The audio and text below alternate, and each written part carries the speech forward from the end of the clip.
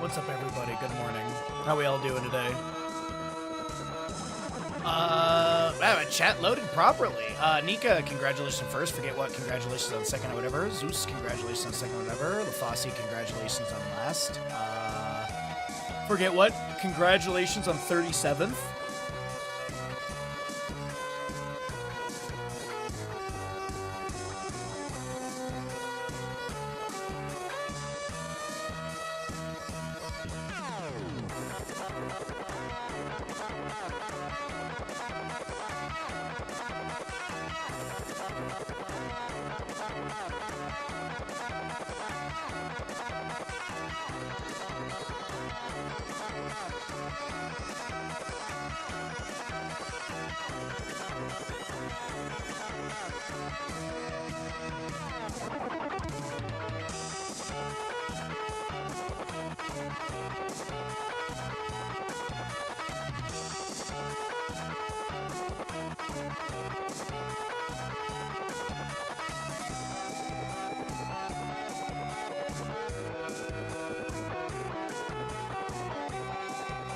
Oh gosh, Nika. Yes.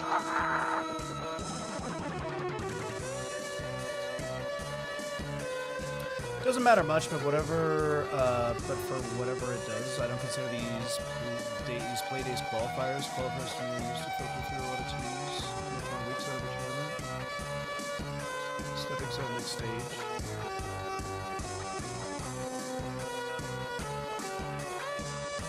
No. I mean, I don't mind. I'd gladly take a recommendation. Because obviously they're called episodes on Wikipedia, but we don't use that terminology, so I feel like if I put episode, people are going to get confused.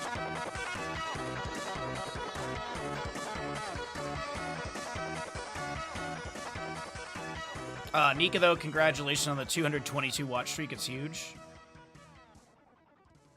No rush, forget what, by the way. I mean, we're not going to be doing it till sometime in August, so there's literally no rush on it, my friend.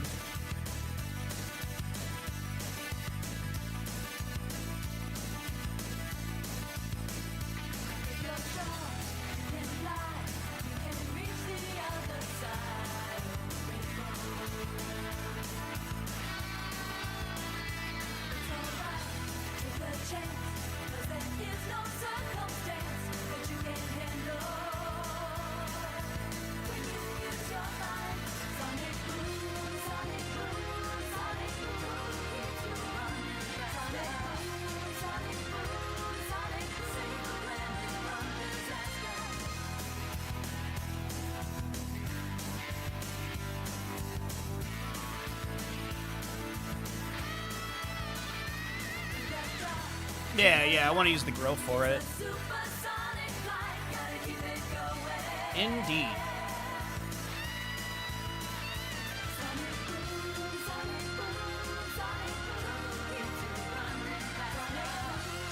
I got propane. I don't like using charcoal. It changes the flavor too much for me. You know, I like to taste the meat, not the heat.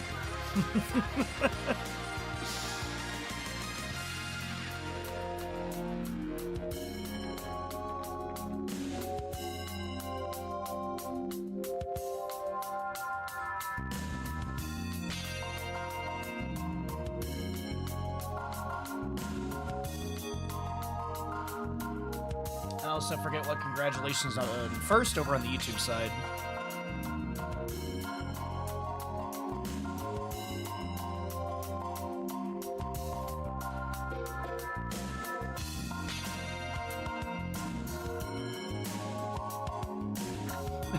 The what music, Dings? The Sony music? Sony?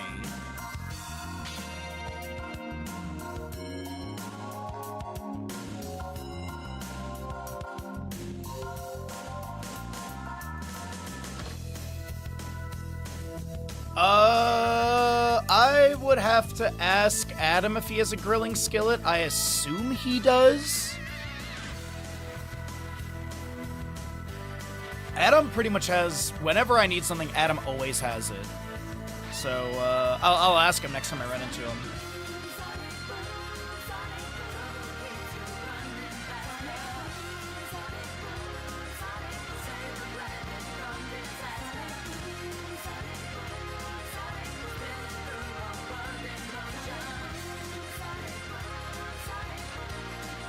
Account created 8 minutes ago.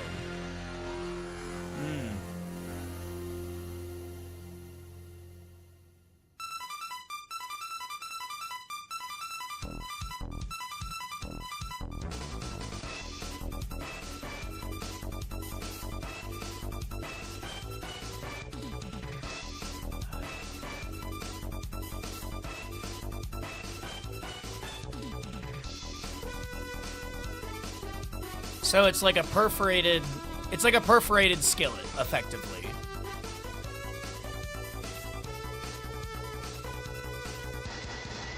I'm sure he's got something like this. I'm willing to bet.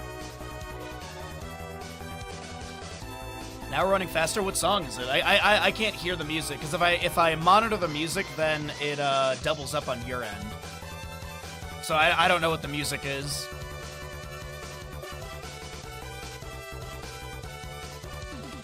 Oh, I did. What was the song I wanted to add to the starting playlist? There was a song that I was like, oh, we should add that.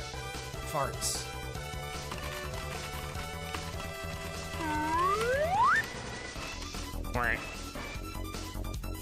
I will follow you to the end of the world. Subscribed. Kaladin, thank you for the tier 1 for 43 months. Thank you so very much. Starting out the stream strong. Thank you so very much again. That's really nice. Welcome back to the Bahamets. Enjoy your ad-free viewing and all that good stuff. How we all doing today? Oh, it was Sonic Boom. If you type the word Sonic in chat, you'll get as much of a message as I think the Nightbot will do. What's up, Big Sid? Good to see you today, bud. Happy Sunday, everybody. It is Sunday indeed. Welcome in. Cheers. I got Mango Tango tea. Bandit got his walk-in.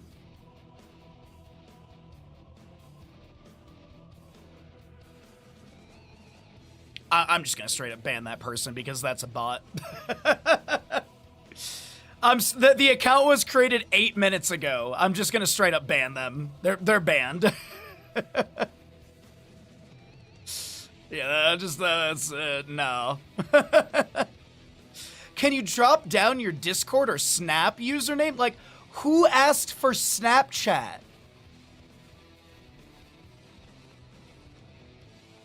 What?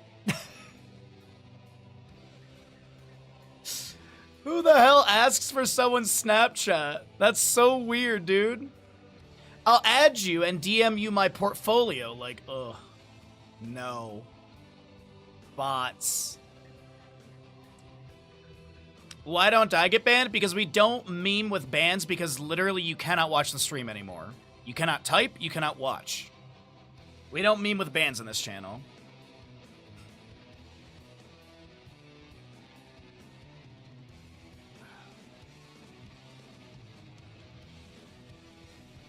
It's actually Sunday for once. Usually you skip Saturday for us. What do you mean? I was here yesterday cooking.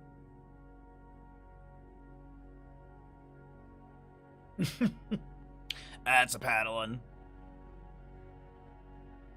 Classic Simpsons. That's a paddling. All right, so right now we are just waiting on the final player to get into lobby, and then we'll get going into map number 1 of our first best of 5 of the day. We have 3 best of 5s for all of you. Yes, quarterfinal, semifinal, grand final.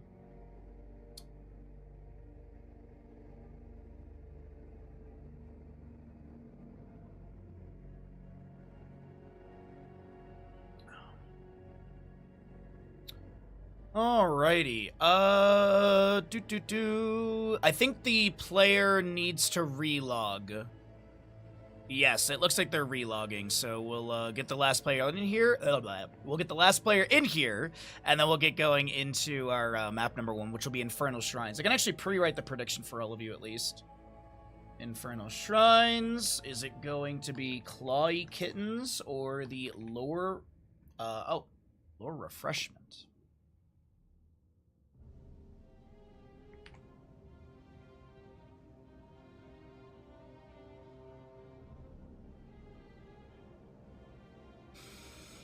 Okay, but yeah, so this is the second of 3 of these, episodes, as they're calling them. I mean, they're kind of like qualifiers, but I guess they're not, but I don't know, it's a weird terminology change. But either way, the teams that basically get the Eternal Conflict points during these episodes will then be able to qualify for the bracket. I don't know why there's such a push against using the word qualifier, because it does kind of feel like a qualifier. We're gaining points to then make our way into something bigger. So anyways, this is the second episode, and you get 10 Eternal Conflict points if you get first and 150 euro. You get 5 points for second and 100 euro, and third place gives you 3 points, 50 euro. Fourth place gives you 2 points and no money. And then it will be the top 4 teams that have the highest score. We'll go into the double elimination bracket. 3 separate episode tournaments. 3 separate episode tournaments where teams earn points to qualify for the season final. So I feel like this is a qualifier. Right?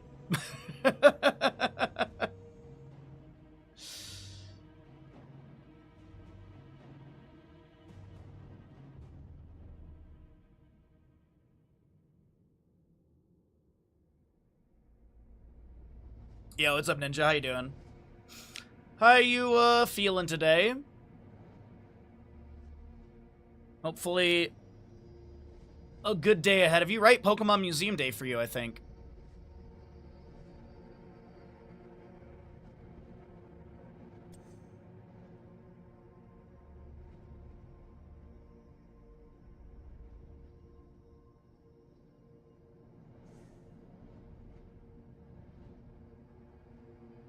Alright, so looks like one player is trying to get a login and there's some weird issue, so they're troubleshooting it together. So hopefully we get the player in for this map number 1. But apparently they're having, like, literal, like, they log in and nothing is working, no data on rank or anything, so that's really weird. And it looks like they've, like, closed out the program, relogged, stuff like that. You're about to head out in 2 hours? Nice, you'll be able to catch a couple of the games. Hang out with us. Drink coffee? I don't know if they have anything like that for you. Oh, wait, we got that. They're in the lobby. They're in the lobby.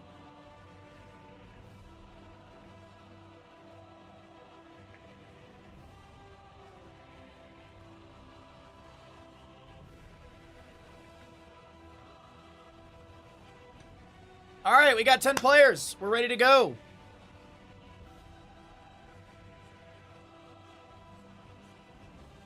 What is my favorite flower while we're killing time? I do love some dahlias, but I'd say I'm partial to orchids. My dad always, growing up, we always had orchids in the house. And I still have orchids in my kitchen. I actually have 4 of them.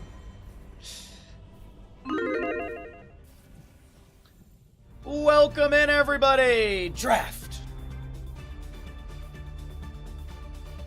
OBS? Capture? Hello? OBS? You know, this was happening with, there we go. This was happening with Final Fantasy a couple days ago, where it took like a good minute to actually start capturing. Anyways, welcome in, everybody. We are here in Eternal Conflict, day number 2, and this is going to be Infernal Shrines map number 1. Left-hand side is going to be Clawy Kittens, right side will be Lore Refreshment, and this is going to be your standard Heroes of the Storm draft.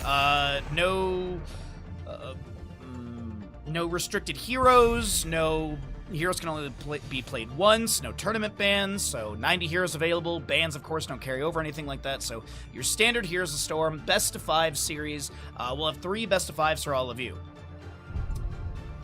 This will be Medivh banned out immediately by the Clawy Kittens. We got a Hogger removal as well by Lore Refreshment. And we'll get rid of Garrosh as well. So Garrosh, okay,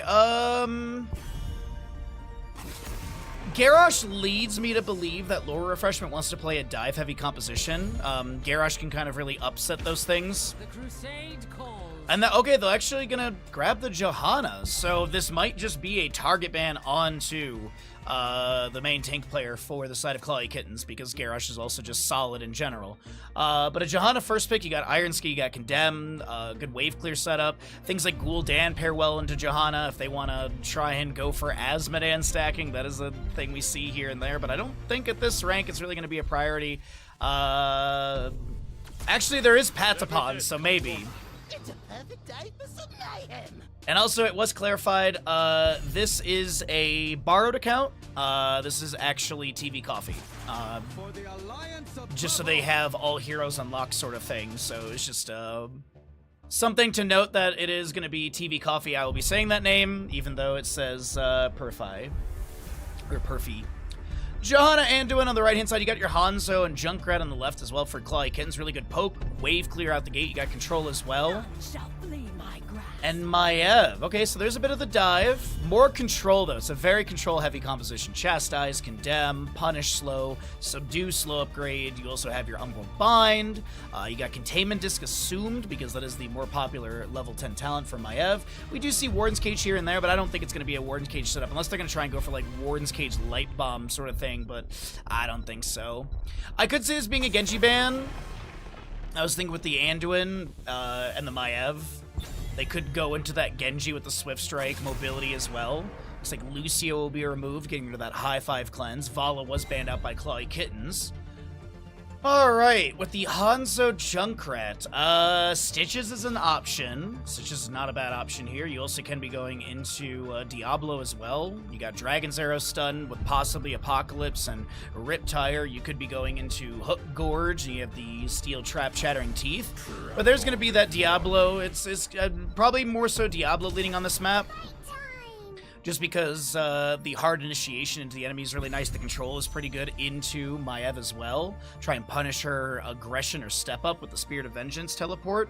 And the other thing too is with Stitches, the hook can be a little bit of an issue with all of the skeletal defenders. You got Iron Skin Johanna, you got Leap of Faith from Anduin, Maiev Vault of the Wardens. So kind of seeing a bit of that direction for Diablo. But I do like this hard initiation.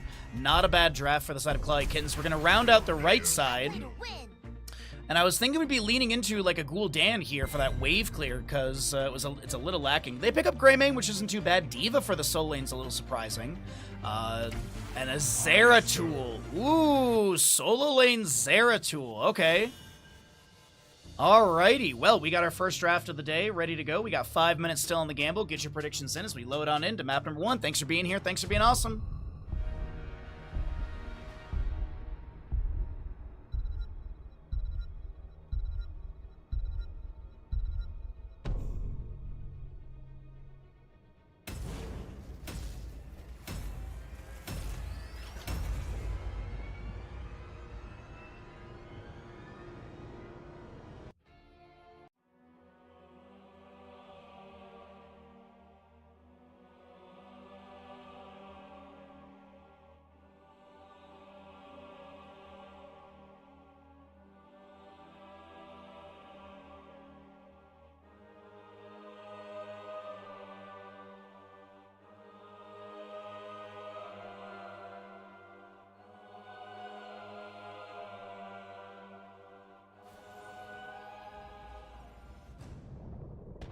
Prepare yourselves for battle, heroes. Welcome in, everybody. On the left-hand side, it's going to be Clawy Kittens. You've got your Ubi Zeratul, Vasily on the Brightwing, Holpaka Hanzo, Azurite Junkrat, and Diablo to be played by Sven.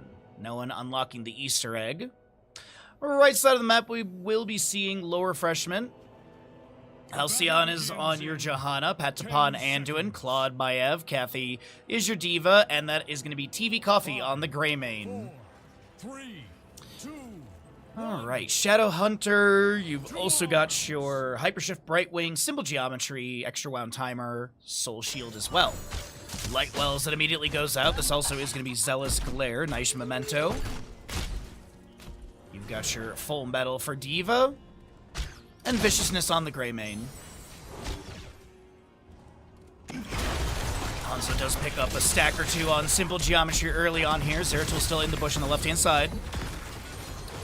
And it looks like he'll step into lane, or at least close enough for the Regeneration Globe to trigger onto him for his first stack of 15. And Ubi's going to wait for the wave to come into them. Zeratul wave clears really good with Cleave and such, but this is going to be your teleport build. Another scatter from Hanzo, Holpaka up to 10 stacks already. Gonna poke here and there into this camp, and it will be grabbed by the members of Low Refreshment. Another scatter going in, but no stacks to be generated. As Diva boosts out of mid lane, she was threatened a little bit by Sven, Azurite, and Ubi. As the Zeratul matches the rotation up to top lane. Blink over the wall and be able to get the quick clear. Defense Matrix, as he actually jumps onto this Diva mech, and she'll have to boost to the side. In the bottom lane, a little Sonic Arrow goes out. There was a step up onto the fort gate, and it did take a significant amount of damage. One tower being taken down. That is going to be the first objective. Lane, Concussion Mine will land onto this TV Coffee, but a Leap of Faith from Patapon will pull Greymane to safety. I got Dings calling to, with a call to action for the gamble. You like to see it. Map 1 big gambles, Singularity Spike takes down the mech, which is going to be a half kill. A little bit of experience there. Johanna stepping into this. Hanzo pulled in by that Condemn, as well as Greymane lunging in Dark Flight, but the natural agility allows them to get away. The massive Concussion Mine splitting so many members, and Zeratul comes in, and that'll be first blood over the side of Clawy Kittens. Showing that these claws are sharp, and they are ready for this map number 1. Spirit of Vengeance from Claude, able to get away with the teleport afterwards. And Zeratul back into top lane. Grabbing experience. Gonna be up to 9 regeneration globes now. Diva Pilot does have mech summoning, and Ubi can't burst down the pilot that quickly. But there's gonna be her first Shrine activation, and it looks like with experience, I'm assuming there's gonna be a minion experience deficit a little bit right there. Mercenaries makes up for a little bit. Heroes is not a ton, but it still is looking like a quarter-level deficit as the phase shift from Brightwing in a mid lane onto Sven will connect. He used the Shadow Charge to get to a minion and back off. Oh, perfectly balanced as all things should be. Thank you, chat. Alright, level 7 coming through soon. A little bit faster on the left-hand side from that earlier experience. Also, top lane Zeratul is still pushing this Fallen Shaman camp, which has not been grabbed on the right side. And Ubi is going to delay the Diva rotation, so the Fallen Shaman and the minion wave can get some damage onto the gate. They're not inspired, but Diva does have Mecha Explosion. Will she activate it here? She will dunk the mech in. She does have Nuclear Option. And Ubi was thinking about jumping onto the Diva there to try and take down the pilot during that charge, but just knows they can't be inside of that. They would have been taken down. Nice restraint from Ubi. As we jump back into the objective area, Claude being pushed around by the Concussion Mine. And Shield Glares continue to rain out, but this is the first objective over to the right-hand side of Low Refreshment. We do have the Brightwing self-casting Pixie Dust trying to get away. The Fan of Knives coming up from Maiev. Getting a couple of resets. As Punisher jumps over into Junkrat, Azurite is going to get a Soothing Mist Cleanse from the Brightwing. Still trying to get away with the Well-Tap healing over time as well. As I mentioned, Low Refreshment did take down some of the gate earlier, so this is a ton of siege value being achieved. Punisher's gonna have a jump. Sven's gotta be careful. It's actually gonna be onto the Brightwing. Another Concussion Mine goes out. Claude able to use the Vault of the Wardens to avoid that, and this Punisher's gonna get the fort down below 50%. And our next Punisher's gonna be at about 7 minutes 20 seconds as the Zeratul get a phase shift from Brightwing in mid lane. Speaking of mid lane, he will finish out his Shadow Hunter level 1. We do also have Diablo currently at 91 souls. He did go into Soul to Flame. Sup, Nib? Good to see you today, bud.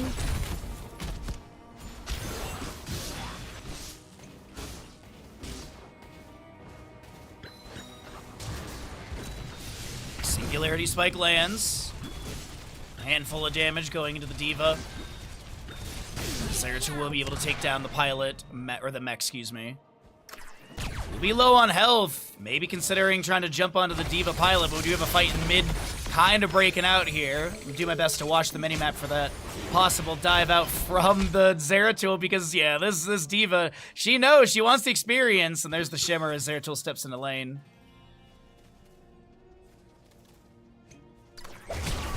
Singularity Spike lands! Ubi taking a tower shot, has to be careful and has to blink away with the wormhole. Hanzo probably has natural agility, getting the face shift from Brightwing, abating the Greymane, so Sven has the angle for that shadow charge, but a Leap of Faith will pull the ally to safety as the heroics are here. Left-hand side, we do have Junkrat being dove on, and he is going to get a blink heal from Brightwing. The Soothing Mist won't be enough, and a kill on the right-hand side. That'll help get to level 10 a little bit faster. Sven in lane, as it is going to be your Lightning Breath, Riptire, Dragon's Arrow, Blink Heal, and Might of the Nerazim. Diva trying to take down Sven. There's some Fan and Knives from Maiev going out. No pin done for her. Less shield, Light Bomb, go for the throat, Bunny Hop, as well as Containment Disc. Lightning Breath is going to be going out from Diablo, interrupted by a Containment Disc of Maiev. Light Bomb onto Greymane. Diablo gets a Shadow Charge and takes down Greymane. The fort will fall. The Chastise goes out. Bunny Hop from Diva. But this is an awkward moment for the members of Lore Refreshment. They might take down the Brightwing. She tries to blink to the side. The Condemn pulls her back in. It will be Maiev getting the kill. I thought there was going to be sort of a kind of collapse into the backline from Hanzo and Zeratul, but we do have Anduin taken down. Riptire from Junkrat activated after the Vault of the Wardens. That is going to be Hanzo getting the kill into Maiev. And this was the result that I was expecting with the way that they were moving in on the side of the Clawy Kittens. As Diablo goes in with the Shadow Charge, Hanzo still chasing with the natural agility off the sidewall, gets the scatter for the kill of Diva's mech. Pilot backs away. No Finland in this one, but still a fantastic play coming out from the side of Clawy Kittens. Glad to see you on so early. Yeah. I love I love Heroes of Storm, and I have zero problem waking up for early tournaments. I will say this tournament was better than Murky Cup, because Murky Cup was a 4 a.m. wake up time. This is a 5 a.m., which is, it's a little easier. The sun's a little out, so it's you know, it's easy to wake up when the sun's out. And you got that beautiful Shadow Charge onto the Greymane just now. Zeratul tried to follow up the big cleave, almost getting the kill, but the Anduin Flash Heal and Desperate Prayer. Actually, no Desperate Prayer. It's going to be your Blessed Recovery to have a little bit of anti-burst healing onto himself, but Flash Shield, Divine Star, it all goes out. Containment Disc miss onto Ubi. Good attempt from Claude.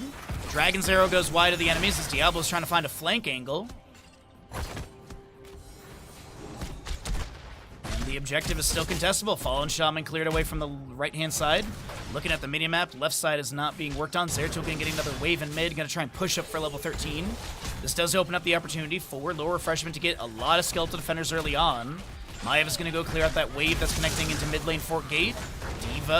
Diablo setting up a Fire Stomp for Vision. Diva still working on a few of the Skeletal Defenders with the fusion cannons here. And we got level 13. Diablo goes in with the Shadow Charge onto Greymane. Chastise answers back into him. Concussion Mine moves Greymane further into the objective hit and lunges onto the Diablo for a few Razor Swipes as well.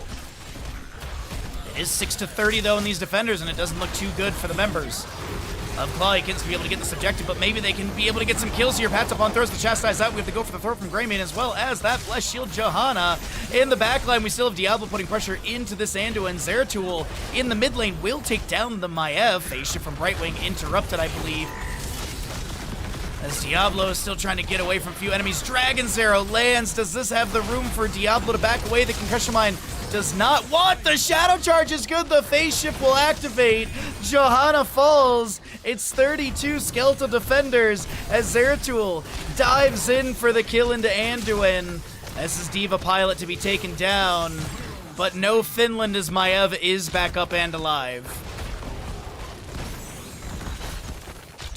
1 more hour of sleep is always welcome. Exactly, my friend, yes.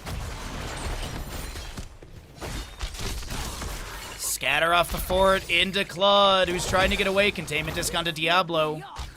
Scatter finds a good angle. Hopaka, geometry on point. Johanna Greymane have respawned.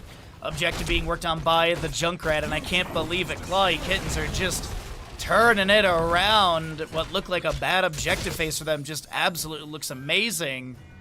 Just like our lovely friend Day in chat. Good morning. Blue team has summoned a frozen Punisher. Good to see you. Hopefully you're having a wonderful Sunday. Zeratul in mid lane. Just gonna wiggle his way behind the gate. Shieldler will reveal. Punisher moving in through top lane. It is a 2.5 level lead, 16 to 13.5. You do also have your Zeratul going to the Master Warp Blade at level 16 here. Did also go to the Mending Strikes at 13. Giant Slayer for Hanzo. Punisher jumps over onto the Johanna. Greymane lunges in. Diablo Shadow Charge. Will connect onto the Anduin. Punisher jump again as the Light Bomb does connect onto Diablo. Punisher a little bit low. The Riptire as well as the Dragon's Arrow and Claude. Vault of the Wardens comes out a little late there. Punisher has gone down. Next one at 1349. So we do have the overpower onto this Diva mech. The mech will be lost. Diablo's souls will be consumed as Greymane lunges in and goes for the throat to get the kill. 10 kill difference though. Still a 2-level lead. And Diablo's back as we wait for the next objective, as I mentioned, 13 minute 49 minutes, or 13 minute 49 seconds. So it'll be 30 seconds earlier, 13 minute 19 for your objective announcement. Scatter going out, Johanna stepping in. They're down the talent here, but they're going for the fight while Diablo has no souls. It is going to be your kill onto Maiev. Lightning Breath onto Patapon will be able to set up a kill for this Zeratul. And it is another couple kills go over to the left-hand side of Clawy Kittens. And we maneuver into bottom lane with pressure onto the fort. Moodier! Moodier, thank you for the Prime Gaming for 17 months. Thank you so very much for that. I will tell you this, Medivh was first banned by Clawy Kittens in this map. Hanzo getting the face shift from Brightwing, couple shield glares going out. Diablo, though, answers back into the Johanna with a shadow, or into the Greymane, excuse me, with the shadow charge and overpowers. Zeratul right there with the cleave to take down Greymane, and Ubi is just having an absolute blast on the Zeratul in this map number 1. First best of 5 of the day as he dives back in. I got juked by Wait. I got so juked by Ubi. They're in bottom lane. I thought Ubi had like re-blinked over here, but they ended up blinking south into the lane. Containment disc onto Zeratul though. Light Bomb timing is pretty decent. Dragon's Arrow phase shift. Oh my god, Ubi's able to get the phase shift. Defended Knives from Maiev coming out. But the Zeratul blinks to safety as Diablo looks to step in for an angle for a shadow charge. Hanzo is able to take down the forward mid lane with the Impaler camp. Another one coming out as Junkrat grabs the Khazar camp for the team. Who heads into top lane to try and get level 20. 16 is about to be here for lore refreshment.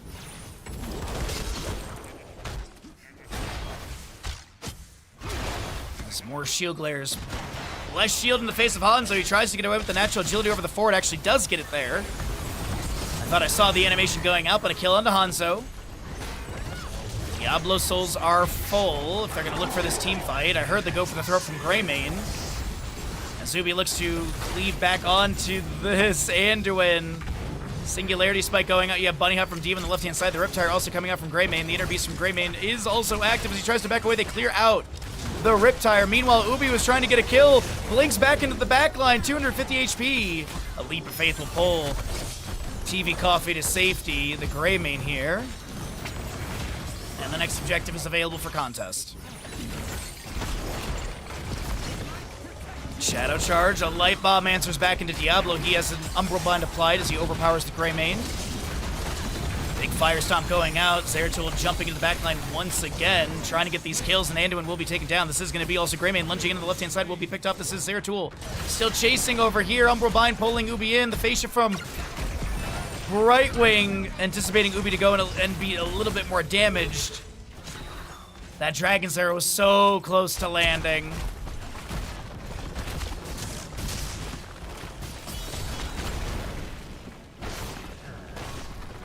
All right, Keep Gate has been opened up. 20 kills, level 20 as well.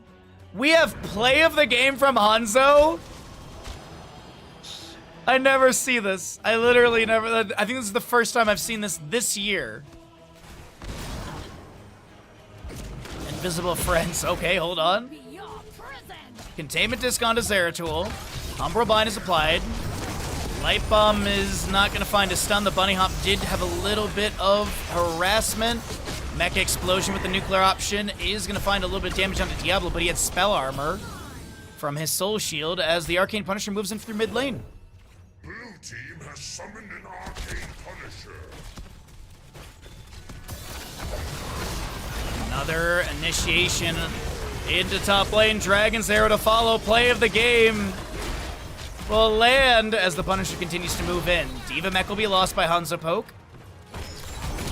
Junkrat Cannonballs getting fantastic damage. Also into those endless nades as we do have Greymane taken down. Riptire will activate, and it's going to be pushed back by the Concussive Blast of Diva's good to go from pilot mode. Though it does look like this is a Punisher through mid lane.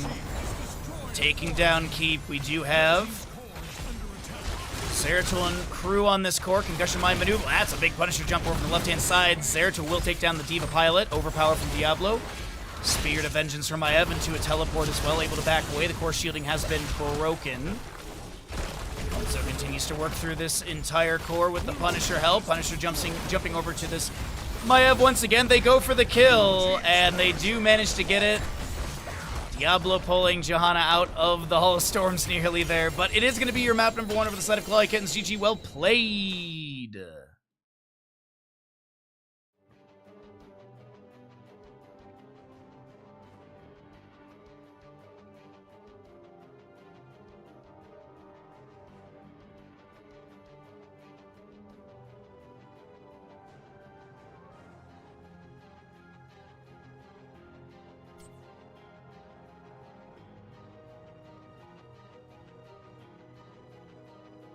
All right, let's rip some ads and get ready for map number 2. We'll find out where we're going to be going to. As a reminder, the Eternal Conflict does have a rotating map pool, and the options are Battlefield, Braxis Garden, Hanamura, Haunted, Tomb, and Volskaya.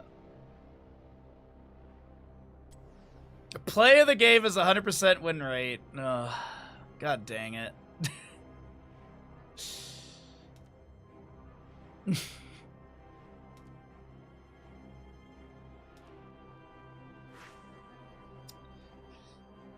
Alrighty, choose outcome. Clawly Kittens did win Infernal Shrines. The add button goes. Way to go, dude! Right! What? Yes! Home team, thank you. Did you see that, Crook? Thank you so very much for the 5 tier 1 gifted subs. That's so nice of you. Thank you so very much. That's the second movie night for August hit. Thank you, thank you, thank you. Samus, good to see you as well, my friend. Good to see all of you. Thanks for coming through. Happy Sunday. So we just finished up map number 1, and thank you so very much again for the 5 gifted subs. That's wickedly generous of you. Let's make a new sub goal, as we are going to be looking for the August Marble Grande Grand Prix.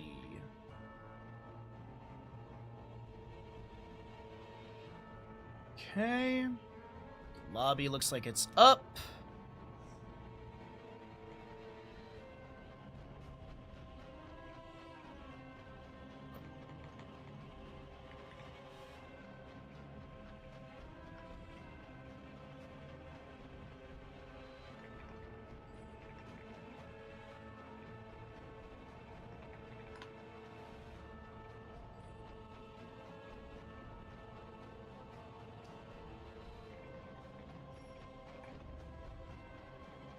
Okay, sorry, just making sure players are staying on same sides makes my life much, much easier.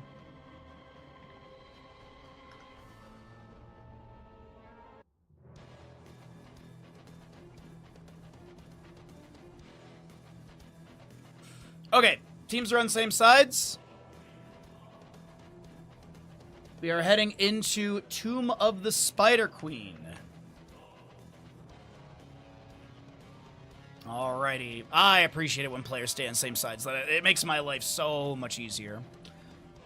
Alright, so, readies are out, ads are gonna finish up, and then we'll be good to go. Tomb of the Spider Queen. Welcome back, everybody. We are here in our map number 2 of our first best of 3 of the day. On the left-hand side, it continues to be the Clawy Kittens, up in this best of 5.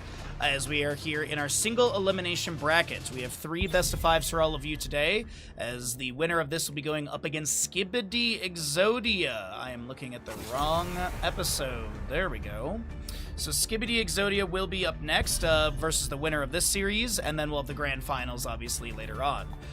So we have continued Garrosh and Medivh bans. We'll see if the bans continue to be the same throughout the rest of the series, or if we have any changes based off of the map. Because this is Tomb. Once again, like Infernal Shrines, it is very important to be able to have that double soak wave clear opportunity. It looks like an Anduin target ban in this game instead. Okay. Johanna will be removed by Low Refreshment, as first pick is going over to the side of Clawy Kittens. Low Refreshment opting in for map pick priority as the losing side. And, yep. Need a light. Blaze, who was the Anduin ban in the previous map, is going to be first picked here for Clawy Kittens. Chromie is up and available. Hogger, who is also the Johanna ban in the low refreshment side, is going to be able to come through with the Sylvanas as well. So I like the Sylvanas stacking, scaling. Wave clear is good. You also have really good wave bolster as well with the possession. Lockdown on structures with the assumed haunting era level 4. What's up, Janet? Good to see you today, my friend. If you're lurking in chat, also thank you for coming on by. And yeah, first best of 5 of the day. Perfect day for some mayhem. So it looks like we will get a Diablo and Junkrat, as Blaze will be your solo lane. Still need a healer and a bit more wave clear. I could see either the Brightwing ban, as it was really good from last game, but then I think they just go Malfurion, realistically. I'll get rid of Sergeant Hammer, but I think, like, Malfurion and, like, Gul'dan would not be bad here for the side of Clawy Kittens. I like the lockdown potential. The harassment can be really strong. What else do you want to ban here, though? Do they get rid of any sort of tank for the Diablo? Garrosh is already banned. It will be an ETC, so removal of him, as he does not have, or he has good control with Power Slide, Face Melt, possible Crowd Surfer mobility. Next 2 picks, though, for the side of Low Refreshment with the Sylvanas and Hogger. They've got good lockdown to structures. They've got decent wave clear. Will be your Malfurion picked up by Low Refreshment. Do they lock in their tank here, and then they can flex that last pick? I think so. I think this should be their tank pick, but what do they go into? Oh! All shall suffer. So... Hypercarry Sylvanas comp, I think.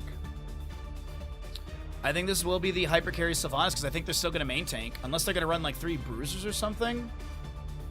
Maybe they run, like, an Imperious as well, so you have, like, Root plus... I don't know.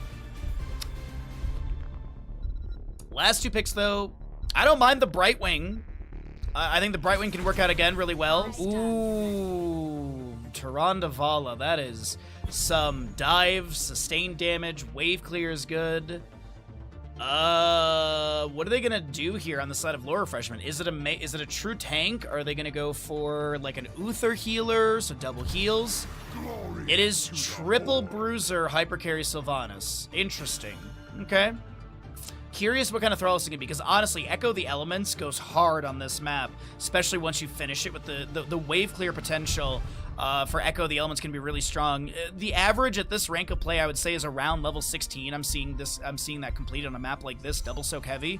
So we'll see what Thrall's able to do, but this is interesting. This is really interesting. We'll see if Low Refreshment can make it a 1-1 score, or will Clawy Kittens chew through the enemy once again.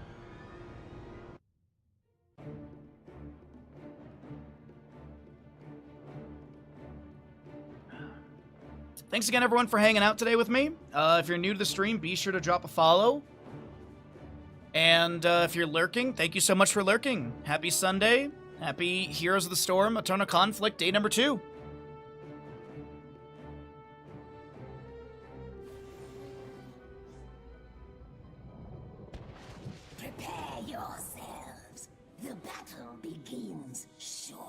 On the left-hand side, it's going to be Clay Kittens with your Ubi, Blaze, Vasilio Tyrande, Hopaka, Junkrat, Azerite Vala, and Sven on the Diablo. Right side of the map is Lower Freshman, trying to take us to that map 3 with a 1-1 score in this best-of-5 series. Hello, Vengeful Roots! We have Patapon on the Hogger, Claude, Sylvanas, Kathy is your Thrall, a TV Coffee, as I mentioned, on the Malfurion, and Halcyon is your Leoric. First Sentinel of the game! Let the battle begin. Misses! Oh no, GG's. Creed of the Hunter, Extra Wound Timers, Moonlit Arrows, Adrenaline Stim Pack, as well as your Unrelenting Torment. You got Feast on Fear Diablo. Vengeful Roots, as we were mentioning immediately at the start of the draft, or game. Also looking at that Osin's Renewal and Bring the gems. Unrelenting Torment, I think I mentioned. I'm not sure. Either way, that is going to be a nice overpower into a double Lunar Flare. Thrall so low, but not taken down as the regrowth reactivated. No stacks to be lost upon death for Thrall on that. Level 1 if he does go down. Only his Crash Lightning is a stack loss. We do have Jet Propulsion into Shadow Charge, Overpower, Lunar Flare placement on point as a Sentinel gets thrown into mid lane. Yo, what's up, Freaky? How you doing?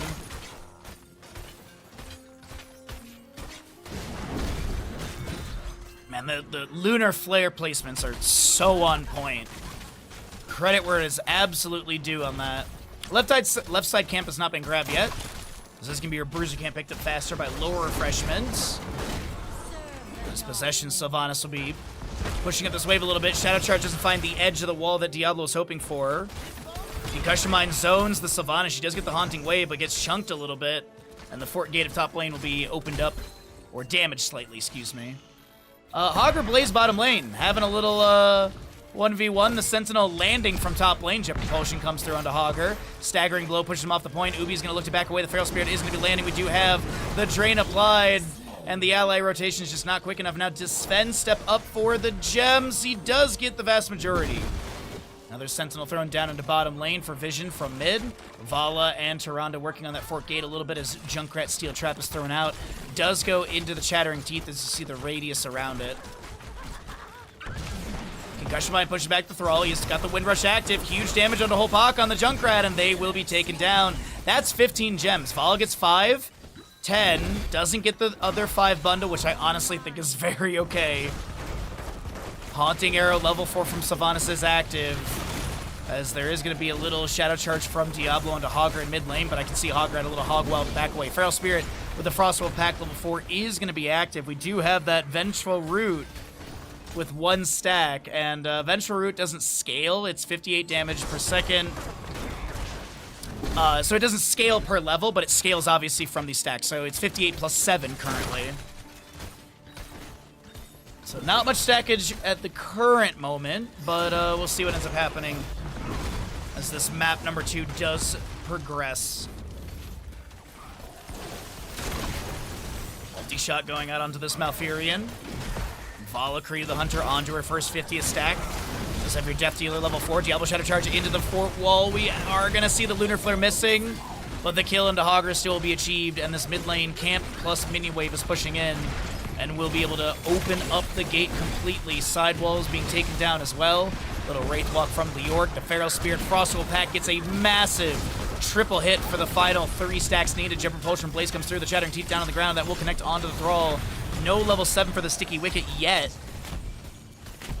And this will be Vala slowly backing away at 75 stacks and level 7 faster on the left-hand side by a little bit.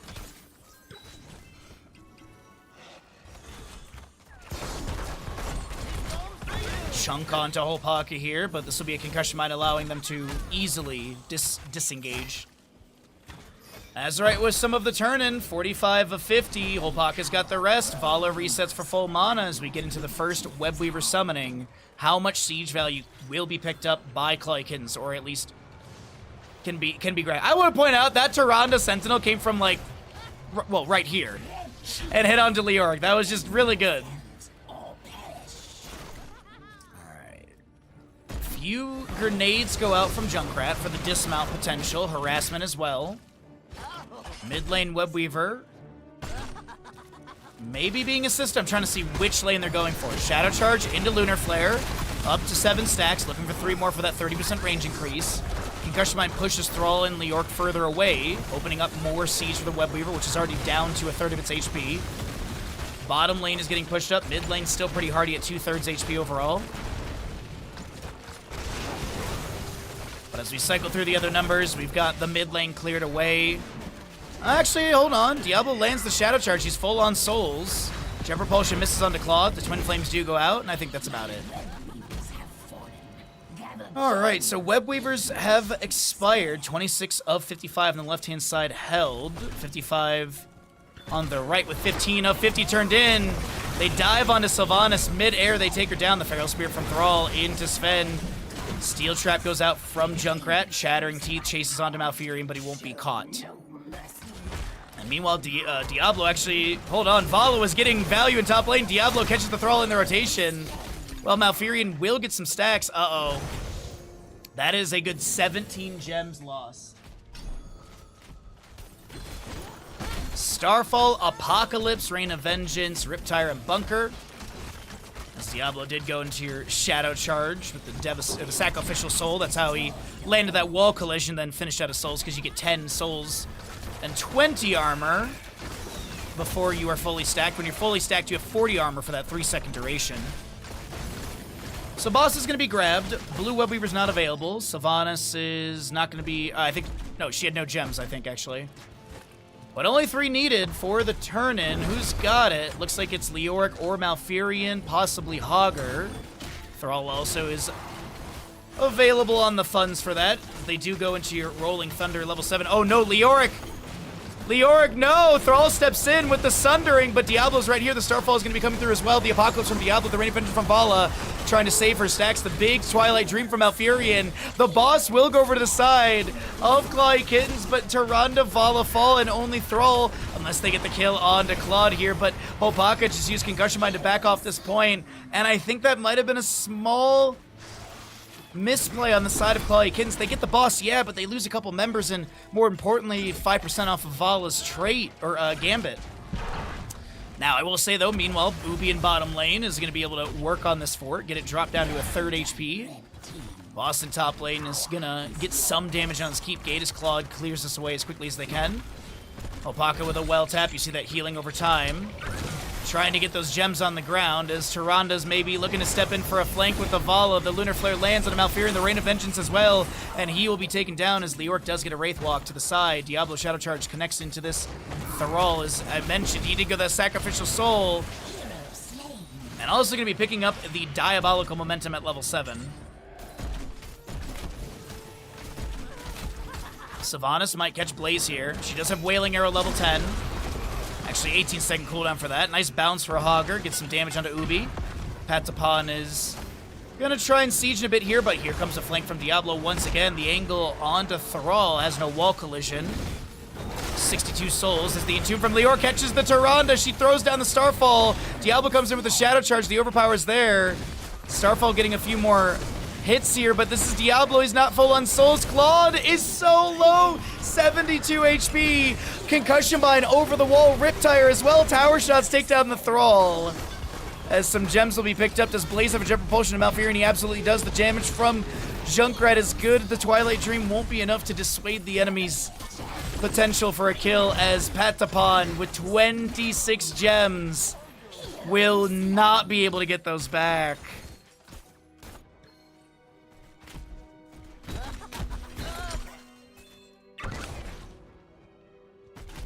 Ripper level 13 for Junkrat here as we pick up a couple of these talents. We also do have your Diablo going into that devastating charge as well for the enemies having minus 20 armor for 4 seconds when this is completed and when a wall collision does trigger. And of course, you know, the synergy with the level 4, if you're landing wall collisions, you're giving yourself 20 armor, 40 armor for that 3-second duration if you're at 100 souls. Currently 82 for the Diablo. As we've got a level and then some of a lead Ubi with the channel. 25 gems going in. This is enough for a web weaver turn in as Diablo with no gems. Looking for maybe something here into the Sylvanas. Shadow Charge has no wall collision. Haunting Wave is going to get them out. No Windrunner level 13, I was just checking.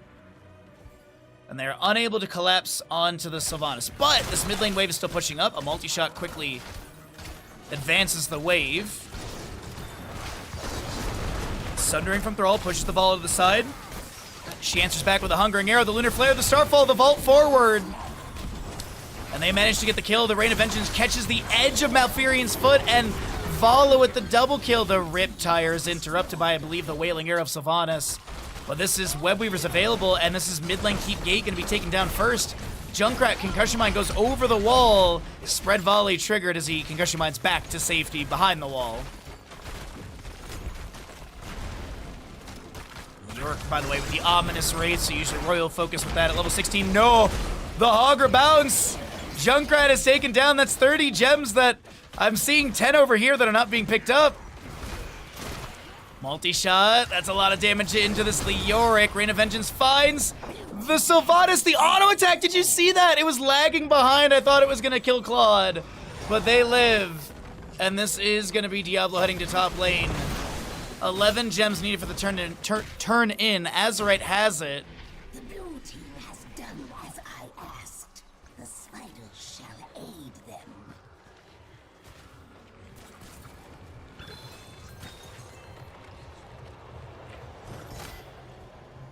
Sylvanas hit with the Jet Propulsion. Lunar Flare to follow it up. Huntress Mark as well. Oh my god, the collapse. And speaking of collapsing, we do have Malfurion being pressured. We have 6 stacks for his level 1 on that vengeful route. We do have the Blaze taking down Malfurion through the Entomb. As it is 14-8 in kills, the blue Web Weavers descend into lanes, and this is looking like Clawly Kittens are going to try and take down some keeps here. Junkrat top lane chunked. Concussion Mine allows them to reposition. Diablo with a flank angle in the enemy's base, while Vala and Tyrande just work on mid lane keep. Blaze working on bottom. Junkrat Concussion Mine to top lane. Now, are they looking to advance into core? What's the angle of play here? Maybe second keep bottom lane? Wraithwalk forward from Leoric. Bottom lane Web Weaver advancing onto the keep. Blaze playing it safe, backing away. And it looks like there'll be a call to try and take down top lane keep. Boss, by the way, just now respawning. 2-level difference. 16 talents here for both. York Wraith walking forward. Hogger looking for that bounce. That's an Entomb that misses. Rain of Vengeance for Vala, actually. No, she does get caught. She is going to be silenced. The Wailing Arrow. And they do trade Vala for Leoric here. Tyrande a little bit low, just trying to get those autos for the cooldown onto her arrows. This is such a great chase. After the Web Weaver, Sven may lose souls. Junkrat trying to get away with Concussion Mine will be able to do so. Diablo, Shadow Charge, rooted, taken down. 15 or so gems lost by him. We do have Sylvanas Haunting Arrow active. Also, in bottom lane, Blaze is still pushing with Bunker. Oil Slick into the Jet Propulsion. There's a couple autos here and there go out. Junkrat harassing onto the respawning Leoric with that spread volley, point blank, Riptire as well. They get the... no, Paka, you bully!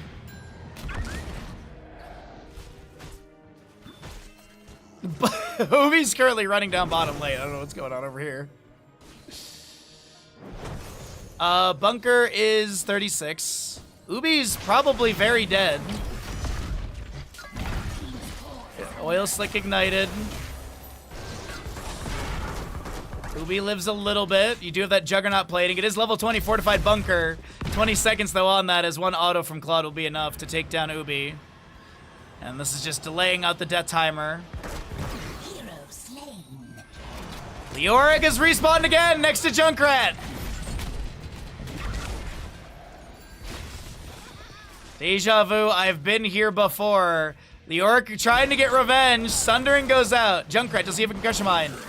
Heal from the Tyrande. Loon's Chosen applied. Junkrat gets away with the Ripper Air, the Rain of Vengeance, the Wailing Arrow, though, onto this Tyrande. It is going to be Sylvanas taking down the Shockwave. Will be missing. We currently have Azurite just cleaning up the rest of the fight on the lower half. Diablo Shadow Charge will connect onto this Malfurion. Vala vaulting forward. The Sentinel misses, but the autos are coming through. And a lone Leoric is trying to back away. He taps the well. The Junkrat chasing in.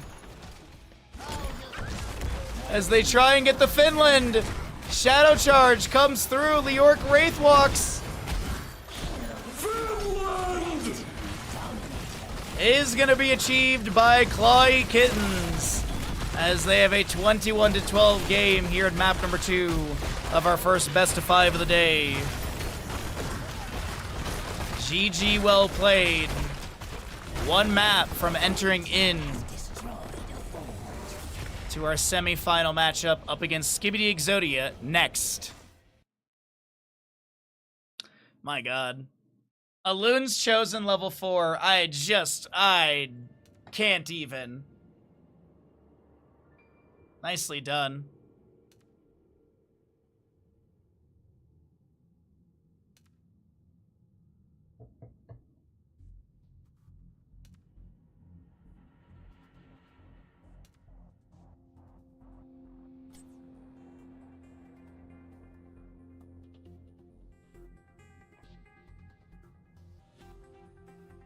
All right.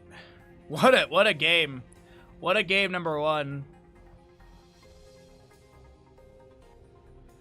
So close to leaving the airport. No, sir, you will be boarding this flight. The first owl lied. That does sometimes happen. That does sometimes happen, honestly. All right, let's update our scores. Let's get our ads rolling. Let's get our Twitch prediction paid out. And we're heading into Battlefield. We're playing all the standard maps. All the standard maps in this series.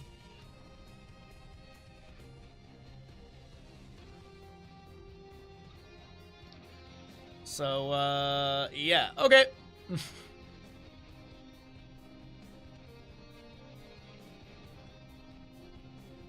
Alrighty. We'll get sides,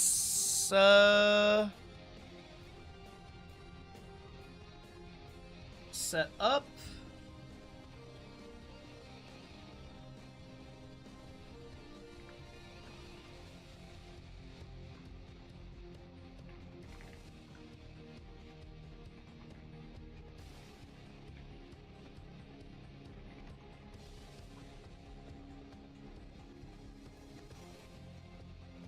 All right.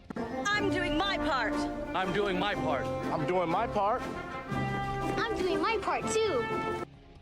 What is Stitch's favorite song? I don't know. What is it? Hooked on a Feeling by Blue Sweet.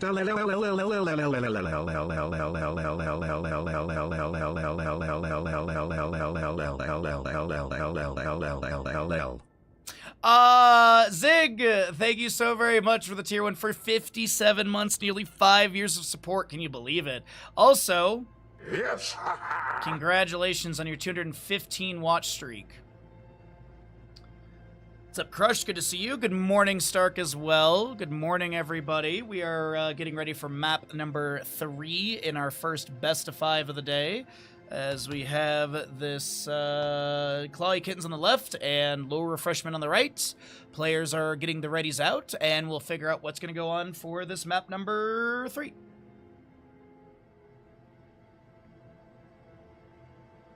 Take a look here, refresh this bracket. I'm curious if there's any other stuff going on for the other series. Battlefield of eternity. What about my 1 watch streak? You mean your 215 watch streak? Yes. I definitely wasn't here for cooking yesterday. You definitely weren't when I totally didn't talk to you during the cooking stream. Kappa. Yeah. I don't know why Twitch does this to you. I really wish I knew. I really wish I knew why Twitch did this to you. One of these days we will find out.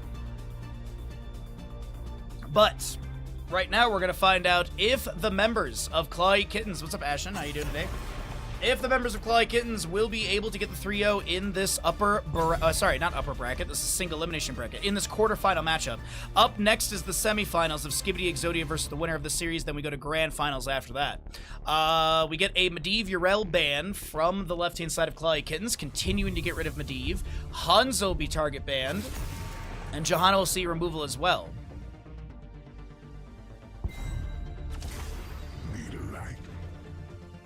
I think that's a dumb punishment. How did the Bitterbellin turn out? Pretty good. Pretty good. Really, really tasty. Nice crunch on the outside. You know, sort of, you know, that, I wouldn't say like gooey filling, but that sort of roux filling on the inside. Turned out pretty good. Turned out pretty good. Alrighty. Thank you for asking. Hopefully you're having a great day, CastCon. Thanks for coming on by. Anduin and Chromie on the right side, though, for low refreshment will be your 1-2 pickup. Blaze is going to be the first pick for Clawy Kittens, as it looks like it will be Anuvarak and Li Ming. Okay, so we got Dive City with that Burrow Charge, Impale, Jet Propulsion, Calamity at 7, I assume, unless they want to get that race potential with Seeker. I could see...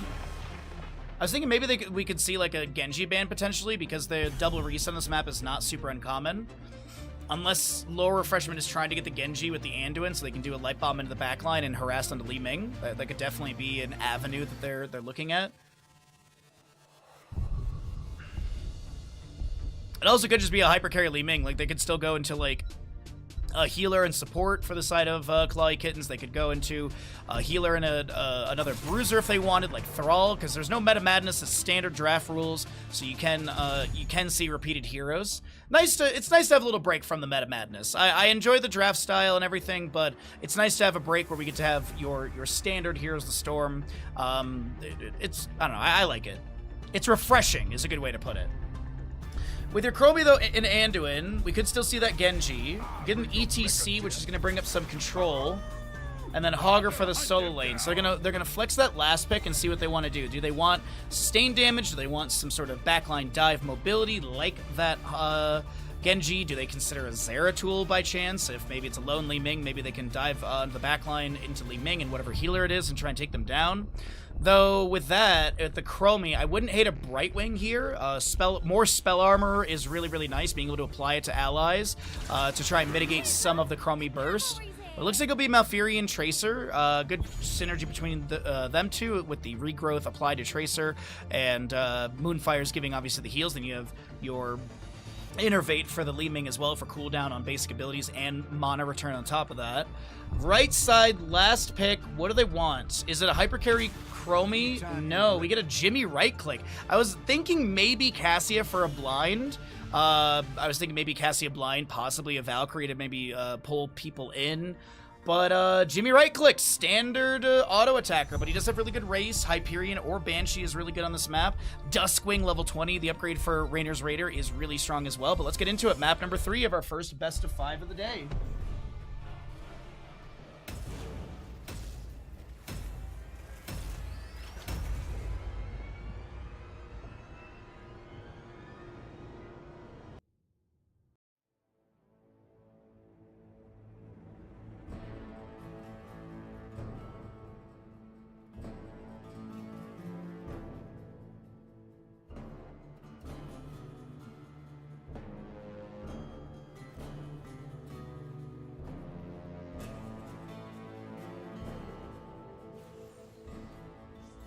Alrighty, everybody. Map number 3 in our first best of 5 of the day. Blaze Ubi for the side of Clawy Kittens. Vasilio on the Malfurion. Hopaka is your Li Ming. Sven Anubarak and Azerite Tracer. Right side is Lower Refreshment. Patapon Hogger. Your TV Coffee Rainer. We do have Kathy Anduin. Claude on the Chromie and Halcyon on that ETC.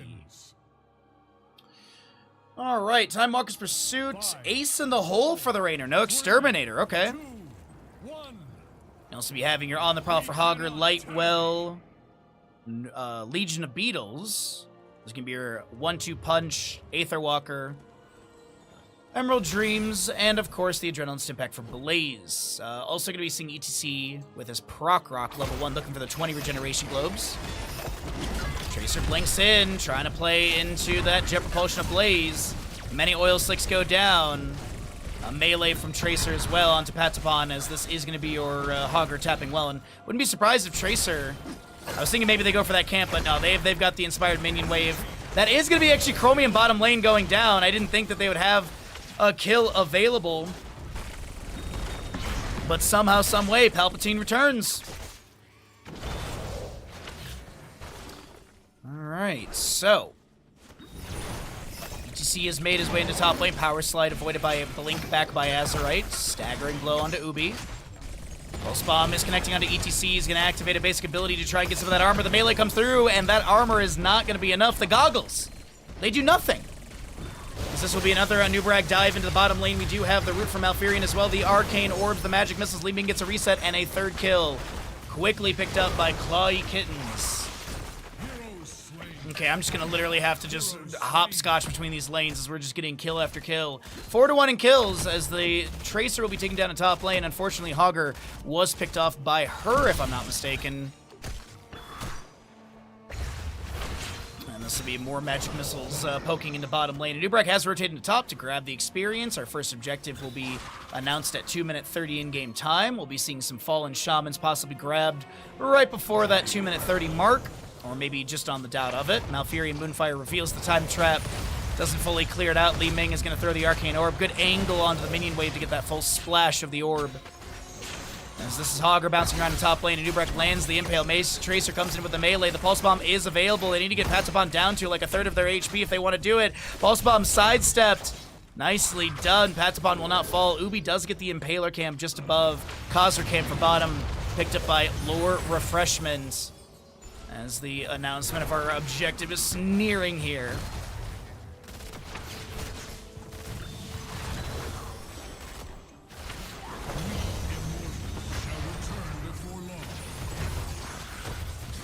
Power slide from ETC. Chastise goes in.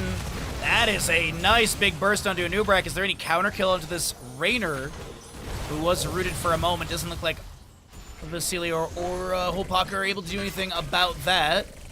Meanwhile, in the top lane, this Impaler camp is getting tons of siege. The fort gate's been completely taken down. The sidewalls being worked on by Azerite to generate more Pulse Bomb, which it looks like it is that full charge. We have the Inspired Minion Wave. Tracer just getting sustained damage onto this. Hogger trying to clear out the Minion Wave as quickly as possible. Staggering blow to push people around. The Jet Propulsion misses. As Blaze ignites some oil slicks to heal up a little bit. In the bottom lane again. Magic Missiles fire out. And Tracer looks like she's heading to the objective, and she's going to start working on this. Power slide in from ETC, and Nubrak answers back with a burrow charge. Impale connects onto the Chromie, as it is going to be your Shed Exoskeleton level 4 for him to have that mount speed for 3 seconds when activating Carapace. Hogger zones the Tracer back off this objective. Neither team actually getting the Fallen Shaman for this objective contest. Now Fury and Moonfire to check the bush on the left-hand side. Nicely done. It looks like the first half of the race is going to be going over the side of Lore Refreshment.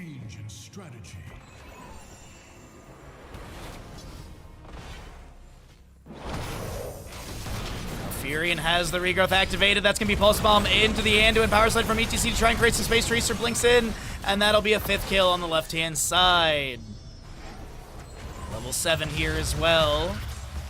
Mana Machine coding for the Blaze for that attack speed debuff.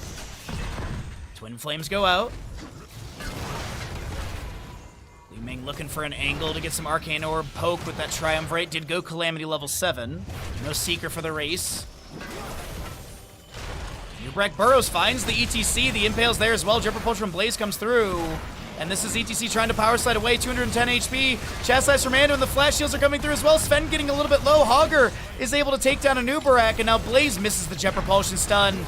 He's going to get punished for it. Li Ming blinks in and gets a reset. Now Holpaka, a little 1v1 up against Claude here. Malfurion picked up by the Nexus Forces, and that'll be Tracer, the last defender. It was 125 HP. Oh my god, I didn't even see the Immortal race was that close. That is actually wild how close that race was. Wowee. But either way, we do have Lore Refreshment picking up the first objective. They're going to move this into top lane. 6 to 6 in kills. We're nearing level 10, so we're going to cycle through the other numbers. And later experience, or later game kills, are yielding higher experience. We do have almost a level lead. Actually, it is a level lead to lore refreshment. Trying to turn up the heat here in map number 3. Single elimination bracket for these play days, by the way. Power slide in from ETC. Inspired minion wave is gonna assist on this fort. You do see the pings onto the structure saying, hit it, take it down. Blaze setting the bottom lane, by the way. Power slide in from ETC. Face melt pushes Azurite to the side. The Hog Wild in from Hogger. Cancels early. And next objective is gonna be somewhere in the 7-minute mark. And Blaze in bottom lane is currently opening up the fort gate, trying to get some sort of counter pressure. Chromie did go slowing sands at level 10.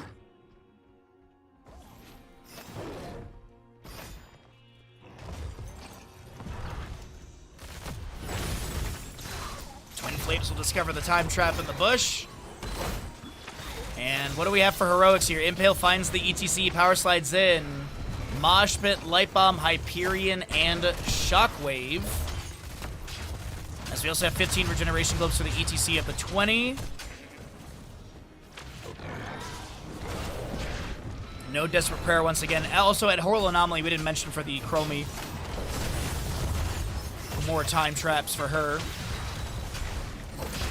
Lead Horde thrown down from Hogger, trying to advance the Khazra camp into bottom. Wave of Force, Cocoon, Sticky Bomb, Bunker, and Tranquility, I would assume.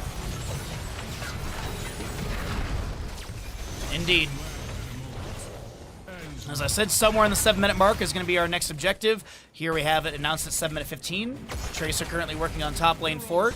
Malfurion and Li Ming taken down in bottom lane. I did not think that there was going to be advance like that, but that is going to be a double kill picked up. This might be a triple kill into Ubi as well. The Hyperion still firing in. Huge turn for lore refreshment here, as they're going to try and take down a second fort while Tracer gets the counter fort in top lane. And the second objective is here. Hogger's already set up to try racing onto this.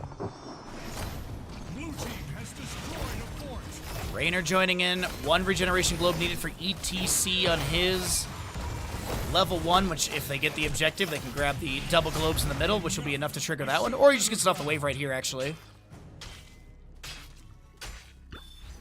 The Immortals are going to swap to north-south positioning. 6 to 9 in kills.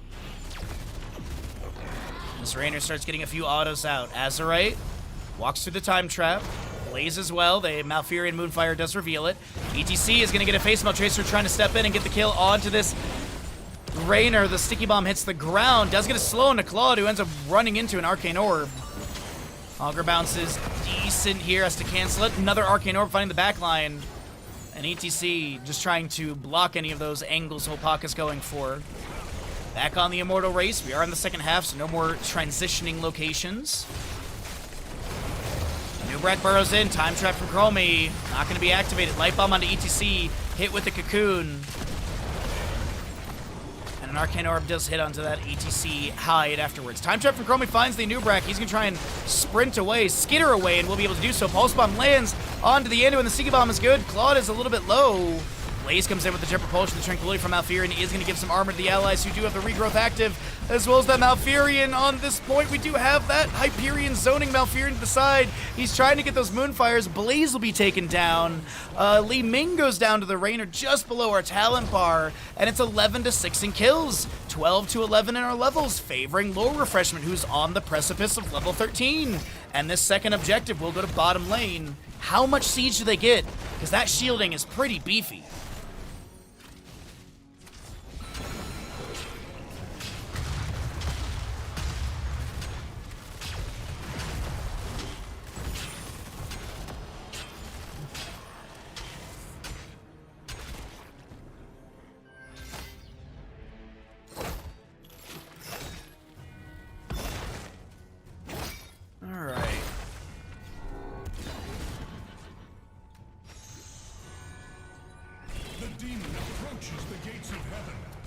Hogger set up on the left-hand side.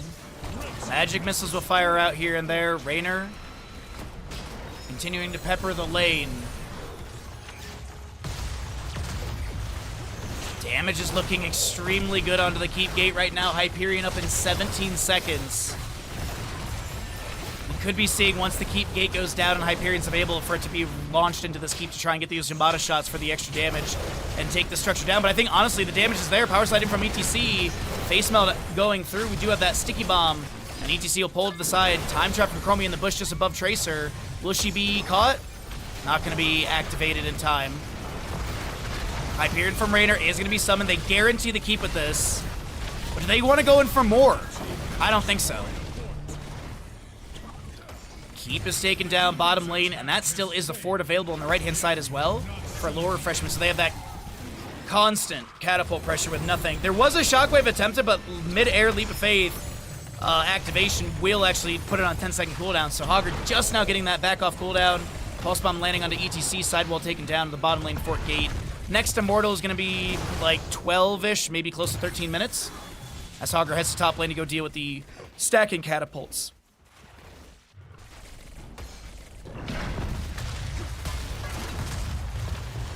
Penetrating round, ETC trying to back away. Nubrak burrows in. The light bomb is there. The jet propulsion. Bunker from Blaze. The slowing stance from Chromie. And ETC with his speed metal level 4 is going to be able to sprint out of this engagement. Magic missiles, arcane orbs, all of it firing into the enemies here. We do have Sven skittering away again once he is able to activate that Carapace. Wait a minute, burrows in, misses any stun. Pulse bomb onto Hogger, Shockwave is answer back. Cleanse out from Malfurion's Nature Cure as ETC is inside that cocoon. They step up and take down the Hogger. ETC power sliding through as the next Immortal is here. Contestable at 12 minute 45. The Leap of Faith is absolutely amazing on the TV Coffee as Azurite is a little bit low but not taken down. Uh-oh, Li Ming finds the Chromie, and she is blinked into a reset for Holpaka here, who's on a rampage to equalize experience, equalize the map a little bit by taking down this bottom lane fort, and then pivot to the objective, which is on the right-hand side. But we're now looking at a quarter level difference, half a level difference between these two teams. ETC power side, they're going to try and dive on a Malfurion. Nubrak Burrows has no angle, but the jet propulsion from Blaze is going to be there. We do have the light bomb and pulse bomb being traded. Big light bomb, or sorry, big pulse bomb, sticky bomb value. Li Ming getting a couple resets and Tracer taking credit for those kills. The experience is now equal as we're 48,000 up. About 100 experience difference, less than that. Malfurion to reset for full mana. The Immortals will swap to north-south, and it's going to be exactly where. Lower Refreshment's already, or sorry, where Clawey Kins is already set up. Lower Refreshment is stepping in to try and defend 16 ups. Nice staggering blow into Shockwave. Hog Wild Demolishment from ETC will be utilized. I was waiting to see if they would use it this game. And a nice timing. Level 13 is not going to be Encore. We do have that mic check for the multi-hit cooldown value. Opposing presence is really nice into the Tracer. Big Arcane Orb into Claude, chunking the Chromie down to about 50%.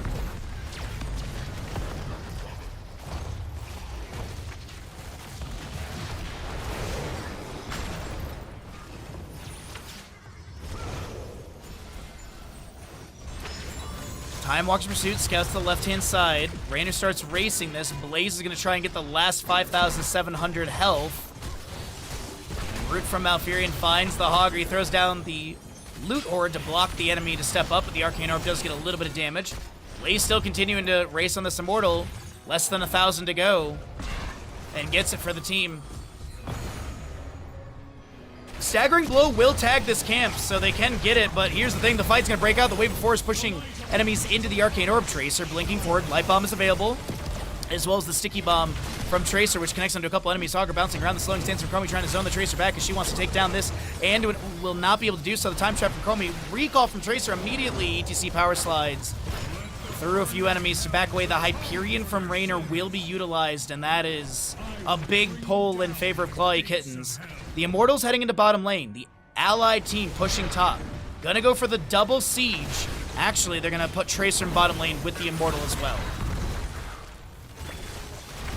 Larian advances into the gates of hell. ZTC steps up. No mosh pit trigger. Take peeking to Tracer bottom lane as we do have that Hyperion up in 68 seconds. And the Immortal gets a couple autos on the keep. The Allied team is rotating into bottom. Not sure if they're going to try and push in with this. They do have that Legion of Beetles with the Anubarak as well as the Burning, or the Mad Lads at level 13, the Burning Legion.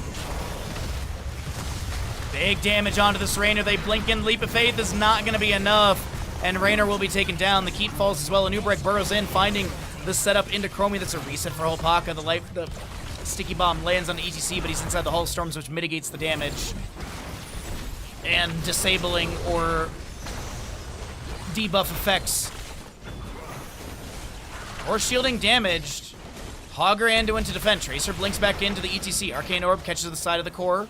A few more autos coming through, but you gotta be careful of that negative 40 armor. Anubarak burrows for this ETC. The Jet Propulsion Light Bomb avoided by the bunker, but shockwave from Hogger as they try and create some space for Anduin after the cocoon expires. Hogger's gonna hog well to the side. The core shielding is still up, and Raynor has respawned. Chromie back as well. And the next objective is probably, I think it's like 30 to 45 seconds away from announcement. They were at that core for quite some time and get zero value onto it. They get a couple kills, which, you know, there's value in that. Pushing closer to level 20, level lead is there. 1 kill advantage, 13 to 12, 19 to 18.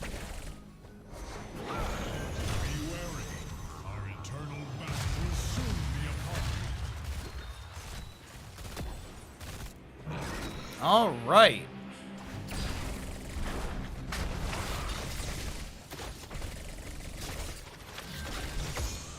Fallen Shamans to be traded. You do have the Khazra camp as well for bottom lane. 20 talents here, so close. Jet Propulsion lands on the Hogger. Anubarak burrows in. And that is going to be even closer to level 20. Wave of Force pushing the enemies around. They're going to try and chase under this Raynor. We do have an ETC power slide again. Mosh Pit hit with the cocoon right there. 10-second cooldown. But will ETC be able to do anything? Leap of Faith pulls them to safety. Anubarak's right there with the Impale. ETC will be taken down as the Wave of Force pushes the Anduin to the side. Wave of Force with the Repulsion level 20, creating so much havoc as, choo-choo everyone, we're heading to Finland! Clawy Kittens stumble, staggered at the beginning of this map.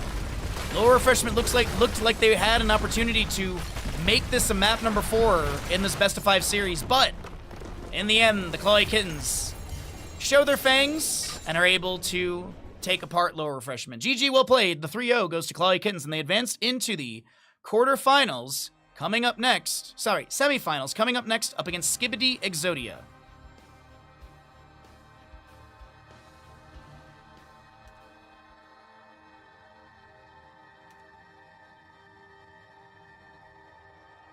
Fantastic. Nicely done, Kathy. You may have lost, but you got 69,000 healing. All right, let's get set up for Skibidi Exodia versus Clawy Kittens. We're just going to stick around with these players here. No need to swap off as... Yeah, we'll just follow this crew. It'll be fun. We'll run some ads. We'll pay out the gamble. We'll talk about some food.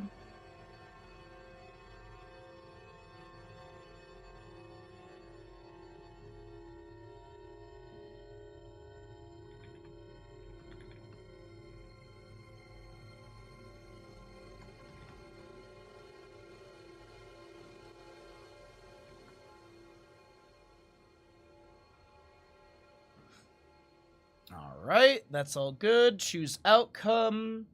Clawy Kittens. We push the add button. And then let's grab Skibidi Exodia. So the sides are going to swap on us here, because Skibidi Exodia is the higher seeded team. We'll just grab Clawy Kittens. We'll throw them over there. Let's get some scaling on these names. Update our score, obviously, because we have not played the map yet. And then scale this down a little bit. That looks good to me. Right side will be that. All right. So,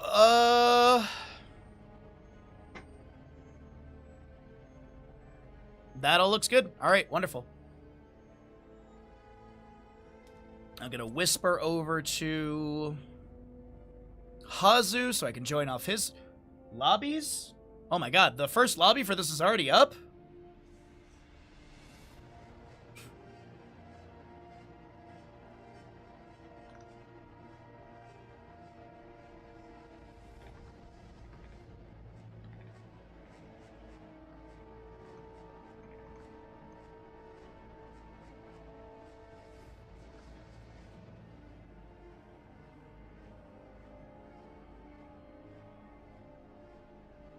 Okay.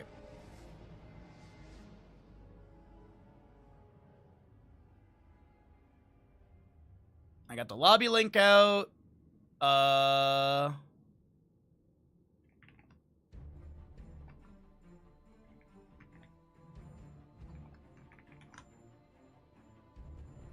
so first pick is Skibbity, which is left side. And then lobby's good to go. Alright, cool. We're heading back to Inferno Shrines again. We're heading back into Inferno Shrines, everybody. So let's get that. We'll get the Clawy Kittens on the bottom of that, as Skibbity Exodia will be on the left-hand side. Alrighty. Good stuff. But yeah, the cooking stream went pretty well yesterday. I'd say a general success. Pretty enjoyable thing. I definitely think it would be something. It's definitely something fun that I could make for like a party or something like that in the future. Definitely would like to make those bitterballing again for I don't know, like if there's ever like a football NFL party or something like that. Maybe Super Bowl or something. Usually I just do chicken wings for that though. But so that was a pretty successful experiment. Really, really good time. And then next month we're gonna be doing some sort of like kebab or doner or a kebab or shawarmas. I haven't really nailed down exactly what I want to do, but I want to do something like that on the grill.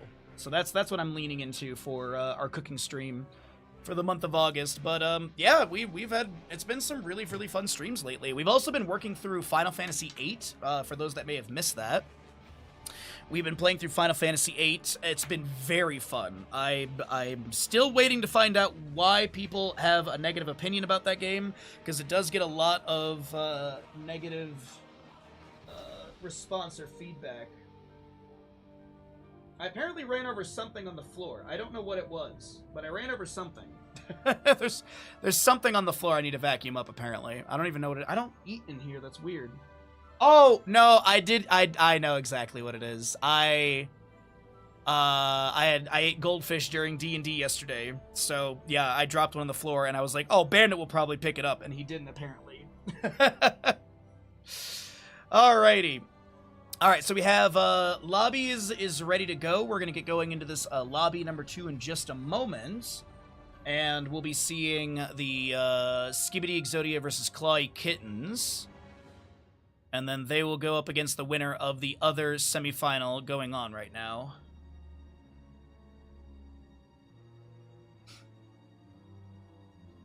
But here's the thing. Here's the thing also. People love Final Fantasy IX. Like, it's just it's like they love 7, they hate 8, they like 9. Because I played 7 and 9 and I love those. 7 and 9 are some of my favorite games. I've never played 8 because my older brother used to, like, when he played it, and keep in mind, I was, like, 7 years old when this game came out. What is it, like, 1998, I think, is Final Fantasy VIII? Something like that. And my older brother played it, and he, like, despised the game. He hated it. And I've heard a lot of people say they don't like it, but, like, people cherish 7 and, like, people cherish 9. A lot of people like 10. So it's just weird to me, like, that one game. So it's different for sure, but, like, I so far I'm enjoying the different, yeah. Yeah, like, I will say, Final Fantasy IX was the first one I beat without a guide, without an older brother, none of that. Final Fantasy IX was the first one that I beat. I think 8 gets a lot of crap because the monsters technically level with you, and the game doesn't outright tell you that, so you, So if you don't kind of cheese the card system, you can get to a point in the game where the difficulty spikes out of control, at least if you're young and not building optimally. A lot of people who play the game as a kid still have a bad taste in their mouths for essentially getting soft-locked. Yeah, I remember, that was something that a lot of people have said as well. So there's something about, like, the enemy scaling. And there's also, I swear someone said at one point that if you do this one specific thing, the enemy scaling isn't as punitive or egregious or whatever. So I don't know. I don't want spoilers. Like right now, I'm enjoying the game. The difficulty has not been like, holy Jesus, I hate this. We started disc 2, so yeah. I don't know people. To be, I didn't know people hated 8. Just didn't enjoy it as much. There's a lot of like hate towards it, from my understanding. But as I said, we are like a few hours into disc 2, and I have felt challenged, but not like, oh my god, I can't do this. So I'm having fun. So there's that. We will be continuing more of that on Wednesday the 15th and Friday the 17th. Also, now is a good time to remind you that we have a big viewer day on Saturday the 18th. We're going to be having discounted subs. We're going to be doing Heroes of the Storm, StarCraft 2 Co-op Commanders, if there's anyone that's interested. We'll be doing Helldivers 2, so make sure your game's installed. We'll do some marbles. I'll look around. We'll probably do some Jackbox as well, just for like some chill towards the end. And then we also are going to be having a Corsair giveaway. Corsair has given me a Galleon SD, a Galleon 100 SD to give away. It is the keyboard that I use. I absolutely love this keyboard. Even if you're not a streamer, because it does have a Stream Deck built into it, even if you're not a streamer, there's tons of value with it. And let me jump over to the Corsair website, and I can show you really quickly, because they have a really good example on the Corsair website of how the Galleon can be utilized even if you're not streaming. Like, let's say you're a Helldiver player, or a World of Warcraft player, or even Final Fantasy 15 is the online one, right? So this is what we're going to be giving away on Saturday, this upcoming Saturday. So here you have the Stream Deck, and you can literally get programmable buttons, so you don't have to sit there and do all the arrow keys to launch, do the airstrikes and stuff like that. So you can literally just push one button and it does everything. You can even do it for MMORPG. There's a bunch of stuff you can do for World of Warcraft. There's pre-downloadable things that you can get from the Elgato Market. Big recommend. That is the keyboard we will be giving away on Saturday. Final Fantasy 14. Thank you. Sorry, I knew I was wrong saying 15. Thank you. So yeah, that is the keyboard we'll be giving away on Saturday, the 18th. We're going to be doing Viewer Day. If you want to join in and play some games, by all means. If you want to chill, chat, meme around, by all means. But subs will have, double luck and stuff like that as well. All right, so,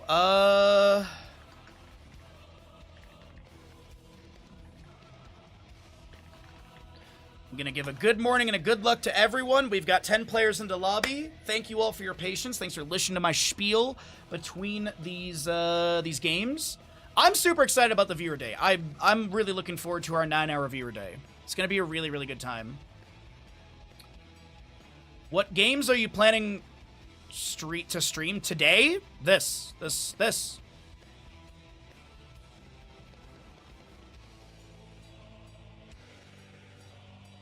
We're casting Eternal Conflict today.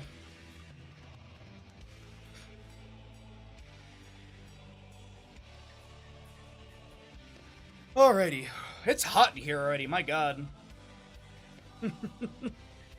It's like it's 8:30 in the morning and I'm sweating in here. And I'm wearing athletic shorts and a t-shirt. It's been so warm the last couple days, but we have, as you can see outside, it's kind of overcast today. So today, tomorrow is kind of like dreary and cold. So I'm going to open up all the windows after stream and get some fresh air in the house and cool things down. And then probably do all my chores. I've been putting off chores all week because GDQ. Like, I finished stream and I'm just like, I just want to watch GDQ and chill. So I'm probably going to do a bunch of chores today so I can have a lazy day tomorrow. Because tomorrow is dentist in the morning, and then beach time. Or actually, beach time, then dentist, because it's supposed to rain again. But, either way, the readies are coming out for players. Let's get going. Well, Welcome in, everybody. We are here in our second of 3 best of 5s. On the left-hand side, it's going to be the members of Skibidi Exodia in the semifinal matchup here in the Eternal Conflict. Second of 3 not qualifiers that will qualify teams to the playoffs. Well, they're not qualifiers. Infernal Shrines, you got your first pick over the side of Skibidi Exodia. There are a lot of unique maps in this, but there are some standard maps as well, which in the last series we didn't get any of the unique maps. And when I say that, the map pool is Battlefield, Braxis, Garden of Terror, regular, Hanamura Temple, Haunted Mines, Tomb of Spider Queen, Volskaya Foundry. That map pool does shift for the individual days. We did have, I think Alterac was actually last Saturday. We had a couple of things shift around here, but I think also Warhead Junction was there. But this is the standard draft rules. No meta madness, no draft restrictions, no tournament bans, no carryovers or anything like that. So standard Here's the Storm, fun, and Infernal Shrines for game 1. We get a couple bans here, pretty standard stuff. Hogger Maev, Lucio Blaze, and a first pick Johanna. Skibidi Exodia, we might see a possibility for a Vikings. I do, by the way, see that 0-2 is in this draft. I believe they're in this draft just so we can get the draft going. I want to say Disciple is on their way, or this might be actually a substitute for now. Disciple is supposed to be on the team with Skibidi Exodia, but Hazuabs did put a, you know those red messages, the broadcast that says someone call and wake up Disciple, so sounds like there's no contact with them yet.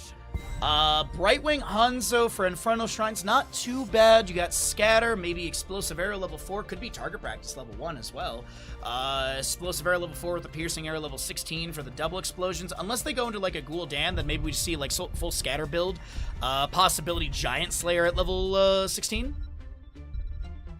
But I am a very big fan of Gul'dan on this map. I'm thinking we'll see a team lean into it, and there it is.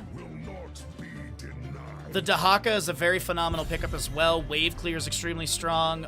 Mobility with enhanced agility, even just baseline, because it's a 2-second movement buff when inside or exiting a bush at 120%. The enhanced agility, level 1, maxes it to 140, so 10% faster than mount speed. But we do have probably a target ban like Ariel would not be bad. Ariel plus the Gul'dan isn't a bad pickup. Malfurion plus Gul'dan is another option as well. I could see the Ariel be the direction for Skibidi Exodia. I don't hate the Ariel at all. Detainment Strike wall connections are really good for Infernal Shrines. You've got Searing Light as well at level 1. You can go Reservoir of Hope at 16 and build up that Hope bar, which means then you'll be able to deal more damage with those Searing Light level 1s post level 16 scaling. Or it could just be like Righteous Assault. We could just see the repeated claps like we had last weekend. I think that was last weekend where we saw like 4 or 5 clap resets in a row with the Righteous Assault level 1. So Malfurion, Falstead will be banned. I'm honestly, actually, I'm a little surprised that Falstead saw 0 play in the last series. 0 plays, 0 bans. As we get a Brightwing, Hanzo, Leoric, and Diablo. So last pick could be some sort of mage if they want, some sort of burst mage. We could see Sylvanas as well. Could see a Jaina with all of this. Also could just be Shimada Bros and go into Hanzo Genji. Johanna, Dahaka, Gul'dan. So you still need that healer. I like the Ariel a lot. Detainment Strike into Diablo is really good control as well. You do have Crystal Aegis. I was going to say for the Entomb, but it looks like they want to go for Anduin for that. And then they'll grab a Vala. That's a really nice composition for Skibidi Exodia. Sustained damage is there, wave clear is there, siege is on point. You have a panic button with a Leap of Faith. You've got Burrow Dahaka, Johanna Ironskin. Level 20 could see Gul'dan go into Demonic Circle. You got Rain of Vengeance for Vala as well as that Vault to disengage as well. Pretty good draft from Skibidi Exodia. What's the last pick on the right side though?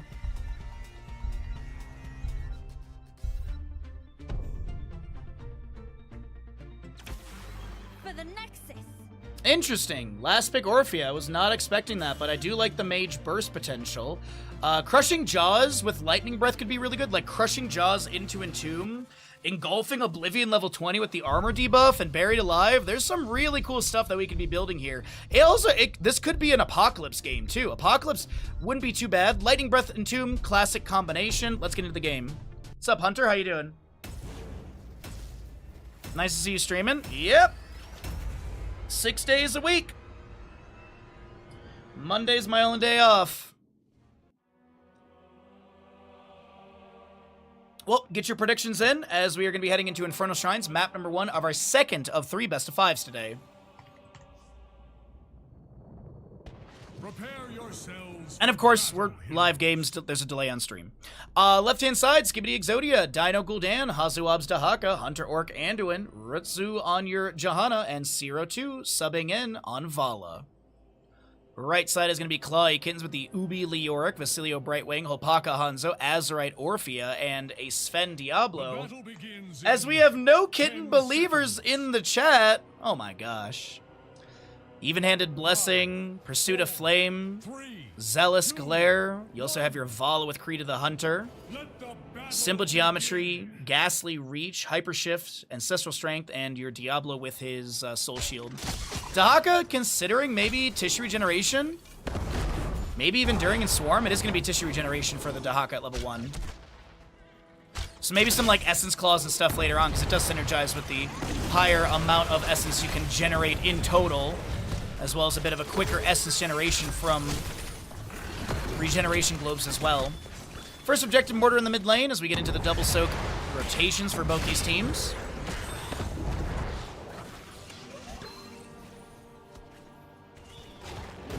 Drag from Dahaka into the fort gate. As Ubi is going to take a few autos, but no tower shots. Nicely done. Good trade between them and Hazu. Looks like left and right Impaler camps will be grabbed. And more Fell Flames firing in. 1 stack of the 30 so far, 1 stack for the Dahaka as well of his 10. Orphea heading into top lane, maybe going to put some pressure on Hazu here. Clears out the wave, Drain applied. There's going to be your Dread. Nice burrow from Hazu to avoid that as we jump back into bottom lane. Opaka and Vasilio trying to do their best to clear things out. Arcane Flare does poke into the minion wave as well. Dahaka brush talking into mid. Orphea gets the chomp on a Dino, the Shadow Waltz, the Drain.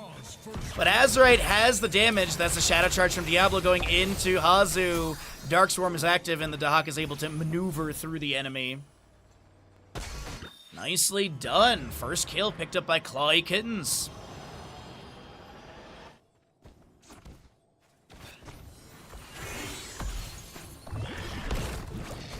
You do have that Allegrissimo for the Orphea. Also Magic Spit Brightwing. Ghastly Reach with the Consumed Soul level 1 for Leoric, so good synergy between those two. Probably going to be Ominous Wraith Royal Focus because that Royal Focus Skeletal Swing synergy as well.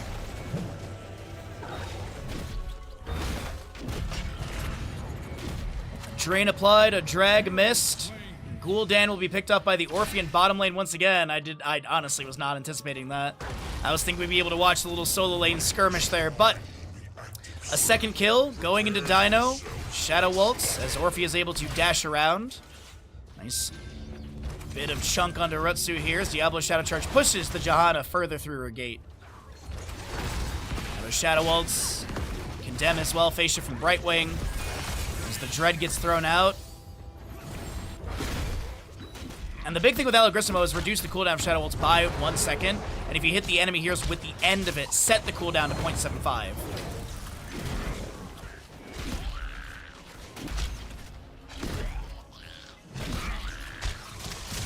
Scatter going out. Hunter Orc getting a little flash heal out as well. Sven working through this objective with a few friends around. And level 4 is being picked up.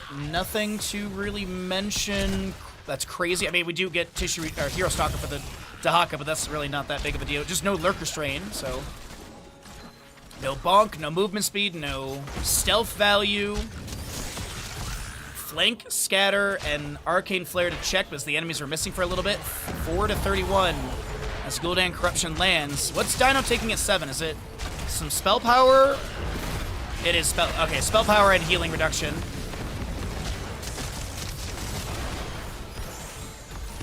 I've been seeing a little bit of variety there at level 7, but obviously you don't want the Fell Flame talent because that's for Corruption. Shadow Charge from Diablo. Iron Skin from Johanna is going to be activated. We do get Clawy Kittens getting this first objective as your Vala looks to back away. Punisher jumps over. Fort Gate being worked on. A couple autos from Hanzo. Johanna stepping in, and Condemn pulls the Hanzo in, but Papaka seems unperturbed, unbothered. Diablo Shadow Charge onto Dino as they are constantly diving onto Dino here. Johanna steps up to try and get sub done. Hanzo auto will take her down. And a Shadow Wolf from Orphea allows her to get some damage into Hunter, dash away. Next Punisher, about 7-minute 40-ish in-game time, so about 7-minute 10-ish for the announcement. Wait a minute, Dahaka, phase shift from Brightwing onto one of the allies. Burrow's Essence is activated, and Dahaka is going to be able to meander his way out of that one.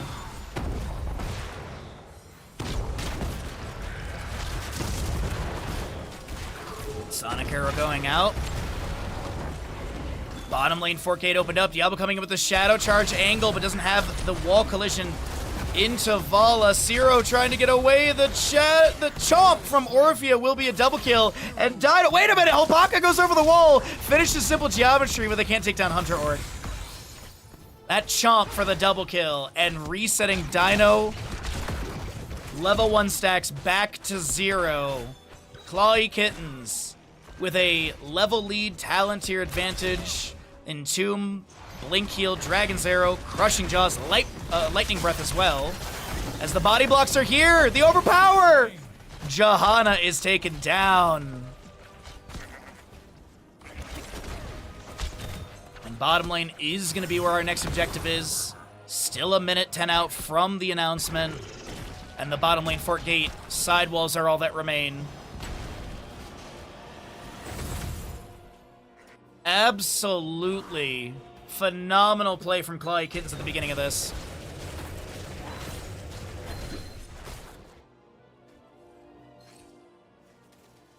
Alright. Feeding Frenzy Dahaka, 10 stacks on the Mind Devour of the 30. Desperate Prayer was picked up by Anduin. 5 of the Tissue Regeneration, 6 actually of the 10 for your Dahakas. We do get the Horrify, the Light Bomb, Isolation, Rain of Vengeance, and Bless Shield. Also, I do have to point out, Clawy Kitten's doing a really good job at their positioning. There's only like 26 stacks for Vala on Creed of the Hunter so far. Just really good, just denial of those stacks. Having quick burst fights has been really, really nice, as that Brightwing will blink over to the Orphea. Dahaka trying to chase in, but nothing drag or CC-wise will connect. Leorc is still pushing wave in top lane. Orphea, wait a minute. Deja vu, I've been here before, Hazu. But he will not be picked off. Top lane Fort nearly taken down. Dahaka Darkswarm will thin the wave. Leorc will get that Wraithwalk out. Orphea, with the help of Brightwing, working on the top right camp. It is 6-0 in kills. It is 12.25 to 11.25, and it is all favoring the Clawy Kittens as the Frozen Punisher for bottom lane. If they get this, I'd say they get Fort, maybe keep Gate. Dahaka should have Brush Talk available. 35 seconds, actually. Could be less if he gets a globe really quickly. Firestone from Diablo. Vala starting the objective. 14, 15 defenders already here. Diablo comes in with the Shadow Charge. No overpowers. The Iron Skin eats that command. Dragon's Arrow lands in the backline of the Vala. The Crushing Jaws are going to be there. The Leap of Faith cancels that out. A Rain of Vengeance as well. The Bless Shield utilized. Light Bomb. Rain of Vengeance. All of this into Diablo. He Shadow Charges the Skeletal Defender to reposition. Leorc and Dahaka still having the 1v1 as Dahaka does Brush Talk into this objective area, and it does look like the disengage is being called for Clawy Kittens, even though they have the talent tier advantage. I don't think they're going to be getting this unless they get a multitude of kills here. Ritsu is getting a little bit low. Will be able to get that Iron Skin activation as Diablo Shadow Charge comes through. The Lightning Breath into the enemies. Dino trying to drain the Horrify from Gul'dan into Hanzo. Orphea chomps. Diablo is going to be traded. Vala falls as well. 37 on this objective. By the way, Johanna steps up with a Condemn. The Invasive Miasma triggered by Orphea. Wants the hit into Rutsu, won't be able to get the kill. Leorc did get the fort in top lane, by the way. Oh my god. Anduin, no polymorph. Shadow Charge, eaten again by the Iron Skin of Johanna. Trying to step in for those last 3 defenders, but will Rutsu be taken down? They literally get 0 so far. They got 1! 1 and Johanna and Anduin die. Not worth. This literally happened in the last series on Inferno Shrines. Clawy Kittens got a team fight just like this. This is absolutely wild to me. They were losing the objective. They take a team fight. They get a multitude of kills. Then they get the Punisher while the enemy has like 3 or 4 more to go. Punisher guarantees the fort. Mid lane is going to be worked on as well. Clawy Kittens are playing this so beautifully as Leorc will die in top lane. I think he was honestly just forcing the issue. I think he was like, I will die, y'all get siege elsewhere, get these other forts down. Bottom lane forts are guaranteed. And as I said, this Punisher gets fort bottom lane, probably gets keep gate. Mid fort down to about 1/3 of its HP. Leorc is respawning in 10 seconds or less. And might be just damage onto keep gate here as the Punisher is being cleared up by Vala quite quickly. Mid lane possible engagement. It is a 2-level deficit, 14 to 16. Entomb into Shadow Charge. Overpower Hazu burrows. No Lurker Strain as he pops his Essence. Lightning Breath does slow him down a little bit, but those bushes kind of mitigate some of that slow as well with the trait of his movement speed buff outside or in and outside of inside and exiting bushes. Bless Shield initiation from the Johanna. We have the Light Bomb to follow that up. Hanzo jumps in with the Dragon's Arrow. The Brightwing will go down, but Gul'dan picked off once again, and Dino loses whatever stacks they had on Pursuit of Flame. Back down to 0. Again, Diablo will fall. No souls to buy back in at 85 of 100. Orpheus Shadow Waltz into this enemy. Gonna try and take down the Vala. Chomp is interrupted by the Condemn, and now Azerite is definitely dead. Leorc got keep, by the way, during all of that. Didn't look at when the Punisher went down, but I'd venture a guess close to 13 minutes in game time, around there.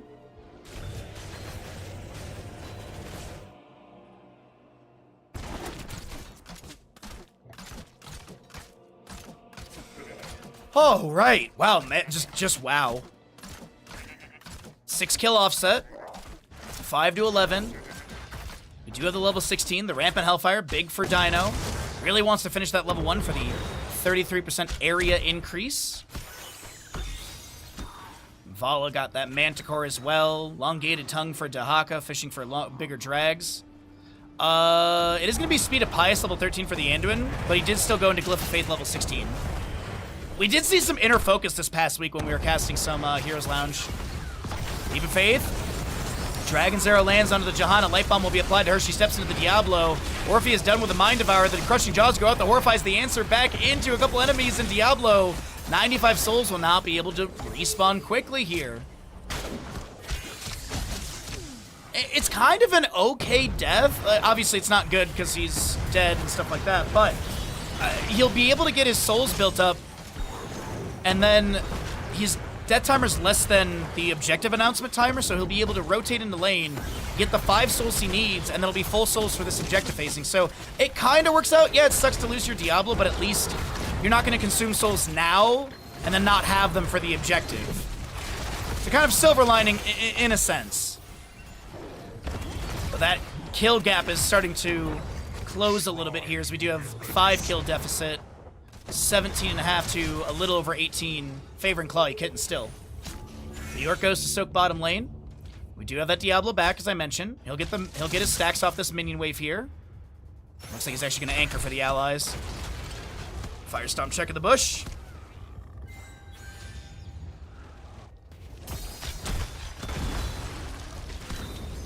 All right, full souls, no level 20 on either side. Slight scaling advantage to Clawy Kittens by 4%. Diablo, he's got to know that Johanna's in the bush. He steps out with the Condemn, finds 2. Light Bomb. There is a Polymorph, the Dragon's Arrow. Hazuabs pops Essence. Diablo Shadow Charge comes through. There was a Horrify somewhere in this mix. Orphe a little bit low. The Lightning Breath from Diablo into Dino's, getting some damage for the Spell Armor onto Dino from his Fell Armor. Levels 13 is good. We do have that takedown onto Johanna. Orphea falls as well, and Skibidi Exodia are cleaning up this engagement. Meanwhile, Leorc is pushing bottom lane.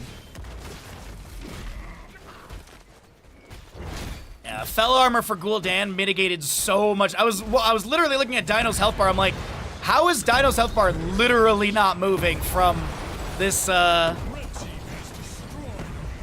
this Lightning Breath sustained damage? But it is going to be Hazu finishing the objective. Gul'dan did finally finish his Pursuit of Flame. This is bottom lane keep going down to Leoric as he sacrifices himself to get this. They 39 the objective. Diablo's going to get a few of these. Obviously, he's not going to be able to get 37 of these before Dahaka can rotate in and easily Dark Swarm, so clear out the wave, get some souls, wait for the allies to respawn. Ubi cheating death a little bit.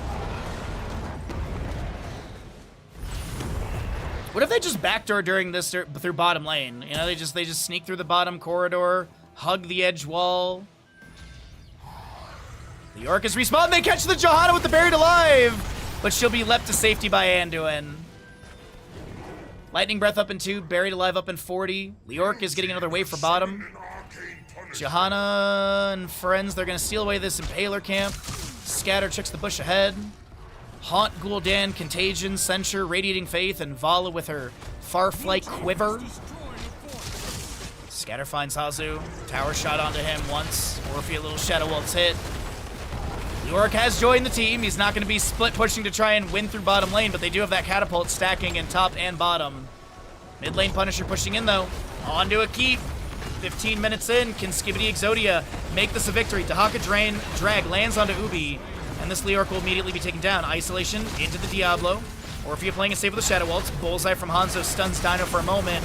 That is going to be Orphea taking down. The mid lane keep will fall as well. Horrify from Gul'dan with the Haunt. This is going to be a ton of damage into Hanzo, as well as Brightwing. Sven is the last defender. Hellgate is going to be a...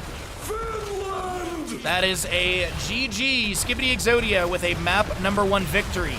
Trailing for a solid 10 minutes. Post level 16, they turn it all around in nearly every single team fight. Put in perspective, around level 16, I believe it was 1 to 11 in kills. We are ending at 16 to 13. So post level 16, the members of Clawy Kittens got 2 kills, while Skibidi Exodia got 15. Huge turnaround for Skibidi Exodia post level 16. Huge turnaround for them. GG, well frickin' played. Ads are coming your way. Let's get rid of those pesky ads and get going into map number 2 of our second of 3 best of 5s. Alrighty. Oh, we forgot to do the D20 thing. 449 requests. Reject all. Have your channel points, chat. Use them for things. There was 82 Star Fox alerts. There was 82 Star Fox alerts that were triggered. That's actually really funny to me. All right, pesky ads go away. Skibidi Exodia wins map number 1. Let's see if we got a lobby set up yet. Not yet. They just need to... Oh, they still have to do first pick stuff.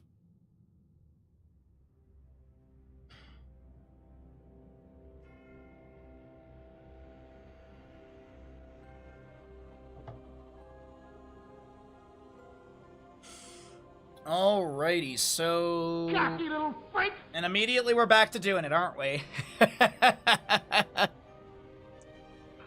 And immediately we're back to it. I love it. Thank you, Zig. I appreciate that greatly, and so does he. Yeah, buddy.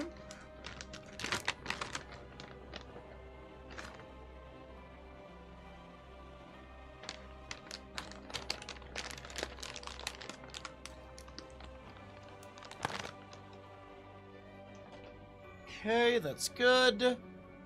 Oh, be crazy. Yes! Yes! Thank you, Be Crazy, for the Prime Gaming for 65 months. No message, but thank you so very much for your continued support. I appreciate that so very much. All right, we're just waiting on Dino to choose a map, and then we will find out where we're going to for map number 2 of this best of 5.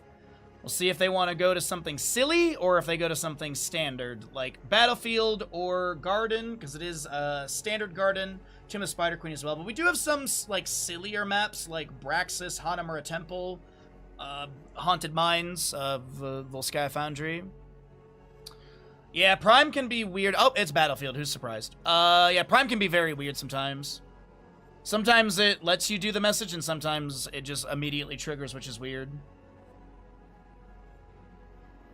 I wonder if there's like a setting. Like, are you doing it on mobile or PC? I wonder if it's like a setting on like mobile versus PC. Granted, I have a Google Pixel, and I've never had it do that to me in like the last, well, not never, but in like in the last like couple years, I have not had that issue.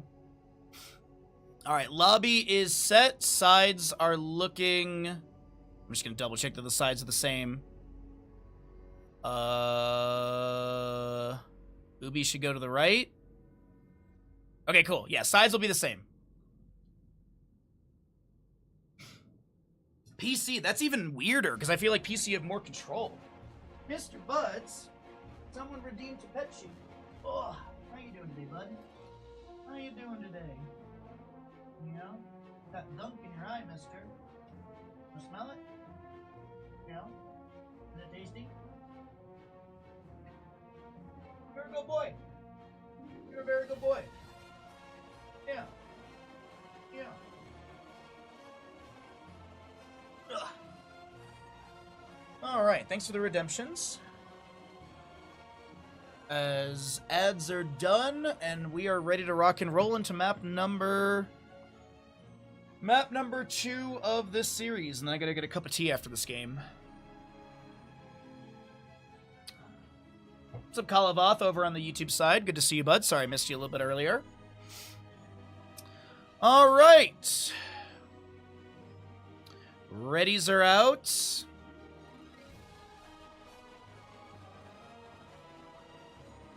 And we'll head to Battlefield.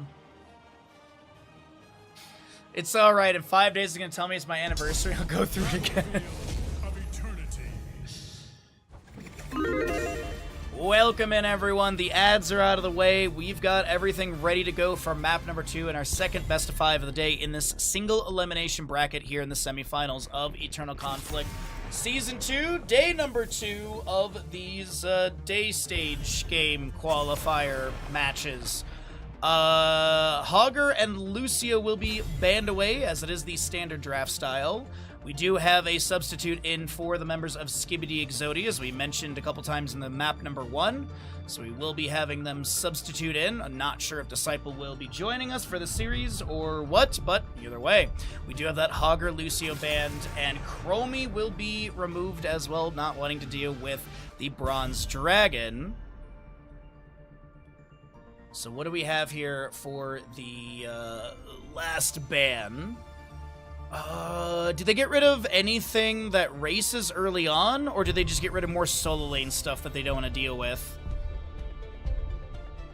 I feel like those are the two major avenues we see teams ban prioritization on this map, is solo lane stuff.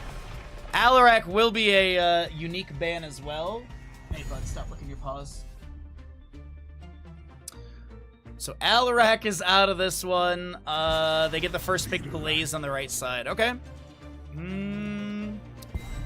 Is there any priority for like an early Tracer for Dino or anything like that? Do they wanna try into like Malfurion Tracer? That definitely could be an early setup. Johanna is up on the enemy side though. There's a little bit of a blind to worry about. Could just go for the Johanna yourself here. No. Out the gate, two phenomenal heroes for Battlefield. Li Ming and Hanzo for Skibidi Exodia. Alright, what is Cloakin's answer into this? Medivh is up for this map. It's said to be one of his worst maps, but Medivh is a cheating Birdman, and he makes the game impossible. And having a Medivh setting up portals to dive into the backline could be humongous, especially with the low health pools of Hanzo and Li Ming. But it will be your Muradin Sylvanas. Good siege potential. Muradin could go Sledgehammer. We do see it from time to time. At this rank of play, I really haven't seen it, but it's a possibility. Ban-wise, though, I feel like both teams are just going to target healers in this situation. I feel like more healer bans is going to be beneficial to either side. Rhaegar's up, Brightwing's up, Anduin's up. I could see all of those being options for target bans. Ana's not a bad idea. Nano boosted Li Ming would be annoying to deal with, so that's another opportunity. Also, Ana on the side of Clawy Kittens would be good. Nano boosted Sylvanas, Nano boosted Muradin, especially with his cooldown reduction, stuff like that. On Stormbolt, post 45 stacks. The rare It's Hammer Time being completed. I've seen like 2 of them be completed since it was released. And this will be your ETC ban on the right-hand side. So we'll get the Hanzo, the Li Ming. I still like the Ana. Sleep Dart is not bad into all of this. Bite Grenade as well for healing debuff. It's a 1.75 second 100% healing debuff. And then you can increase that to 2.5 seconds with anti-healer level 7. But Yrel for the soul lane, good control. Probably main tank here. Unless they want to get a healer and then flex on the tank. So they'll grab a Nubarak. They have that cocoon value. I feel like it could be Ana, it could be Rhaegar, it could be Li Ming, or not Li Ming, sorry. It could be Ana, it could be Rhaegar, it could be Brightwing, it could be Malfurion. There's so many different directions Skibidi Exodia can take this this healer direction. So gonna flex on that. They wanted the Anubrak, Impale, Dive, Cocoon, Shutdown value. What kind of healer does Clawy Kittens get? They need a cleanse, though, for sure. So they have the Nature's Cure for the status removal. No unstoppable factor on that. Tracer picked up. The light abandons no man. I wasn't expecting Uther, but I can really see how it's going to work out here. Anubrak Burrow.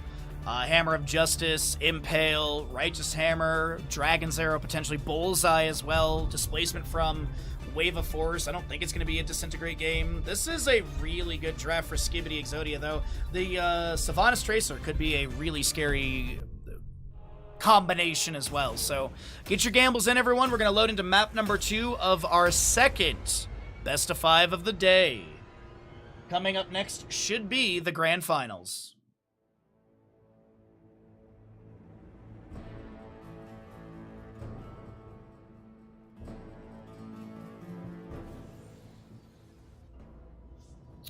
Alright, left-hand side of the map, Skibidi Exodia. Let's get the Sylvanas vision here so we can see her marks.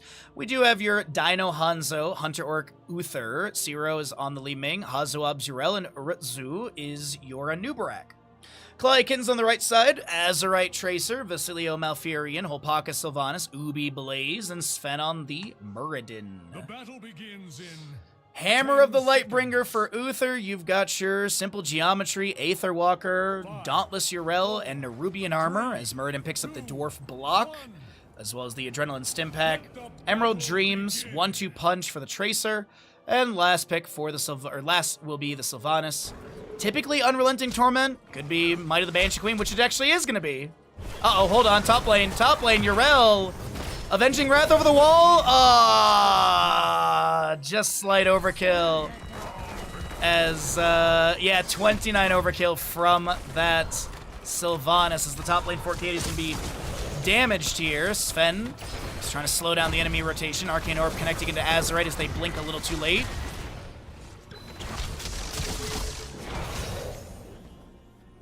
And once again, thanks everyone for hanging out. Happy Sunday. Appreciate you all checking out the games. If you're new to the stream, be sure to follow. We stream 6 days a week. We do a lot of great Heroes of Storm content. Heroes Lounge, NGS, and obviously these tournaments. As well as some variety here and there. And we have Bandit. So, bottom lane Fort Gate damaged a little bit. Li Ming is just going to blink past Ubi, anticipating maybe a Jet Propulsion or something. This is still top lane damage onto this Fort Gate.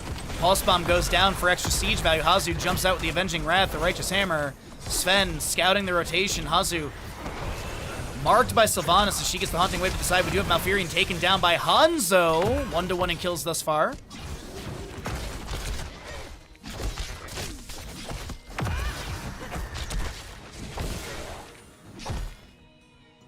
As Li Ming is going to try and avoid Blaze here. The Oil Slick for the slow. The Haunting Wave. Nice dive from Holpaka and Ubi. They get the kill into the Sorceress of Diablo. Sven being poked at here. Stormbow misses. Scatter finds another 3 stacks. Luther's still looking for those autos. Need to get to 75 for that Hammer of the Lightbringer to be finished out. Yo, what's up, Crankle? How you doing today, bud? Also good to see you, Soul Feast. Welcome, welcome in, everybody. Good to see you all. Sorry if I missed anyone in chat. Do my best to lock in for the games. Haunting arrows as well for the Sylvanas, so she has that siege amplification. And Muradin will be going into your standard reverb. No sledgehammer shenanigans. 6 stacks for him, by the way, of the 45 needed on that It's Hammer time for the piercing on the first target and cooldown reduction, 0.5 second per auto. That's going to be Hazu being chased by Holpaka. Haunting wave forward, but Hazu's going to be able to jump away. We do have 121 stacks for Holpaka already. At 2:47, that is a lot. 43 for the Uther as he's slapping his way through this camp with the help of Dino. And we'll see Blaze trying to get the wave cleared out in bottom. Li Ming with some arcane orbs to poke.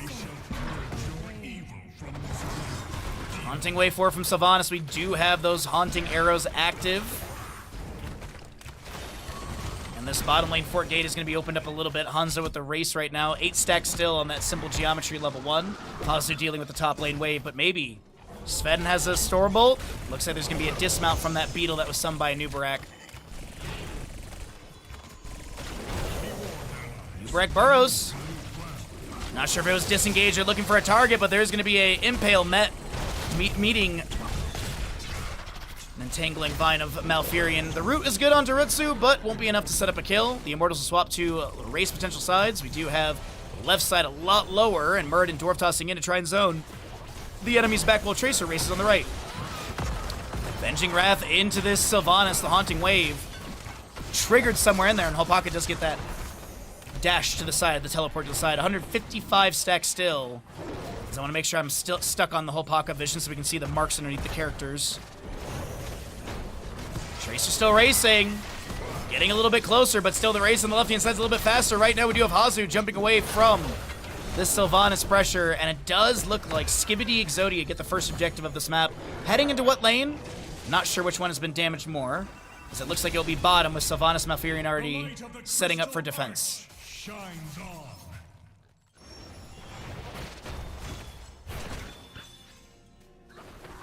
Hand of Protection, Calamity, full simple geometry build. Let's see. I'm assuming it's going to be the Ursitating Spines for the, or the Chitinous Plating. Oh, no, he's not. He's going to go Subterranean Shield, okay. Angelic stun from the Immortal. Nubarak tries to burrow in, but Azerite has the blink to the side. Root from Malfurion does go down. Muradin looking to get more pressure into the enemies. Up to 21 stacks for him. The Immortal in melee mode is on this fort. Scatters poking here and there. Magic Fist is firing out as well. The Haunting Wave gets the mark as it is going to be Festering Wounds level 7. And another scatter pokes out here and there. Blaze, meanwhile, is still pushing top lane. The Pulse Bomb lands on Nubarak. He burrows to safety, getting some Subterranean Shield armor to mitigate that Pulse Bomb burst. We are getting close to level 10s. The next Immortal is going to be around 7 minutes in game time. So let's go ahead and cycle through the other numbers. Sylvanas and Blaze might be trying to chase onto Yrel Hazu top lane. Holpaka will activate those Haunting Arrows once again. Inspires the minion wave with a couple autos, and the structure of the Haunting Wave from Holpaka goes out, but no teleport again. Jet Propulsion hits Yrel just as the Avenging Wrath is coming through. There is Muradin and Malfurion, I think, trying to create some space and time for Ubi Holpaka to take down this fort, and Hazu just, I don't know, has the defense, and it actually looks like, yes, they do. Ming soaks out bottom lane. Tracer heading down here. Next objective is north-south positioning for the first race section. Luther has got to be getting close, if not already done with Hammer of the Lightbringer. He might finish it off this Khazra camp top lane.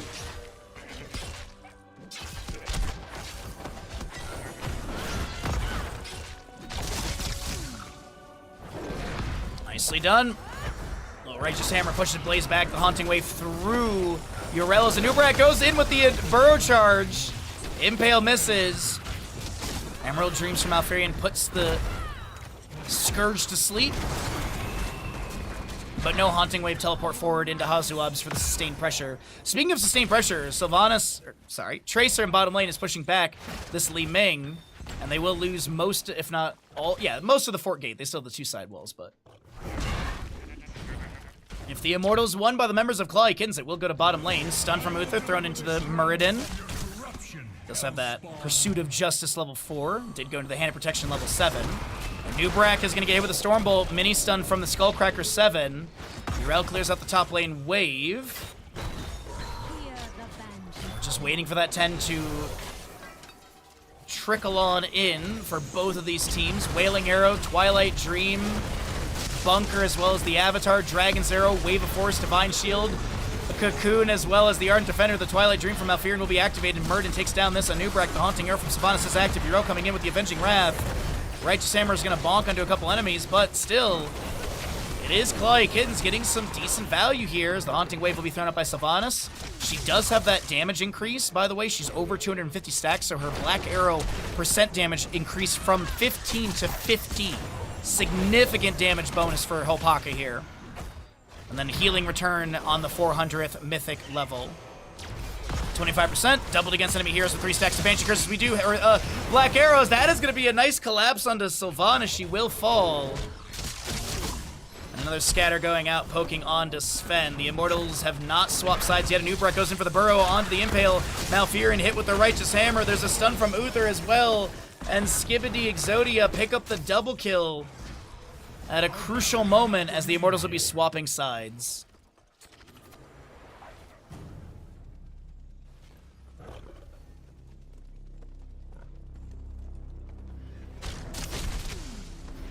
No one saw that. As Muradin is going to continue soaking bottom lane. It's 11.5 on both. We do have Khazra Camp from bottom as Sylvanas is trying to race over here on the right side. And this will be your Alarian to top lane, favoring the side of Skibidi Exodia. Alright. By all accounts right now, it's an even game. Structurally, it is very much in favor of Clawly Kittens. As they're about to take down bottom lane for it, they've got so much damage in the top lane as well. Nubrak burrows, misses that. That's a Cocoon onto Malfurion. Blaze gonna try and break him out immediately with the Ignited Oil Slick. Tracer trying to clear the Immortal in top lane. It's a 4v5 favoring the side of Skibidi Exodia. Righteous Hammer from Hazu. Vasilio caught in this corridor. Body block to Nubrak comes in with a burrow charge. And that is Malfurion picked off. Divine Shield applied to Rutzu, as they will not be able to further pressure. And this is Tracer saving the fort nearly. It's probably going to be down to like 50% or less. But they do have a pretty good defense here in top lane. Rotation from the enemy. And it will be Skibidi Exodia able to confirm the remaining damage needed. Okay. Immortal still has a sliver of HP. Might get one auto attack onto the keep gate. Might. There's one. Thus ends my assault on hell. And the next objective around 12 minutes in game time. Oh, wait, hold on. Avenging Wrath. Over the wall, a Stormbolt from Muradin. A couple autos onto Hazu here. 48 stacks for Sven, so he does have that 0.5 second cooldown per auto. Piercing Stormbolt on the first target.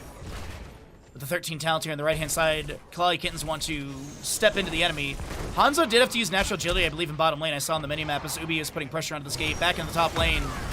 Muradin trying to dwarf toss away, hit by that Righteous Hammer. Nubrak comes in with a burrow charge somewhere in those frames. Muradin finds the activation for his Avatar. The Dragon's Arrow lands. Pulse Bomb onto Rutsu will tap well. Righteous Hammer from Urel to create some space. The Ardent Defender's activated from her. And Hazu and friends back away. They defend top lane fort for the time being. But Tracer actually steps in. Possession Sylvanas steals a minion. Haunting Arrows there. Stormbolt into a Jet Propulsion. There will be a Hand of Protection from Uther to cleanse out that lockdown. And Urel's going to be able to Divine Seed back away, possibly Hand of Freedom. As the Impaler camp of top lane is going to be grabbed. And we're within the minute, I believe, of the announcement of the next objective, which will be north-south positioning. Skibidi Exodia, are they going to look for a bush party here? A Nubrak burrows out. That is going to be your Muradin Dwarf tossing in. Big Twilight Dream. Hanzo falls. And the bush party goes so south for the members of Skibidi Exodia. As now a Nubrak is trying to run out of here. Does have that Shed Exoskeleton for the 30% movement speed increase, but it doesn't matter. Pulse Bomb rundown.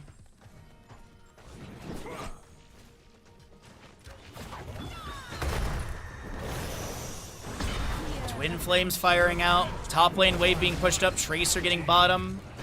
Level 16 is a little less than a level away for Clawly Kittens. And with the enemies dead for the next 2 to 10 seconds on Nubrak and Uther, some siege in the top lane keep gate. Sylvanas is also getting up there to that 400 stacks, up to 375. 25 needed for even more sustainability for the Sylvanas. Did go Windrunner level 13, we didn't really talk about it, but just a quick note on that.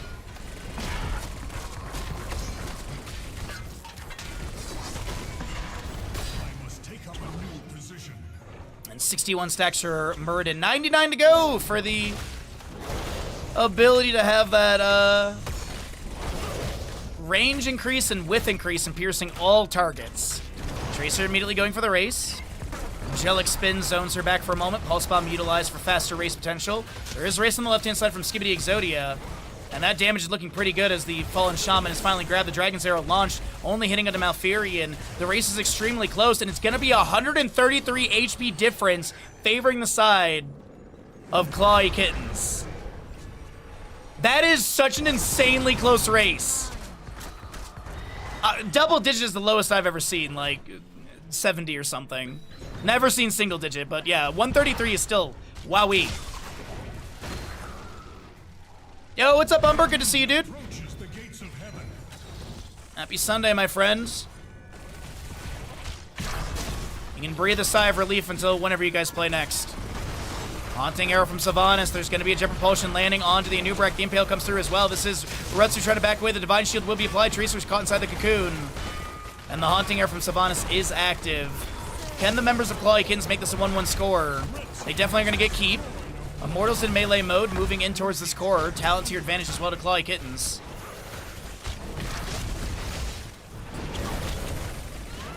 Dino with the natural agility to the side. Belith is currently working through the shielding of this core. There's a Wailing Arrow, and that's Urel first taken down. Blaze summons Bunker. A few allies pile in. Dragon's Arrow misses, anticipating the bunker expiration a little bit faster there. Hunter Orc is low. Some self-cast steals are coming through. 66% remains on this core as Arcane Orbs from Lehmanning are flying out. Sven still chasing out a Dino over here as this is your 46% less as Murden Avatar is activated. He's eating some core shots. Scatter missing. Thunderclap goes down the ground, and that is going to be a 14 and a half minute game in favor of Clawy Kittens. And keep in mind, it's just wild, absolutely wild turnaround. Sorry, I thought there was like a map choice thing that I missed, but no. Wednesday, yeah. Best of luck, Umber.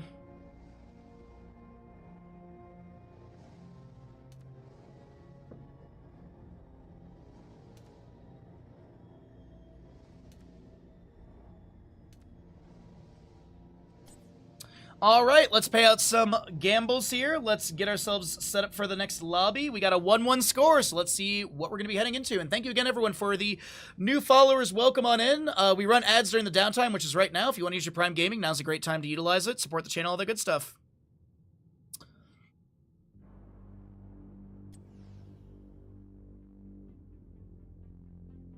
Love to see it.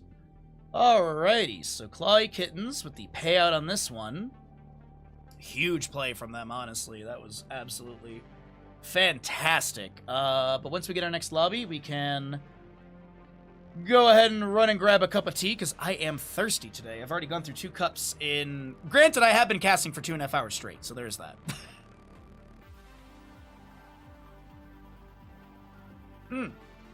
Umber! Yes. Congratulations, your 15-watch streak. Yeah, Hopaka's also an extremely good Sylvanas, yeah. Yeah, there's that too. I mean, not many Sylvanas players are at 140-something stacks at 2-minute 40 into the game. Like, not many Sylvanas players are getting stacks like that. So it's a good character amplified by a very talented player as well. So, Hopaka very much up there in his skill and prowess. So we're just waiting on, it looks like the map choice is going over to Clawy Kittens, as the losing side has opted in for first pick priority. So where are we heading into? There are 2, technically, I guess you could say 3 standard maps left. Garden of Terror, not classic, Tomb of Spider Queen, and Volskaya Foundry. So in theory, we might not even touch any of the silly maps, which would be Braxis Holdout, Hanamura Temple, Haunted Mines. We'll see if anyone tries to go for shenanigans on one of those sillier maps. I'd love to see Hanamura Temple, because that'd just be fun to see the draft that would be brought to the table from them. Hanamura was played in the Season 29 of Heroes Lounge, but I believe it was moved out, and I believe either Volskaya or Braxis is back in. I don't know if there's any Heroes Loungers in chat that might know, but I believe Hanamura was only in for like one season, and I don't think it was not that it was like badly received or something, but I just don't think the player base really cared for it. But it is nice to see a little bit of a shuffle on some of these map pools. And for the Eternal Conflict, the map pools will shift from the days. So next Saturday, when we do the third of these, leading into the playoffs, it is going to be a slightly different map pool. So we'll see what that's going to be. But it is going to be Garden of Terror. I'm really not surprised by that. I was kind of anticipating it to be your quote-unquote standard map, and Garden of Terror being one of those. But we'll get our lobby going here in just a moment, and then I will run and grab that cup of tea really quickly. Looks like there is a lobby right there. Love it.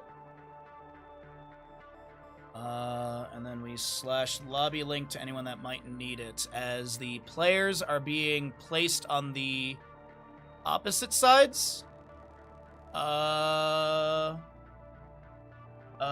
Essie is left, please. CK right. Thank you so very much.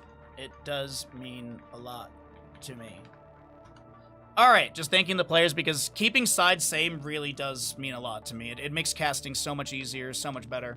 Alright, I'm gonna be right back. I'm gonna quickly go grab my cup of tea, and I think the draft is about to begin. And Bandit, you're such a good boy.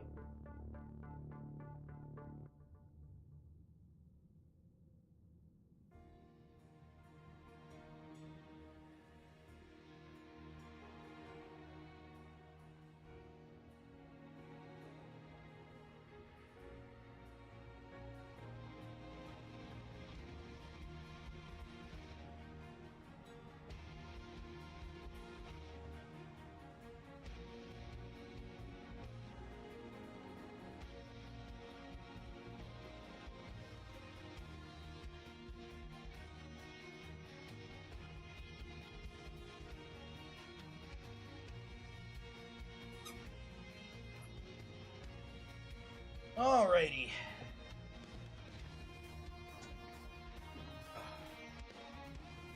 So we got that. Ads are done. I got my cup of tea. We are ready to roll into map number 3 of this best of 5 with a 1-1 score. You like to see it. Maybe this one will go the distance, as the upcoming series will be our grand finals after this. But let me, I'm going to throw the... There we go. We'll go ahead and put semifinals in the stream title. All right, readies are being requested, and we've got everyone ready to go. Oh, wait, is first pick correct? First pick is correct. Okay, good. They did swap sides, and I always do my best to try and check and make sure that the all of that is set correctly. But we're good to roll into Garden of Terror, so here we go. I'm going to push the button. Garden of Terror. Welcome back, everybody. We are here into map number 3 of our second best of 5 of the day here in the semifinals of the Eternal Conflict, day number 2 of 3, before the playoffs. Hogger will be banned away. No Meta Madness rules, so we could see some repeated heroes here, as Lucio continues to be target banned against Skibidi Exodia. Garden of Terror, really good map for heroes with... Apologies. Heroes with artillery, like Chromie, Sergeant Hammer, obviously, you know, very big artillery. Sylvanas is really strong on this map. Is there going to be a target ban against Hopaka's Sylvanas here? I feel like if they don't ban it here, Clawy Kittens will... Unless if they don't ban it and they don't first pick it, I feel like Clawy Kittens will grab it in their 1-2 pickup. So Blaze banned. Okay, so what is the first pick here? Because I really do feel like that Sylvanas was so freaking strong, and Garden of Terror is just another great map for Sylvanas. It is a Brightwing, so I'd like to see that personally. I think Sylvanas and either your main tank, or even your healer would be really, really strong in this moment. Brightwing first pick, so we could see consideration for something with a healing debuff. Sin's Exposed level 7 for Jahan is 35%. Purification from Rhaegar could be a healing debuff activation as well. We'll see if he wants to go into that Purification level 7. We don't see it very often, but I'm quite a big fan of it. 45-second cooldown, you get a couple other factors on top of it. Basically cleansing an ally with some status effects will give them some shielding as well. Maiev and Tyrael. Highly mobile composition, good control, but it does feel like this is a Sergeant Hammer composition, unless they're trying to bait the Hammer and then they're going to do Vikings instead. Because I could see that. I could see this as sort of like a Sergeant Hammer bait composition, because Tyrael, Maiev, Brightwing, they all work really well with the Hammer. Swift Retribution, Umbral Bind to keep people inside that artillery range. You also have Polymorph as well from Brightwing. So I could see that. Vikings is always an option for Garden of Terror as well. Really good harassment. Map control. Abathur can also be seen here too. So there's so many different avenues to go for Garden of Terror as we get a Cassia ban. Not really like crazy. Dino does like their Cassia and Jaina. That is those two Dino classic heroes. But what do we see here? Hanzo. I still think Clawy Kittens goes Sylvanas again. I really do think that they can run that Sylvanas back. It was so good. I think Garden's a good map for her. Greymane's also something to consider here too, but if the enemy might pivot into that Sergeant Hammer, something with range artillery. What the heck? E-Bag! Thank you so very much for 5 tier 1 gifted subs. Y'all are so generous to me today. I cannot thank you all enough. Thank you so very much. So many gifted subs today. So many resubs. So many primes. Thank you, everyone. I really, really do appreciate it. If you got a gifted sub from eBag, be sure to thank them. If you got dodged, get freaking dodged, loser. And that is from Tremors. From anyone that doesn't know, that's from Tremors. An amazing, amazing movie. You even have it as an emote. Last 2 picks on the left-hand side. There's the Vikings we were talking about. And they'll grab a Vala with this as well. Okay. I like it. I have a fear that this is a last pick Zeratul. I feel like this is a last pick Zeratul because Zeratul into the Vikings would be strong. You do have that Brightwing Polymorph and stuff like that. You also have Zeratul diving into Vala. I could very much see this be a Zeratul. I could also see it be the Sylvanas once again. I keep talking about it, but I do think it was strong. Not expecting this at all, but I'm happy. I like a good Ragnaros. Someone go wake up Alora and let her know that there is a Ragnaros going on. But let's get into it. Map number 3 in this best of 5 series here in the semifinals of this single elimination bracket. Let's get going.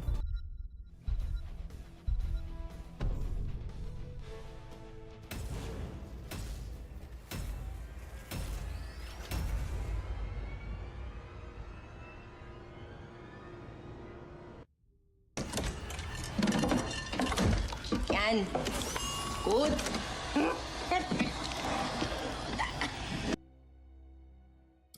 On the left-hand side of this map, it's going to be the members of Skibidi Exodia. You are going to be having Rutsu Antiriel, Dino Vala, Olaf, Eric, Balog, the Lost Vikings to be played by Hazuab, Zero on the Maiev, and Hunter Orc on the Brightwing. Right side of the map is going to be Clawy Kittens. So we're looking at your Azerite Greymane, Holpaka Ragnaros, Sven Johanna, Vasilio Rhaegar, and Ubi Urel. It's a 1-1 score here in this best of 5 series, and I keep mentioning single elimination bracket, no bottom bracket to drop down to. You lose, that is going to be the end of your day 2 run of Eternal Conflict Season 2. Kill, fight, spread my spores. Ardent Restoration, Creed of the Hunter, Olaf the Stout, Nice Memento, and Hypershift. Dauntless, Colossal Totem, Zealous Glare, Blast Wave, and Viciousness, as we have a small pause here really quickly, but we can leave ourselves in the game. Is this live patch? What else would we be playing on, Crankle? You think Eternal Conflict's on the PTR?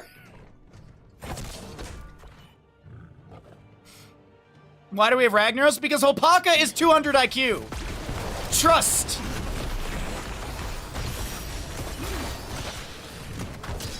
And then I'll adjust my statement at the end of the game if they lose. Anyways, we do have a there was a little pause right there for a few seconds. We are back into it. Invade potential onto this camp Tyrael. Aldruin's might forward. Greymane with a few autos here and there. We do have a totem down from Rhaegar as well. Meanwhile, Johanna harassing onto the Maiev. Maiev just continues to work on this camp, making sure it's not leashed. Looks like our Viking tracker is working properly for the time being, as we do have Tyrael being pushed around. The face shift from Brightwing goes on to them. Smite on the ground. Sven rounds the corner to head them off at the pass. This Hunter Orc is going to be dove onto, and first blood goes over to the Clawy Kittens. Hey, like Greymane. I know he's a Worgen, but, you know, roll with me on this. Same thing with Rhaegar, you know? It's going to be a Viking takedown in top lane.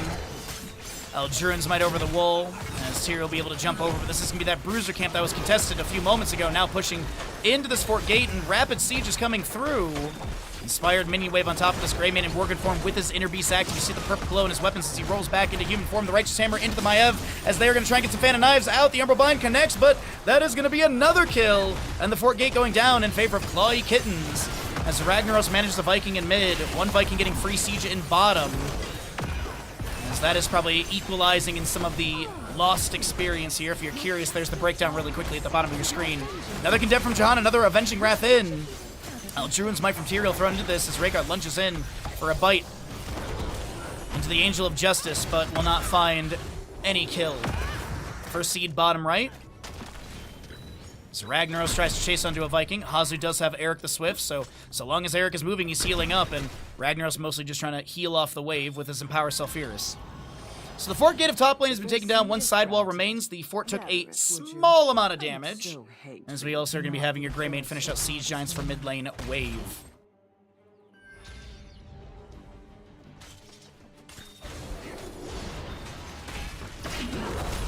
Hazu loses a Viking. Little Rhaegar lunge in to bite the butt. And it is a couple more camps to be grabbed. Yrel is doing her best to push out to the top lane. One Siege Giant's already cleared away. First seed is available for contest. As I mentioned, bottom right of the map, positioning is favorable to Clawy Kittens. Still, by the way, have a good minute left on the gamble. Excuse me, less than that since we have a delay on stream.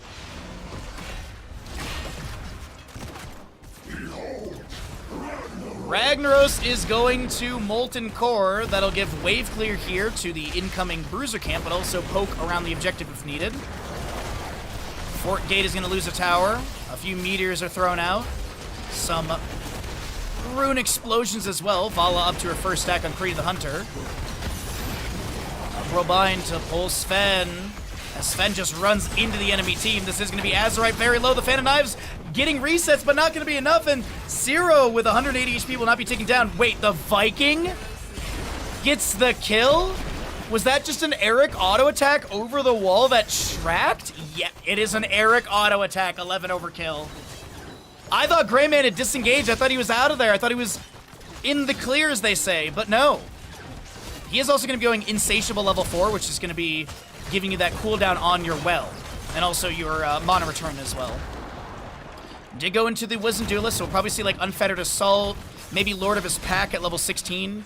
Tooth and Claw has been picked up quite often with this level 7, 13, and obviously the 20. But the first seed is still contestable. Shamblers are still there. Ragnaros quickly grabs a kill into Eric mid lane for a little bit of experience and try and alleviate some of the Viking pressure. Maiev is going to have the Spirit of Vengeance to chase onto Holpaka here. Rotation from your Yrel. The Avenging Wrath is charged up. The face shift from Brightwing. And that's going to be a chase onto Ragnaros, but he has the movement speed to be able to back away. And that movement speed is going to be coming from Hand of Freedom, by the way.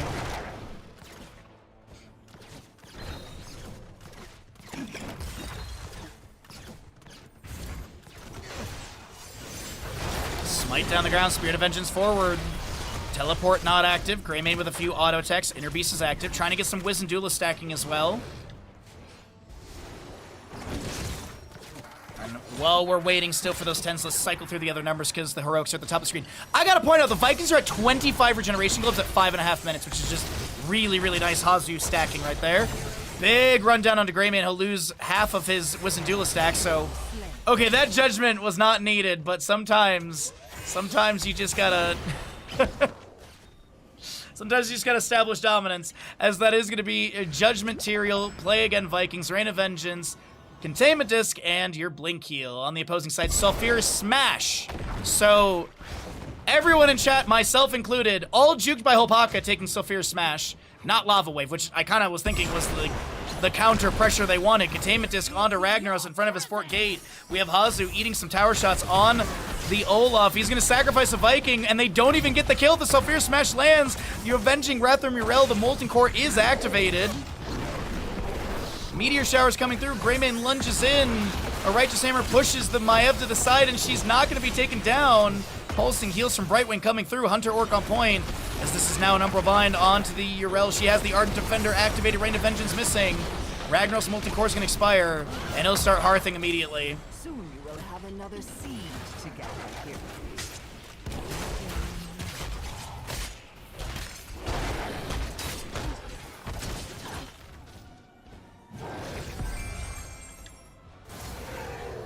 Greymane grabs camp.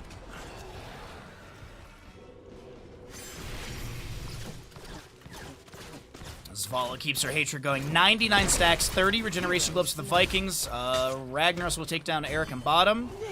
By the way, it is going to be also Curse Bullet, Sulfurous Smash, Blessed Shield, Ancestor Healing, and Ardent Defender on the right side. I don't think we mentioned it for Clawy Kittens, as they are about to get to their level 12. We do have 1 out of 3 seeds so far. Avenging Wrath over the wall. Righteous Hammer hits onto Tyrael, but he had the Eldruin's Might activation. We'll be able to teleport to the side. Ruby clears out the last Shambler, but I don't think they're going to be able to get the channel here. I'm assuming there's going to be a Eldruin's Might, a Smite on the ground. It is burning Halo level 7 as well. Greymane lunges in onto the Vala. They're going to try and take down Dino, but the Reign of Vengeance creates space and forces out the Ancestral onto Greymane. Ancestral.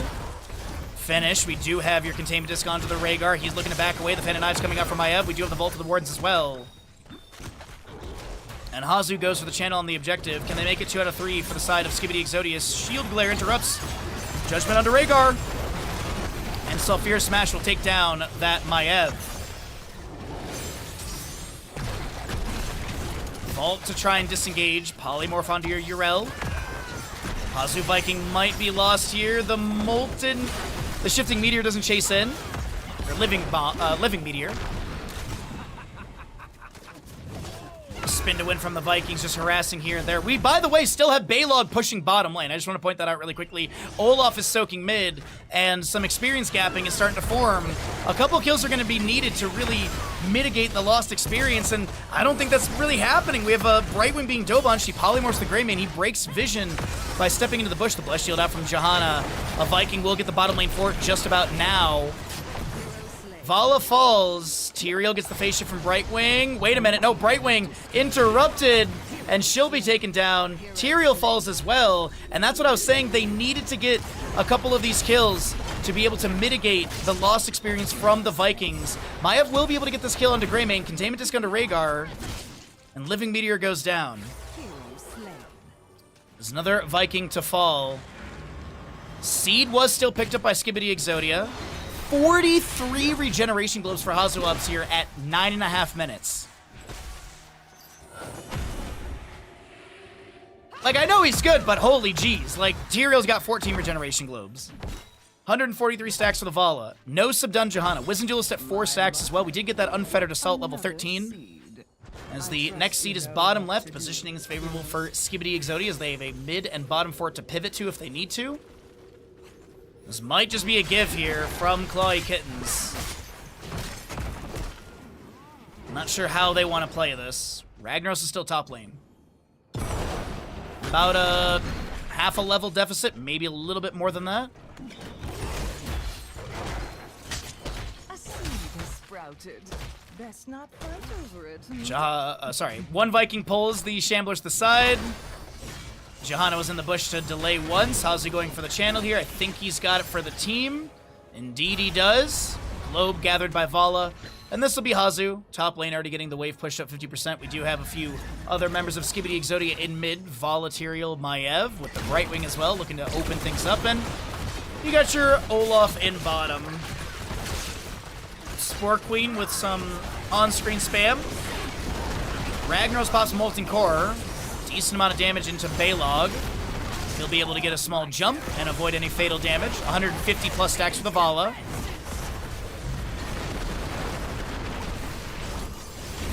Ubi Chung did tap well, got a chain heal. There was one more first swing from Ragnaros in the Molten Core. Greymane will take down a Viking elsewhere. We do have the Judgment from Tyrael coming through. Containment disc onto the Rhaegar as well. Phase shift from Brightwing to help out Dino, but Dino will be taken down. That is going to be Spirit of Vengeance left-hand side. And it looks like Tyrion's going to be able to avoid the Condemn with the Eldrune's Might teleport. Did go into that Sword of Justice for the double teleport value.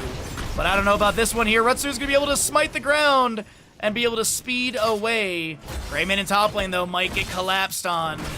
Olaf is large and in charge, and he has that small stun from level 16. As the Garden Tears have ended, and it is 9-5 in kills, favoring the side of Clawy Kittens. They are down by half a level still, and you can guess where that experience is being lost. It's going to be minions. It's going to be a little bit from mercenaries, and passive as well. Actually, it's passive and structures.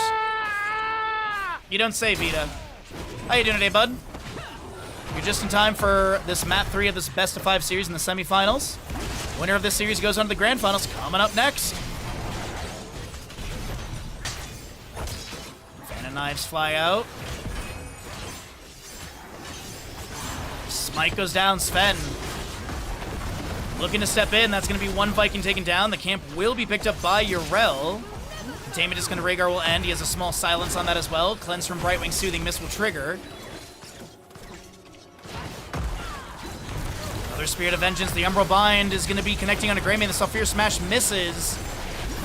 Condemn from Johanna grouping people up. Vala's a little bit low on the left-hand side. Greymane falls on the right to the Tyrael Judgment, and this is Rhaegar also to fall as well. This is just such a bloodbath non-stop. Maiev is able to avoid fatal damage with the Vault of the Warrens. Can Ubi get the kill? Sven can't. And now Hopaka's in a rough spot in the backline. Tyrael jumps to the side, gets a phase shift from Brightwing. Another Eldrune's Might to chase onto Hopaka's. There's Smite. Nope, they're going to teleport back. Polymorph onto your Yrel. Meanwhile, once again, the side story, Vikings doing Viking things. Collect the seed. Did we just lose Star Fox? Yes. Gamblers, they don't feel a thing. We have a lot of fun alerts on this channel.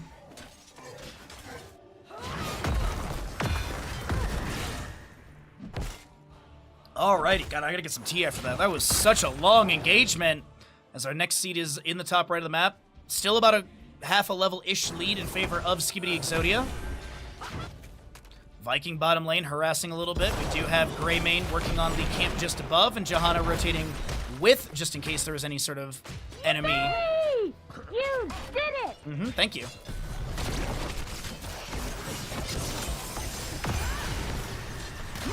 Well, Shield Glare goes out. Righteous Hammer as well. This is going to be a Rain of Vengeance. Johanna with the Iron Skin active. Condemn comes in. Still no sub done for her, as Greymane is going to be able to lunge into Rutsu, who gets the teleport to the side. We do have a containment disc missing onto anybody. The seed was gathered by Skibidi Exodia.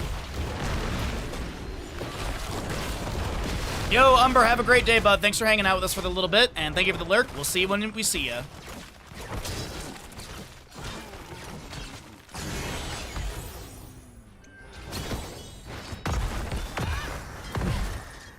No, that's what you just need to indoctrinate your work with the love for Heroes of Storm, and then they can like have it on in the background or whatever. Judgment goes on to the Yrel. The Rain of Vengeance follows as well. We do have a cleanse onto Ubi, the Righteous Hammer. The Umbral Bind is going to be there. No level 20 for Seraphim. As Johanna looks to back away and will be able to do so with the Condemn active. Angel of Justice, Farflight Quiver for the Vala. Max Hatred, she outranges structures. Vikings will be going into your Fury of the Swarm. You also have your Maiev picking up the Shadow Orb Huntress and the Invisible Friends for Vala. Or sorry, Invisible Friends for the Brightwing. Sorry, I'm looking at Vala. She's looking to step up here. Judgment from Tyrael goes in. Ancestral Applied from the Rhaegar. Does have that Farseer's Blessing. Storm Shield activation from the Johanna with Blinded by the Light. Eldrune's Might is thrown. And some of these blue health bars are getting low. As this will be Cav announcing his arrival in the middle of a fight. Greymane lunges in. Dino's getting chunked. Sulfuris Smash lands, condemn again. As Retsu on the right-hand side is looking to teleport back. And they finally take down Tyrael. That took forever to get a kill, I feel. Tyrael, death timer down to 40 seconds. 74 regeneration goes for Hazu at 16 minutes as he's going to get another seed for the team. No interrupt onto him. As a Viking will be lost, I think they were just trying to slow down the rotation in. Hazu might lose his Eric here. Greymane does have that Razor Swipe in. By the way, heroic difficulty for your Ragnaros, it is going to be that Tooth and Claw for the Greymane. And we do have the Seraphim available. That's a dive onto Hazu Vikings. They get another Viking kill. Play again is down for 83 seconds. Next seed, top left of the map. 0 seeds have gone over the side of Clawy Kittens. As the stun goes on to Yrel, so Seraphim chunked a little bit from Manticore value, but will not be taken down. Ragnaros chases on to an Eric here. Gonna empower his Sulfuris, or the hammer, and will not be able to activate it, but you can still see that fiery glow onto it. Quickly. As well as 10 Wisdom Duelists for the Greymane, no Subdun Johanna, 239 stacks for the Vala. She's died once, I think? 3 times, never mind, excuse me. Dino down to 10% on the bonus attack speed. 24 regeneration glows for your Tyrael, and 78 for the Vikings. Alturns might throw into the side. The Rain of Vengeance coming off the Vala. The Judgment lands on the Johanna, but she has the Iron Skin active. That will be Storm Shield activation as well as the Ancestor healing. Tries to hug some of the allies as Ragnaros pops the Molten Core above with the heroic difficulty. Rutsu Tyrael's able to dive to the side, hit with a Righteous Hammer. Sulfuris Smash hits, and that is Tyrael unable to get any death timer reduction. 54 seconds for them. As your Rhaegar is going to get the channel. Attempted, but Hazu has a quick drive-by with Olaf. Bless Shield missing. Soothing misactivated by the Brightwing still. Righteous Hammer, good dive on a Dino! A 4th kill, down to 5% on that bonus attack speed for the Gambit, as another Viking will be lost. And it really feels like Clawy Kittens, the momentum is building and building and building. Unfortunately, they're going to lose the top lane keep. Vikings will play again in bottom lane to avoid that kill from Ragnaros, and also get their Vikings back on the map and be able to put pressure out. This is going to be 40 for Vala, 19 for Tyrael. Top lane wave still very far back. If only there was a way to push up the wave faster.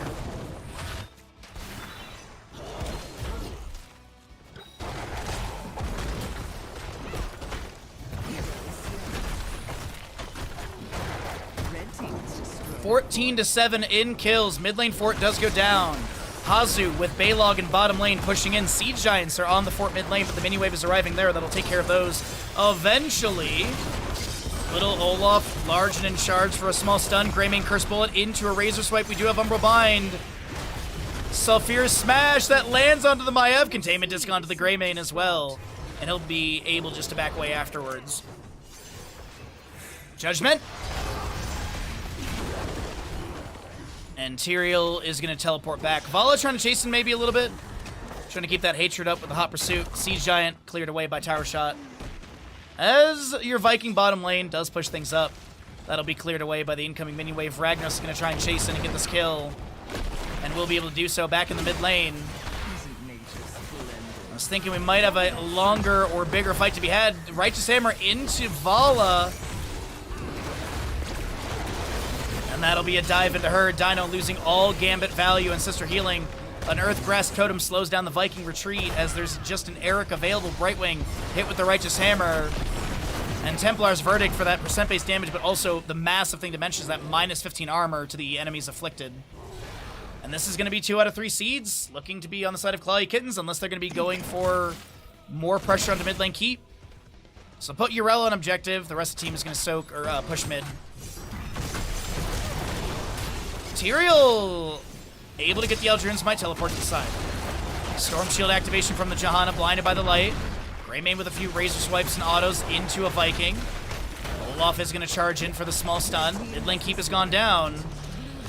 Greymane maybe trying to keep that Inner Beast active, but is not going to be able to sustain as it dies off just as Tyrael goes in. And Yrel gets a kill onto a Viking. But we do have Eric and Olaf back into lanes. Play again up in 50 seconds. Late game turnaround for Clawy Kittens, looking really strong here.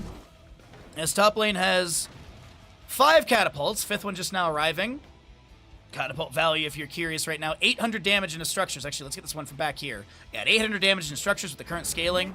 1,450 points of health. Obaka to reset, get full mana. Camp will be delayed out here a little bit. Next seed is neutral in the top center location.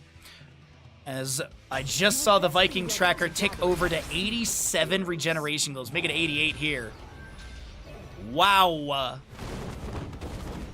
I honestly think this is the highest I've seen in quite some time. And keep in mind, it's a 21.5 minute game so far. 259 stacks for Vala, 28 regeneration globes for Tyrael, 22 wisdom jewels for Greymane, as well as no Subdun Johanna. Greymane rolling to the side. Next seed is available. Judgment on to Sven. Aldruin's Might with the body block. Ragnaros pops Molten Core with the heroic difficulty upgrade. And Tyrael's trying to dive to the side, smites the ground where Greymane wants to chase in, but won't be able to get that kill as Tyrael jukes the Sulfurous Smash attempted to try and get the kill into Tyrael, but it doesn't connect in time. Farseer's Blessing, they step back into the enemy. As Tyrael dives around, the Molten Core should expire soon. Vault to the Wardens from Maiev. Can she get away from Greymane's Razor Swipe? No. Tyrael falls as well. As the Rain of Vengeance falls from Vala. Down to 52 seconds for the Tyrael on his death timer. Avenging Wrath again. That's going to be a Righteous Hammer. Eric is trying to get the channel. Rhaegar lunges in. Wait, the spray. Wait. Okay. All right. Viking is going to be chased by Rhaegar here. He gets taken down. Not a true Finland as we still have one Viking available. This is going to be Clawy Kittens advancing into the core of Skibidi Exodia. And keep in mind, as I have mentioned, this is a single elimination bracket. If the members of Clawy Kittens win here, they head to the grand finals up next. GG, well played. Can the members of Skibidi Exodias give us the ever so coveted map number 5 in the series, or will Clawy Kittens shut it down in map number 4 coming up next?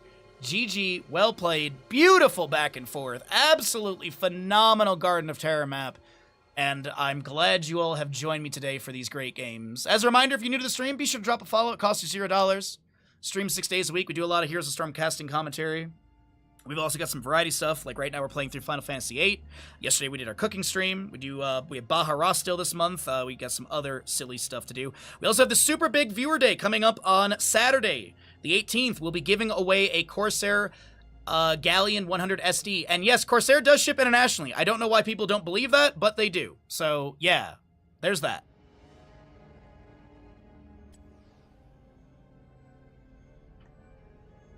Alrighty, so that looks good. Let's hit the snooze button before we hit the add button. And let's see here. So we got a 1-2 score so far. Choose outcome. It will be the Clawy Kittens for Garden of Terror. Just trying to make sure stream catches up a little bit. Of course, Bandit. Yeah, of course, Bandit. Of course.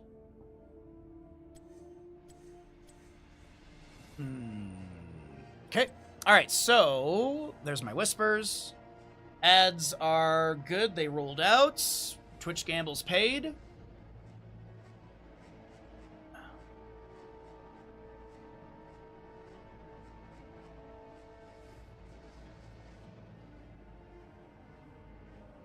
Where's my glasses cleaner? Because I accidentally touched the inside of one of these lenses, and all last game I could just see the smudge. Oh man, dude, that was such a good game. That was such a good back and forth, man. I really hope we get a map 5 just because these two teams are so much fun to watch. They are so fun to watch. But we still have Braxis, Hanamura, Haunted Mines, Tomb of the Spider Queen, and Volskaya Foundry up and available. So we have two, quote-unquote standard maps. Volskaya kind of being sort of hit or miss depending on who you're talking to. Some like it, some don't. But we're just waiting, as we'll have first pick going over the side of Skibidi Exodia, the losing side opting in for that. Okay.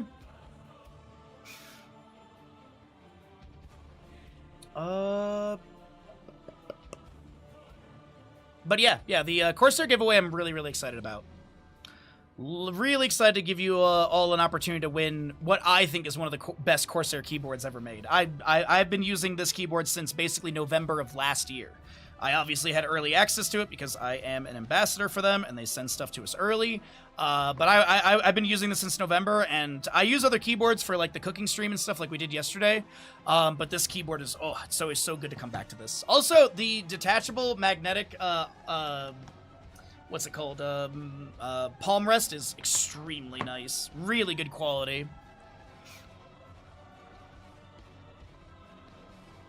Alright, well, we're just waiting for players to decide on what they want to do for map number 4 of the series, and then we'll get going. Should time out pretty good with our ads and all that good stuff.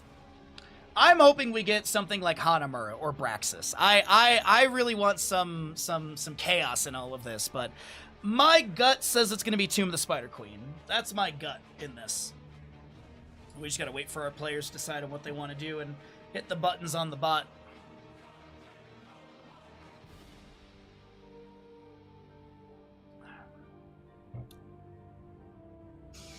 Maybe Rag is OP. You just can't doubt Holpaka there. I do see that Disciples come online, so it looks like the Skibidi Exodia will be having their substitutes. We'll head back to the dugout, to the bench, whatever you want to call it. So we will be seeing the full force of Skibidi Exodia, and it's going to be Tomb of the Spider Queen. It will be Tomb of the Spider Queen, of course. I'm not surprised, but at the same time, I am a little bit. All right, there is the lobby.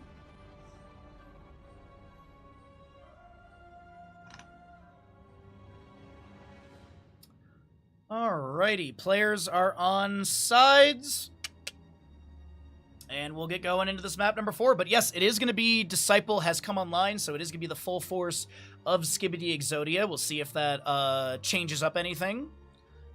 Not sure if Disciple had any warm-up before this, if they're coming in cold, because that could be, I wouldn't say like an issue, but it could be a little bit of a hiccup or a growing pain. Maybe not a growing pain. A little speed bump. A little speed bump in the start of their game, just to kind of get their hands ready and playing. But we need 2 more players to get into lobby, and then we'll get going into this game. It looks like ads are completed. As a reminder, outside of the massive 9-hour viewer day we have coming up on the 18th with the Corsair giveaway at the end as well, if you happen to work for Blizzard, I am available for BlizzCon casting, just saying. I live in the state where it's happening, so, that makes things easier. You can find my email address on pretty much anywhere. It's literally in the About section below, or on Twitter, or on Blue Sky, or on Instagram, or on, I think, my YouTube channel. I think it's there. So, yeah, Blizzard, hit me up. BlizzCon's like 60 days away. If you wanna lock in a solid caster, I'm here. But either way, let's go ahead and see what we have here for Tomb of the Spider Queen, the next map. Looks like Ubi took a small break. And once we get Ubi back into the lobby, we will be heading into this Tomb game. So I can at least pre-write the prediction. Oh,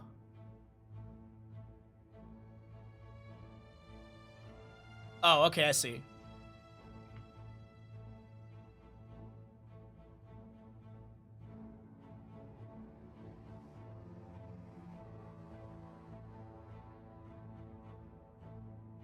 Yep, alright, everything is all set. And we just need readies, because the lobby just got organized, so I'm assuming yep, there it is. Alrighty. Map number 4, can the members of Skibidi take us to the map 5? I'd like to see it personally. Always happy for more games in our play days.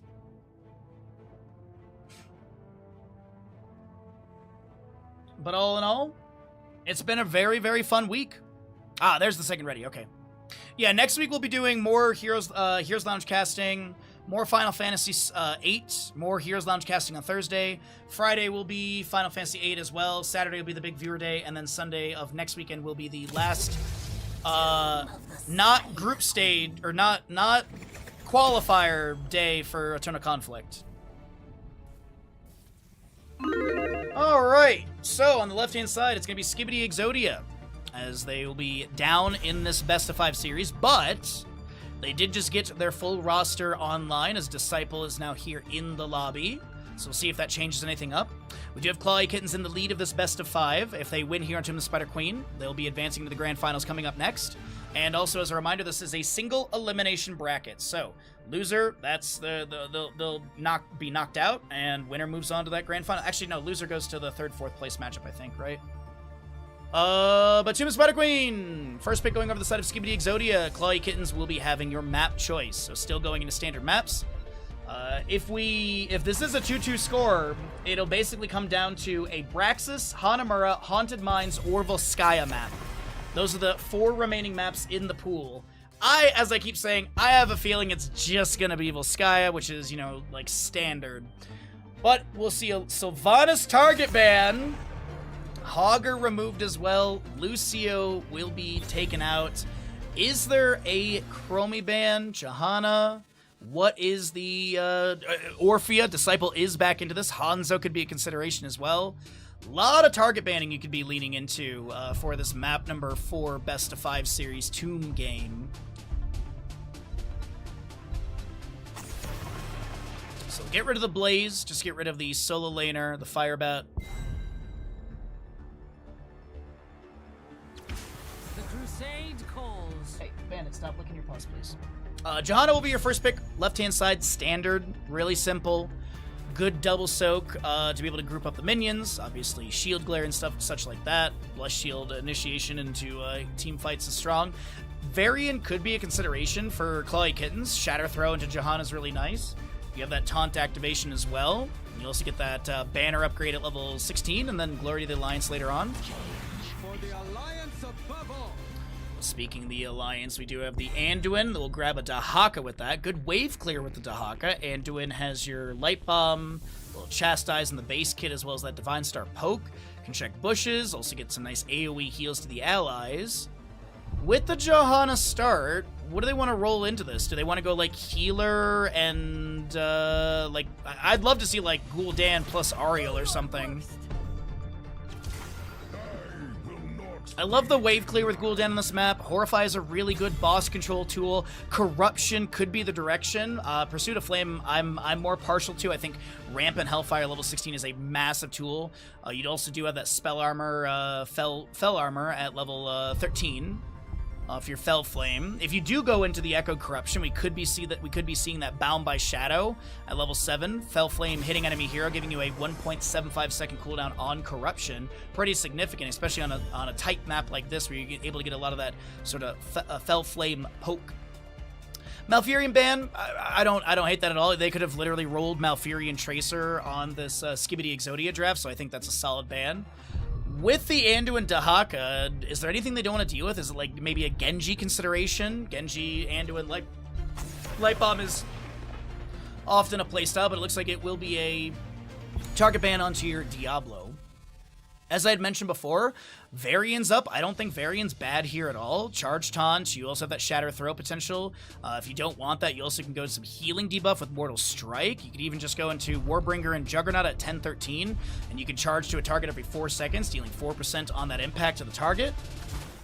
But we'll see Garrosh and Maiev. So I think Clawy Kittens, they have a lot of really good control. They've got a lot of good CC, Groundbreaker, Wrecking Ball, Umbral Bind, Containment Disc later on, Chastise, Light Bomb later on, Drag from Dahaka, possibly Isolation, or Assumed Isolation.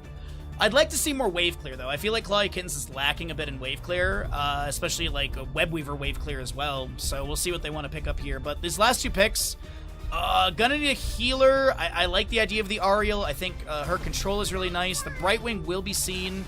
And there's going to be an Orphea. So this is double mage for Skibidi Exodia, but it's a little bit different because, like, there's like subclasses. You have, like, your burst mage, like Jaina, Gul'dan, Kael'thas, Li Ming. I'd say, like, Orphea kind of, like, blends a little bit. She's kind of a sustained damage dealer and has that mage. So I'd say, like, she's, like, sustained damage with some burst. So, because she does have good mobility, her cooldowns are kind of low. Actually, Gul'dan cooldowns are kind of low, so he does have some sustain as well as his burst as well, so... Gul'dan and Orphea kind of blending between the two a little bit, but Orphea does have a, sort of like a full auto attack build, or a full Shadow Waltz build if you want to go that direction. But Li Ming, last pick on the right side,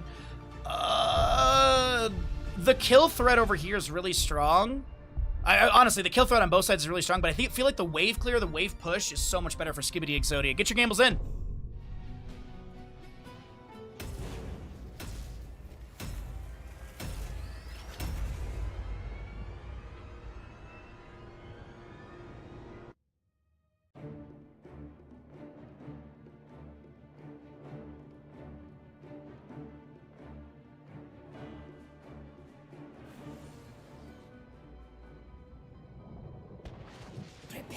yourselves.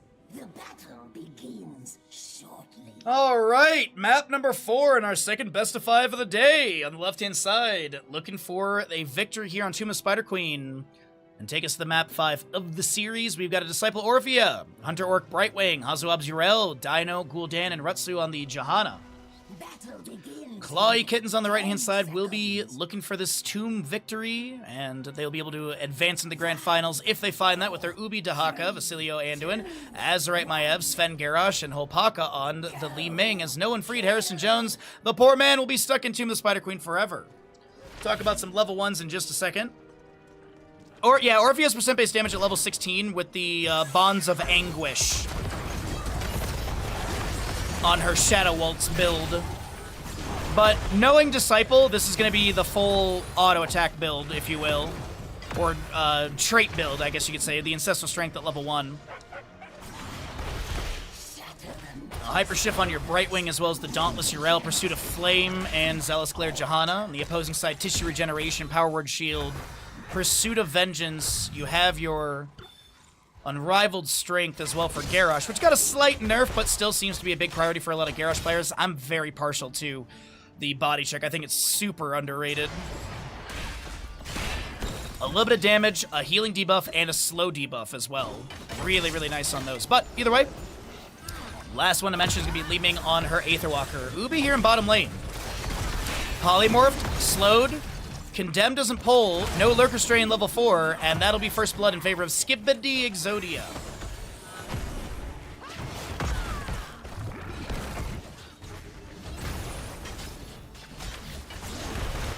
Spirit of Vengeance into the wave really quickly. Gul'dan is just going to play it safe near the top lane, doesn't want to step out. Garrosh is in the bush. Hazu will see Sven, but there will be no dismount. Sven just steps back in towards the fort gate. Brightwing checks bush just ahead of them. Azerite and Vasilio are here. There's going to be a Righteous Hammer pushing back Garrosh and the Maiev. She teleports forward with the Spirit of Vengeance that was active. Umbral Bind pulls Hazu into a drag of Dahaba. The phase shift from Brightwing onto Hazu as well. The Groundbreaker from Garrosh. We do have the Johanna entering into this with a Condemn onto a couple enemies. Level 4 was the Subdue, so she has that activation hitting 2 enemy heroes. And a Chastise from Anduin goes out. That's going to be your Backbiter for Orphea as well. Pretty standard build so far for your Disciple Orphea here. As we're taking a look at Gul'dan, same thing as well. He does have that Consume Soul. Anduin is gonna continue in with the Moral Compass at 4, not going for any sort of Piercing Light. Also that Sudden Vengeance for the Maiev for her 6% explosive damage onto the health bars of those in range of that Spirit of Vengeance trigger, and you'll hear that noise right there. Wonderful sound design for Here's the Storm as the Umbral Bind does not pull Disciple in. Shadow Waltz goes out, and Disciple is gonna hug the bush.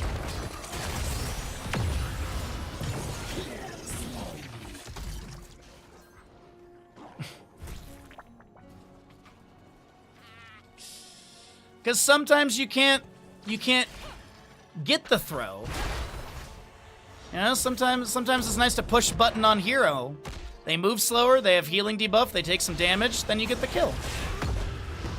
Drag from Dahaka lands onto the Gul'dan, and Dino will have their stacks reset back down to 0.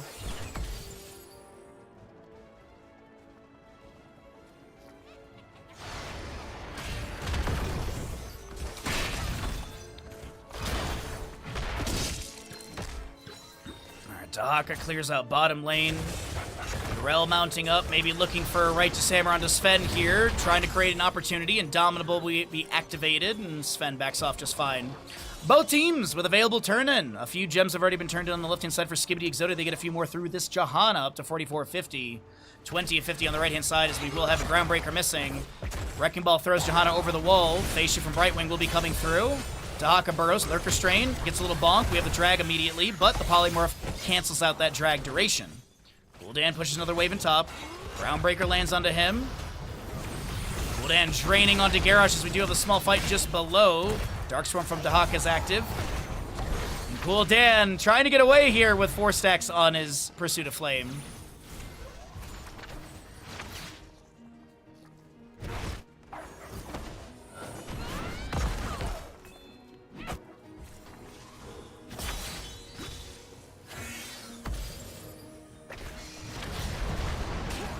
Nice Indomitable from Garrosh. He'll eat a little bit of damage from the corruption. And we have your blue web weavers descending as Brightwing will be taken down. Disciple trying to get away. The spear. Oh, I thought Disciple had the room to get away, but the Fan of Knives will come out in the end, and that will be a double kill for Clawy Kittens as Skibidi Exodia summon their web weavers. That's a little unfortunate. Alpaca resets for full. Wave clears, I had mentioned in the draft, is not stellar here, so we'll see how things work out, but I'm assuming some gate damage in all 3 lanes, but this is going to be relatively low impact for Skibidi Exodia. Groundbreaker misses. Wrecking Ball throws Retsu not very far. The Condemn forward. And a phase shift from Brightwing onto the Johanna. Magic Missile continue to poke out onto this Webweaver. Arcane Orbs will do the same. Vault of the Wardens avoids some poke damage from Disciple. There's an auto attack or 2 onto Azerite here. Shadow Walt's missing. Webweaver cleared away. And Maev is looking to maybe collapse on the Disciple here. Spirit of Vengeance gets the dismount, but they will not be able to do so with Li Ming. And that's actually a very low Johanna. Gets the Iron Skin. Polymorph onto Sven as well. And that'll allow Retsu to be able to have the space to back off. And bottom lane fort has been damaged, but I think that's been constant pressure from Hazuabs.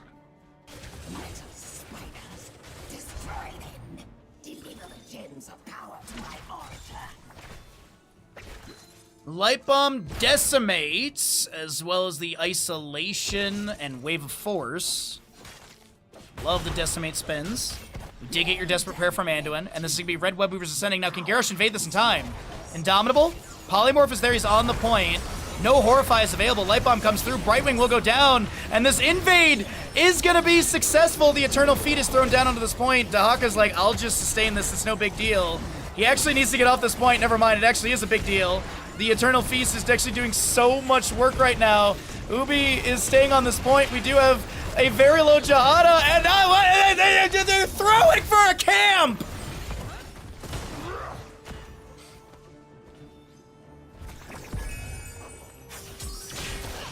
Polymorph. Garrosh looks to back away.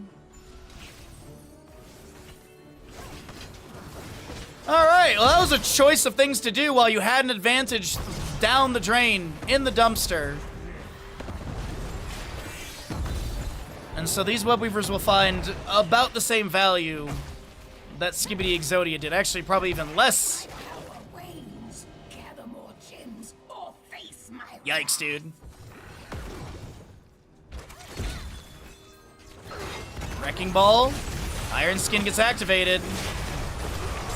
Spirit of Vengeance going in. Teleport won't be activated either. 3 to 6 in kills. Look. Clawykin's just being the good guys, throwing for content. Obviously. Eternal Feast again into a Condemn. They have the Horrify from Gul'dan. The damage over time will be enough. Alpaca looks to pick up a few of the gems. Decimate from Garrosh to be activated. Dino, very low, has not completed the level 1 quest yet. Up to 4 stacks. As Azerite with 38 gems will be taken down and no one... Oh, no. Alpaca can't grab those. That is so much of the Clawykin's economy just shattered there. And the blue Webweavers enter into lanes. Mid lane fort should be taken down. Gul'dan presses top. Hazuab's in the bottom. It is not looking too bad as Sven looks to back away from Dino. Ubi on this Dahaka, pulled in by the Condemn. Mid fort confirmed. Bottom lane fort will also fall to Urel's hand. Top lane fort down to 50%, so is the Webweaver. Eternal Feast from Orphea is going to be activated. We do have the Fell Flames from Gul'dan firing out. Decimate, Indomitable from Garrosh. They throw the Brightwing to the side. She is going to try and blink away. Doesn't have a charge, but Garrosh is actually the one to be taken down. The top lane fort will fall as the Bushy from Johanna coming through. Orphea lands the Shadow Wall, so Alpaca trying to zig and zag away from some of this incoming poke damage. And the top lane Webweaver is about to clear away. Now, here's the thing. Bottom lane is still pushing. Boss is up and available. 10 seconds on Garrosh. I think this is a fair boss. Is there enough for a Webweaver back-to-back summoning? No way. They've got like, what, 40? Yeah, 46. Gather gems if you wish to be spared. But I think they could have ripped a boss really quickly for that extra pressure. Horrify being available and such. But either way, not going to be the case. 33 gems on the right side, 46 on the left. Boss being checked right now. Dahaka steps in. They find no one in there. 8 tissue regeneration stacks. 2 on his feeding frenzy for the 1.25 second cooldown per auto. Nice wrecking ball combination onto the Johanna, but she pops Iron Skin and continues to pressure onto the enemy. The Blessed Shield utilized right now. The Horrify from Gul'dan. There's also the Eternal Feast from Orpheus Fen. Very low light bomb applied. Creates a little bit of space for them to back off as we do have the Righteous Hammer from Yrel into Sven. The Condemn again onto this Garrosh. Desperate Prayer coming through. Dino's corruption value is there, and Orphea has the Shadow Waltz hit to take down Garrosh.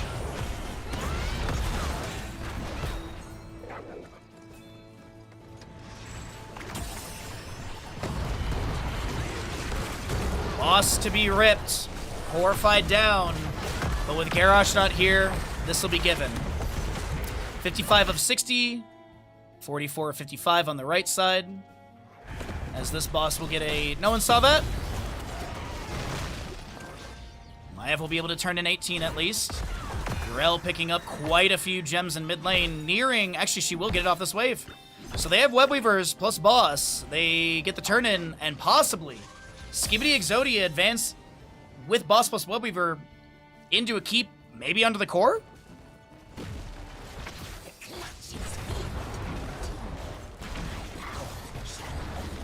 Well, it's about a level and a half lead, 16.5 to just rolling into 15.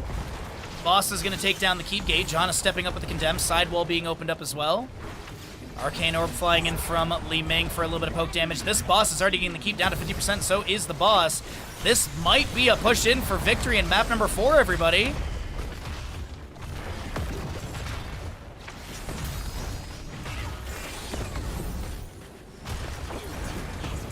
Top keep has been taken down.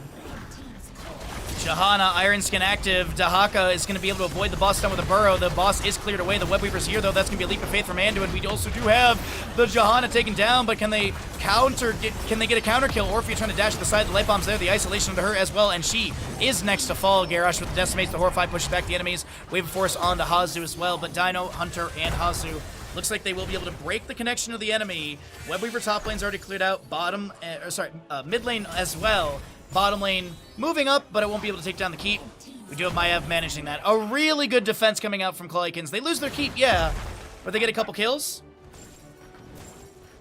And they take no permanent damage on their core and save mid and bottom keeps. And it is going to be a Red Webweaver summoning available for Clawikins. Good to see you, Fish. Welcome in today. Thanks for hanging out with us.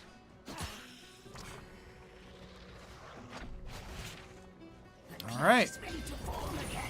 Mid lane wave is neutral. Bottom lane's a little far back. Top lane is extremely far back, but they get the immediate turn in. Arcane Orb flies out as well. There's gonna be a Wrecking Ball to throw Rutsu to the side. 25 of the 30 stacks, by the way, for Dino. He does have Rampant Hellfire, which is a huge pickup for them.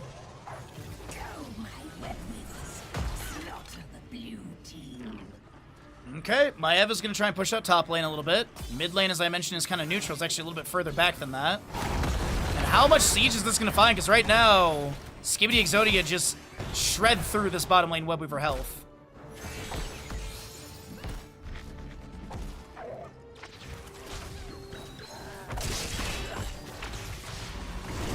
Another Condemn out from the Johanna. We do have the Spirit of Vengeance from Maiev as well. But that level lead in scaling to Skibidi Exodia still exists.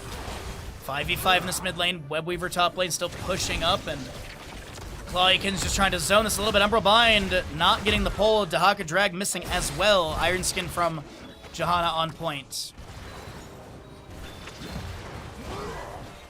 Wrecking Ball into Groundbreaker. Chastises there. Divine Star. Eternal Feast from Orphea. We do have Wave of Force from Li Ming pushing people around. Dahaka. Isolation lands as well as that Containment Disc onto the Yrel. Li Ming blinks the side, still hit by that Shield Glare. Chastise going out. We do have the the Pursuit of Flame completed. 33% area increase. Mind Devour for Orphea is also completed. Azerite trying to back away. The Groundbreaker missing. Chastise from Anduin will connect, and Sven now trying to get out of here. He's gonna, I think, die so that way his allies have space to back away. But Hopaka is the next to go down. Is this Skibidi Exodia with an available core call? Will they go for it? I don't think so.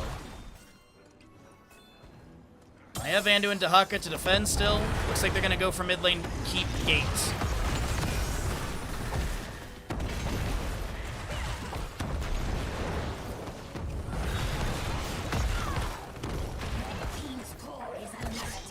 Fan Knives flying out. This is going to be your keep rapidly being dropped right now. One of the spiders over here a little distracted by the sidewall, but they get the keep and then they disengage. Okay. I mean, Garrosh is about to respawn, Leeming up in 5 seconds, Leeming a top-notch core defender. And so they'll grab some camps, they'll grab some gems. Boss, by the way, if you're wondering, 20 seconds. And still no one freed Harrison Jones. Poor guy. But we have Horrify upgrade with the Haunt. Seraphim, we do have your Orphea with the Monster Within. Radiating Faith and Invisible Friends. Everyone but Yrel upgrading Heroic. As the Righteous Hammer lands onto Garrosh, he gets a Decimate spin, the Leap of Faith comes through, and Garrosh will be saved with 500 HP. Azerite chunked in the top lane from Dino's Fell Flames, and with some of the resets maybe being forced with his health bars, this is going to be a quick call for the boss, but can they get it in time? I think so. I mean, the enemy's not going to step up without 20.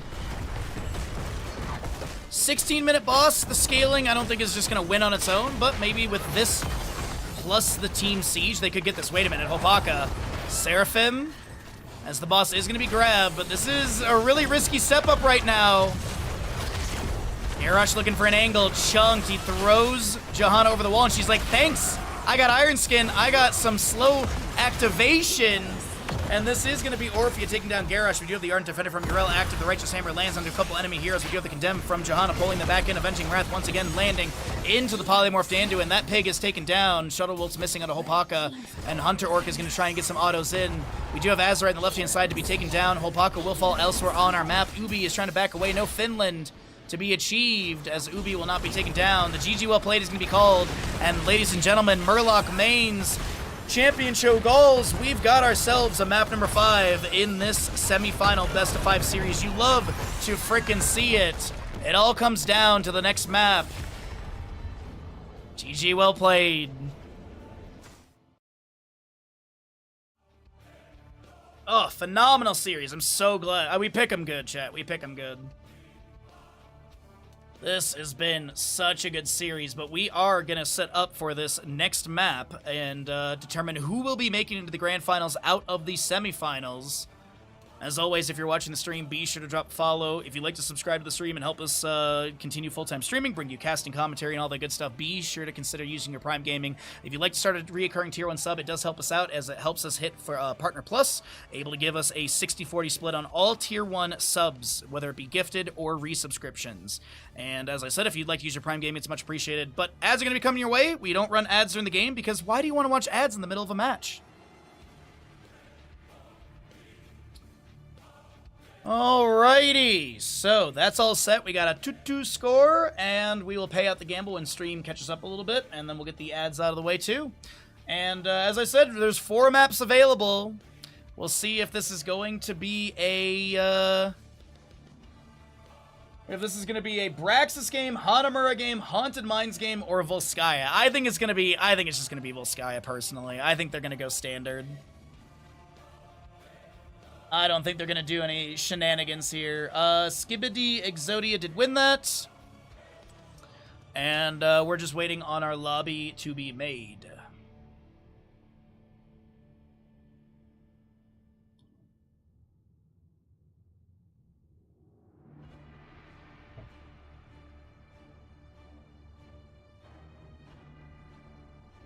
Okay.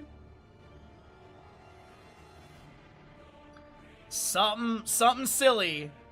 Give us Hanamura, please. I don't think we're gonna get Hanamura as much as I want it. Is Towers banned? No, the map pool changes every weekend for this tournament. So it's an ever-shifting map pool. So it's Haunted Mines. We're going to Haunted Mines, everybody. So yeah, I think Towers of Doom was last weekend in the pool. I think, there was also... I believe there was also whatchamacallit, Warhead Junction.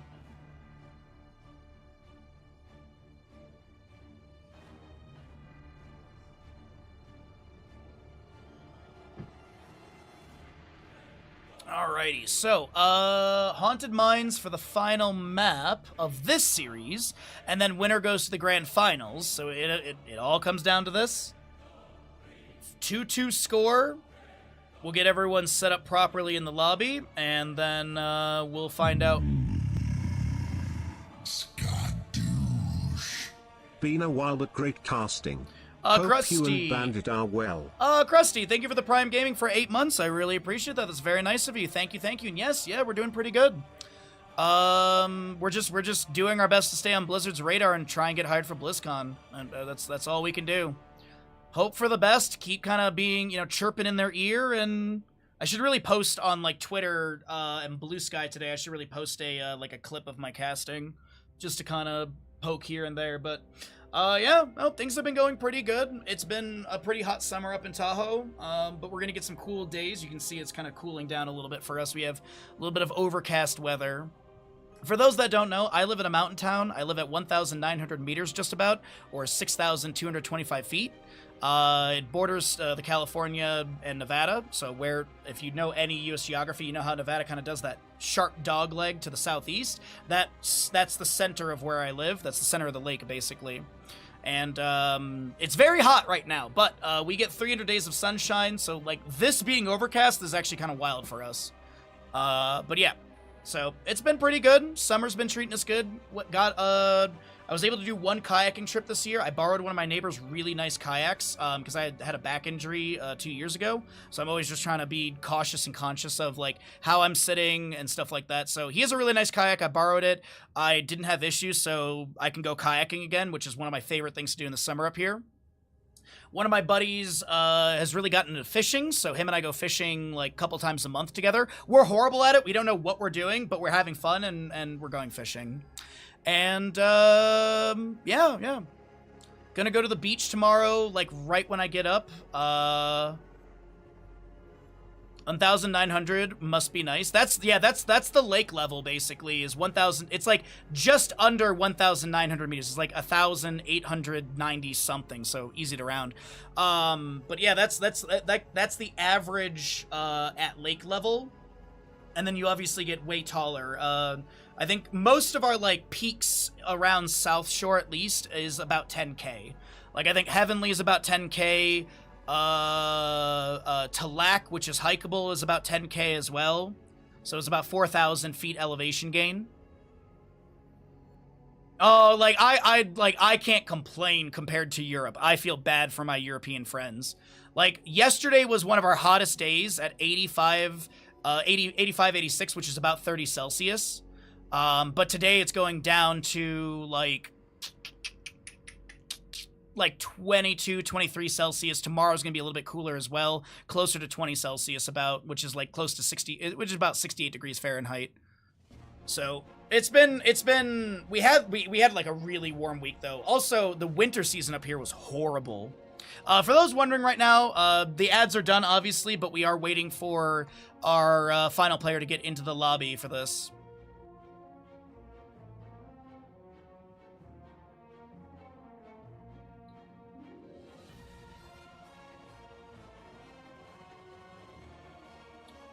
So there's all that. But yeah, the winter season was really rough. We had 70 degrees Fahrenheit in February, which is over 20 Celsius for those wondering.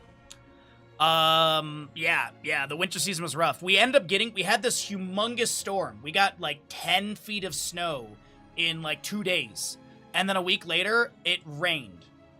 The metric I heard from Kirkwood, which usually gets slammed the most in our area, because they have a little bit of a lake effect for them, because there's like a little lake to the side, and the way that the conditions of the trees and all that kind of stuff are. Kirkwood got like 112 inches of snow during that massive snowstorm at their like highest elevation, and then that rainstorm came through, and they lost 120 inches. So that it was actually negative after all of that. So it was a really rough winter season for us. But I got up on the mountain. It was a nice time. I went to the beach, I think, literally in February, because I was like, why not? So it was good, but as I said, we were waiting for the last player to get in the lobby. We've got 10 players ready to go.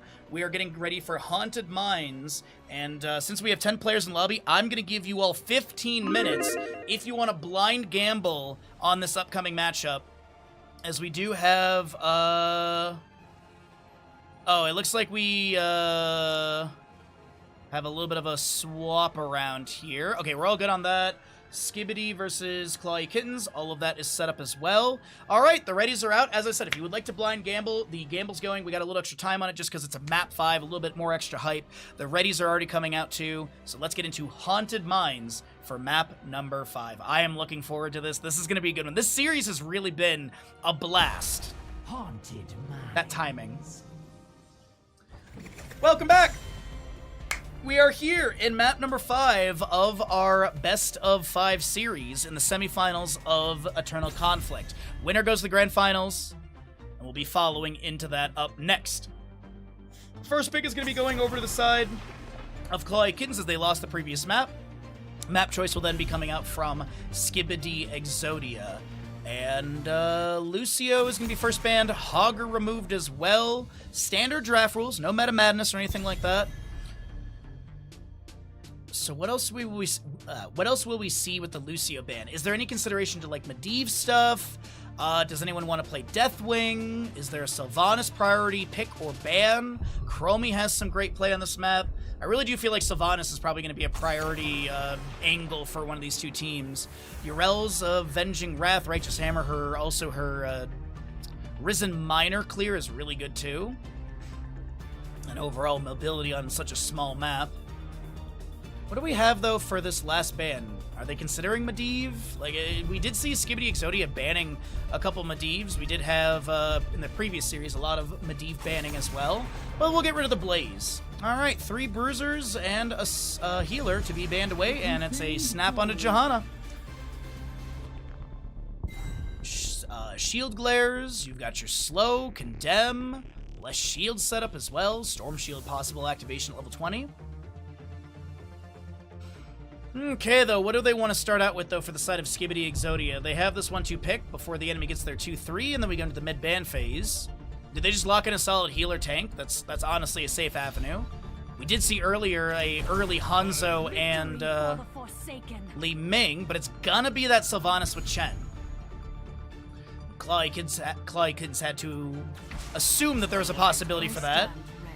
But I'm thinking this is gonna be a hyper carry Vala situation.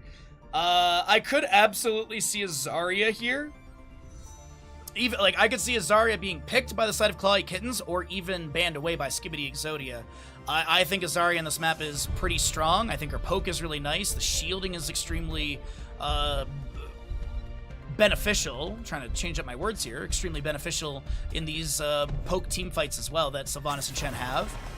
Leoric will be banned. Don't want to deal with him locking in Chen inside of the Entomb. Possible buried alive level 20 for also that silence. I could see maybe a variant ban. I think they, you could have charged Taunt, Shatter Throw sort of situation. But I don't think so.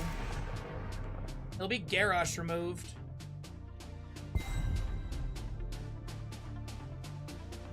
Alright, so you have an Uther and Johanna who have good control. Like, how do you want to initiate into the enemy? Do you want to consider, like, ETC or Muradin, maybe? You got Imposing Presence level 16 for the attack speed debuff. You got Reverb level 4 as well for Muradin, which could be good against the Vala. I don't hate the Muradin either. It's just if you're trying to step up, you're going to get condemned, you're going to get stunned by Uther. So it's kind of a hard spot. You do have the ETC with the power slide, a little bit of control in the team fight with Face Melt as well. Last 2 picks. I don't hate the idea of this being a Zarya and some solo lane into the Chen, like possibly Malthael. Malthael self-cleanse is pretty good. What? Fell Claws into Chen anytime he drinks, I'm guessing? Night Rush is good too? Solo lane Mal'Ganis is not what I was anticipating. It is going to be a Genji at the end as well, so no Zarya for the hyper carry. Last pick left side. You've got your Malfurion, Sylvanas, ETC, Chen. What do you want to play into the Mal'Ganis and stuff? Do you consider a Medivh here? Do you want... I don't think you want Sergeant Hammer. You could Sergeant Hammer this, actually. Could work out. Fine. But we're gonna get a very sad man. Alright, well, get your gambles in. Here we go.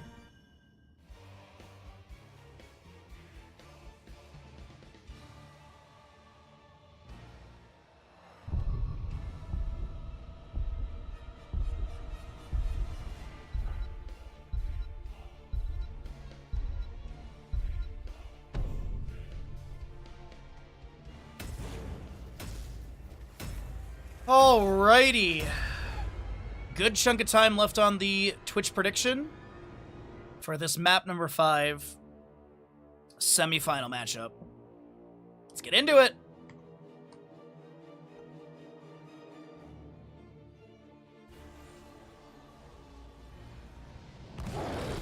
Get ready for combat, heroes. On the left-hand side, Skibidi Exodia, Dino Sylvanas, Disciple Alarak, Hunter Orc Malfurion, Hazuab's Chen, and Retsu on the ETC. Right side, the Clawy Kittens. Funny enough, they get Mal'Ganis, very clawy. Played by Ubi, Azerite Vala, Sven Johanna, Vasily on the Uther, and a Hopaka Genji. Battle commencing in 10 seconds. Get some vision here set up so we can see the marks of Sylvanas. It is going to be your unrelenting torment for her, as well as your extended lightning Alarak, a Emerald Dreams, and a Block Party ETC, Wave of Light Uther, Agile Dismount, Will of Dracondrus on your Mal'Ganis. It is going to be your Puncturing Arrow Vol, the Q build, and Zealous Glare Johanna, as the Accumulating Flame will be picked up by the Chen as well. Seeing still a nice split between Chen players on your freshest ingredients and Accumulating Flame directions, as Chen is going to try and flank in, flying kick through. The Keg Smash goes down. Cannot enter into the mines right now if that's what Hazu was trying to do. I'm not sure. Maybe he's just hugging the wall to avoid the Night Rush. But either way, that'll be a little back and forth in bottom lane. The true objective of the map is going to be the Sapper Camp, which will be contested right here. Root goes down from Alarak. Sylvanas uses Haunting Wave to get over the wall. We do have Power Slide from ETC, Discord Strike as well from Alarak, trying to get that multiple hit. Keg Smash goes down the ground, but it will be Clawy Kittens able to grab this first camp away from Skibidi Exodia, but I don't know if it's going to really find any value in lane. There is another camp just above that. We could see this contested.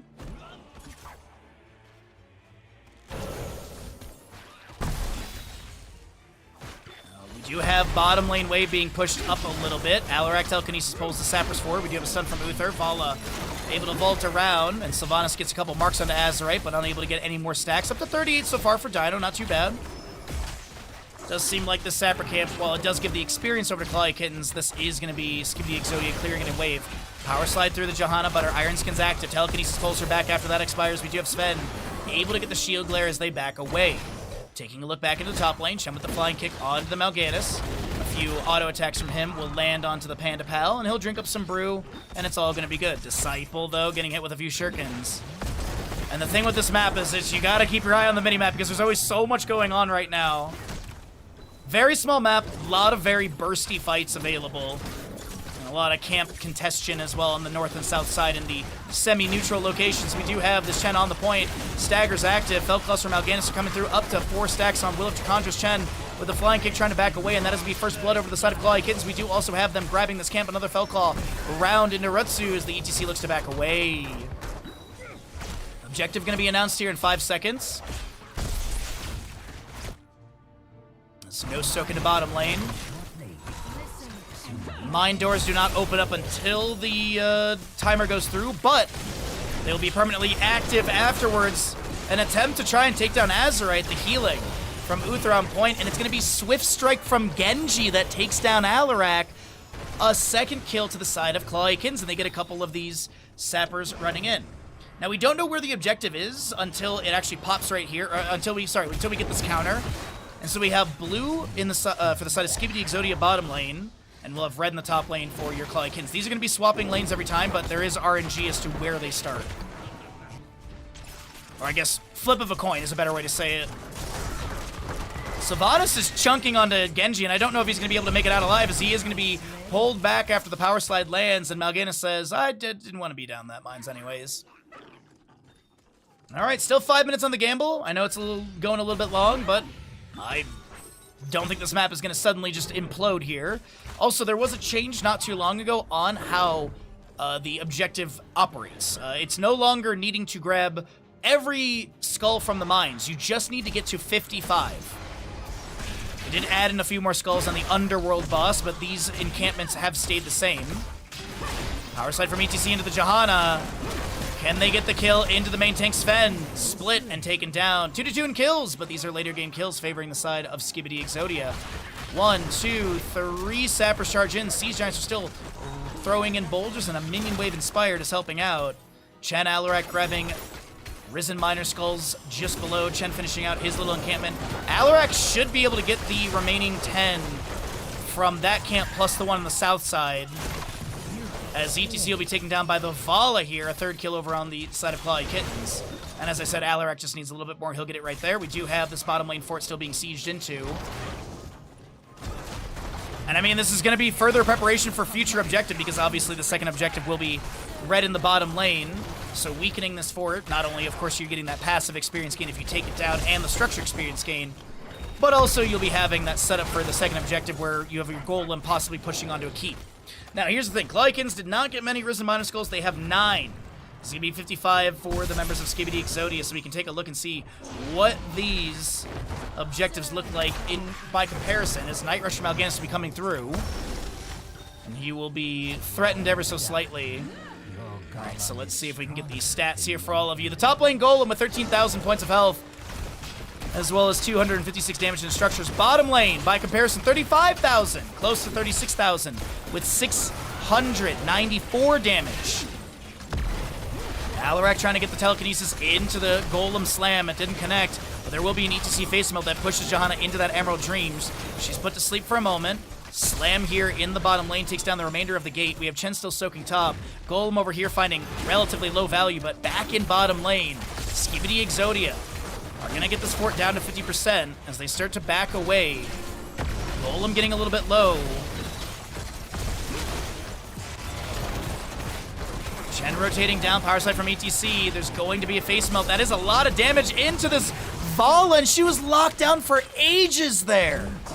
Beautiful layering of stuns, silences, and damage. As a wonder... Oh no! Face melt from ETC pushes Johanna out of position, but Genji comes through with that Swift Strike and takes down the cow. Golems will be respawning here at around 8 minutes in game time, I believe. So until then, the true objectives will be grabbed.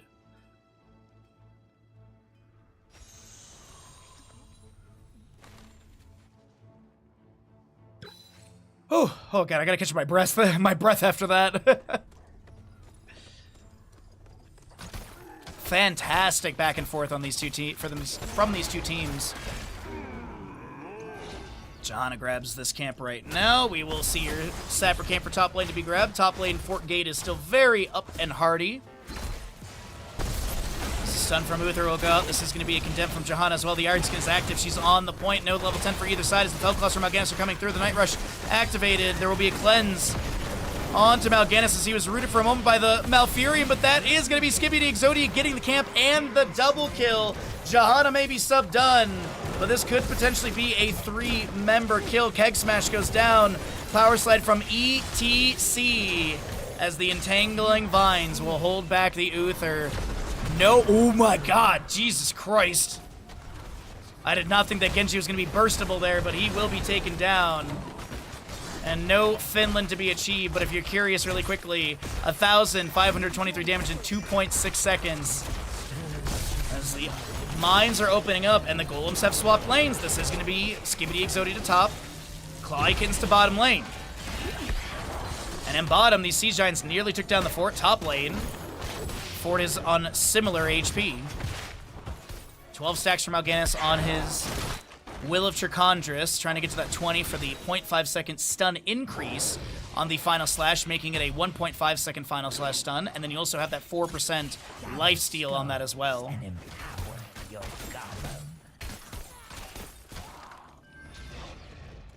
Golem is... Oh, wait, hold on, Shen. Popped Wandering Keg in the mines here. His allies rotate in. Keg will expire. 18 Risen actually 30 over on the right-hand side for Claudia Kittens. They're going to try and run through this. The gamble just now closing out with some pretty good odds. Thank you, chat. About 200,000, I think, in total, roughly. Opaka, deflect from Genji. There's going to be a mark from Sylvanas. Moxbury from ATC. X-Strike from Genji takes down the cow. And a 5th kill over to the side of Claudia Kittens as they want to try and get this golem in their favor. Felclaws come out. The Night Rush as well. Condemned from Johanna pulls in the enemies. The Alarak Counter-Strike comes through. We do have Sven trying to back away with the damage over time applied. It's Malfurion to fall. Genji, Sylvanas I thought was able to get out there, but no, she will fall. She'll be picked up by the Genji. Hazu ups Chen. A lot of trading here as Alarak is going to get body blocked. The Night Rush from Alganis. Felclaws, Dino will not be taken down. Wait. Oh, from 110 to 80 sadism. As he has not finished the level 1, nor... And he has that level 7 as well, which is permanent sadism reduction. What's up, Arnafaz? Good to see you today, bud. Welcome in, everybody. Thanks for hanging out with us on this lovely Sunday. Appreciate everyone cheering on their relative teams or players, and hopefully get some good drink, food, or snack. So, bit of a reversal, if you will. You know, you got the weaker golem top lane for the side of Skibidi, stronger golem in bottom lane for Claudia Kittens. And we'll give a little comparison on damage and health values as well. But the big thing to mention is that Claudia Kittens are down that 13 talent. Vision Tower stolen away by Disciple on the Alarak. Did go into your Pure Malice as well. Wandering Kick from Chen. Forces Opaka to get another Swift Strike to safety. Power Slide from ETC, but Felclaws from Algatis. The Night Rush interrupted by that Face Melt, and a Entangling Root comes down. Chen is over his 25 stacks, so does have that range Keg Smash now. Alarak in top lane will be taken down as well by the Vala, and they're going to focus on the objective. 12,153 HP on the top lane golem with 210 damage. Meanwhile, in the bottom lane, this is going to be 43,053 points of health with 742 damage into structures. Unfortunately, this this golem is already down to a 30%, and it got what little HP of the fort was left, and is going to get barely even one of the towers of this keep gate. Good defense from the members of Skibidi Exodia. Experience is relatively equal, though, right now. I will say this, though. There is that top lane fort still over here. And the next objective, gonna be up in 2 or so minutes.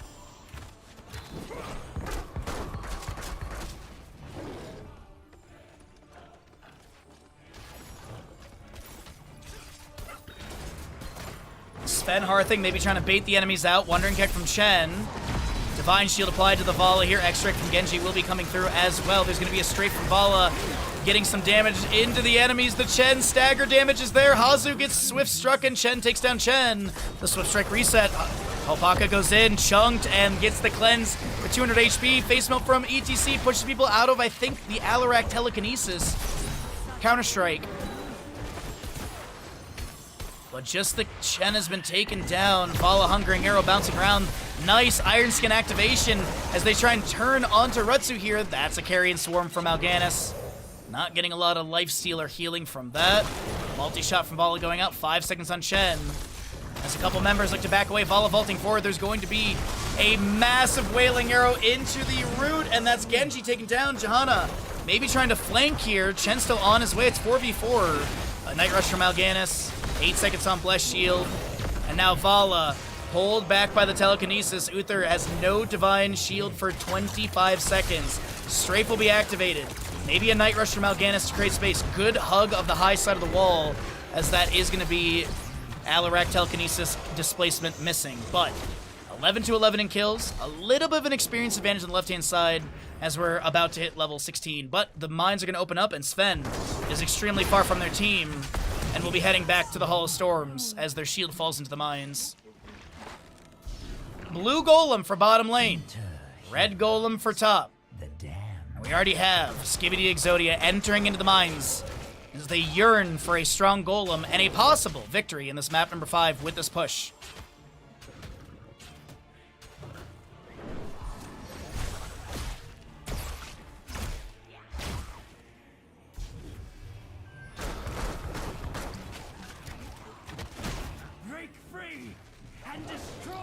55-0. You will still spawn a golem. It's just going to be extremely low on health. Sapper camp of top lane has been grabbed. Looks like Sylvanas is going to grab some siege giants over here on the left-hand side on their side of the map. And this will push in for 16, but both teams should have 16 for this play and defense.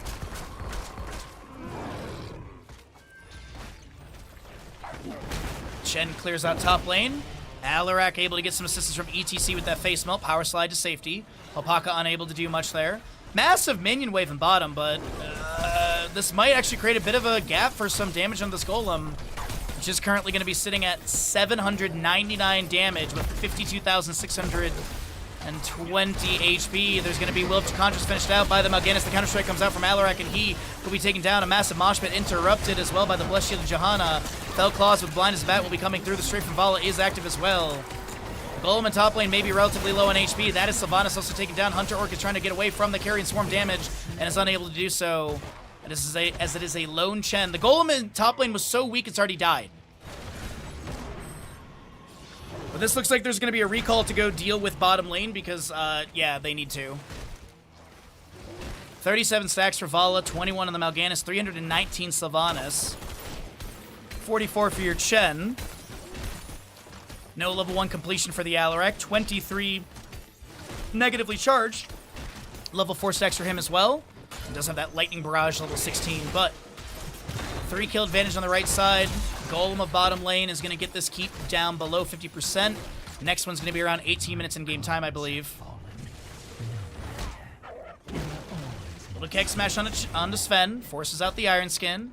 And Chen does pick up a little bit of stacks there.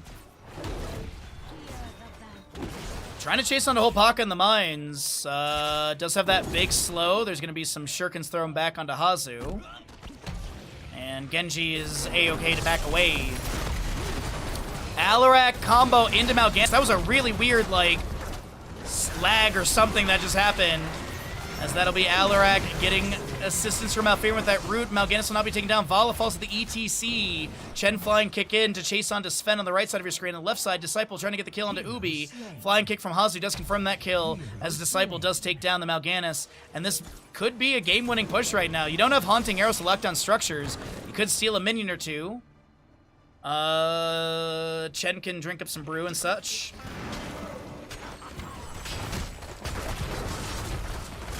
Keep to be taken down. Hazu playing to the far side leads me to believe they want to end here. And Dino's already on court. Position utilized. Genji clearing out the wave. Uther caught between Shen, Malfuri, and an ETC. No center towers to defend here for Uther. They should really honestly add those in. I mean, we got it on Battlefield. We got it on Braxis. They should add it to Haunted Mines, in my opinion, but face melt from ETC, power slide goes into the Genji, core shielding dropped, the HP is slowly being whittled down, but that is X-Strike, and that'll be a kill onto ETC, straight from Val is active as well. Flame Breath from Shen lands, the Wandering Keg tries to push Azurite into the Alarak counter-strike, and that is going to be Sylvanas still with the kill. 86% on the score, Night Rush from Mal'Ganis runs right into that Flame Breath. Shadow Dagger from Sylvanas goes out. Ubi, Fell Claws with Blind as a Bat, trying to get that perma-stun. But that'll be Mal'Ganis not able to get the carry and swarm activation. Damage over time on the core. Uther Benediction triggered right there with that sort of coin over his head. That's a lot of damage into Alpaca right now, who gets the Divine Shield. Core shielding still dropped, down to 54%. As that is Genji unable to back away. Johanna Uther defending currently 5 seconds on the Vala death timer, hunting away from Dino to chase onto Sven. Dino should be just about done with the level of the baseline, if not already, and is absolutely. Sven will fall, so does Uther. Vala still, wait, if Vala gets taken down, we'll see a free trip to Finland, as Azurite does get picked off, and that is to wrap up a best of 5 series. The members of Skibidi Exodia have punched their ticket to the grand finals, and we're going to find out who they're going up against next.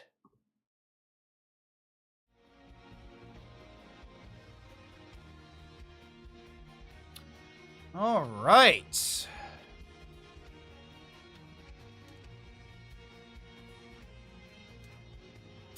that Malfurion healing. Hello? Jesus. All right, let's go ahead and get ready for the final best of 5 of the day, everybody. We're going to get to the grand finals in a second here. I'm going to run some ads. I'll grab some water, and yeah, we'll get ready for the final series of the day.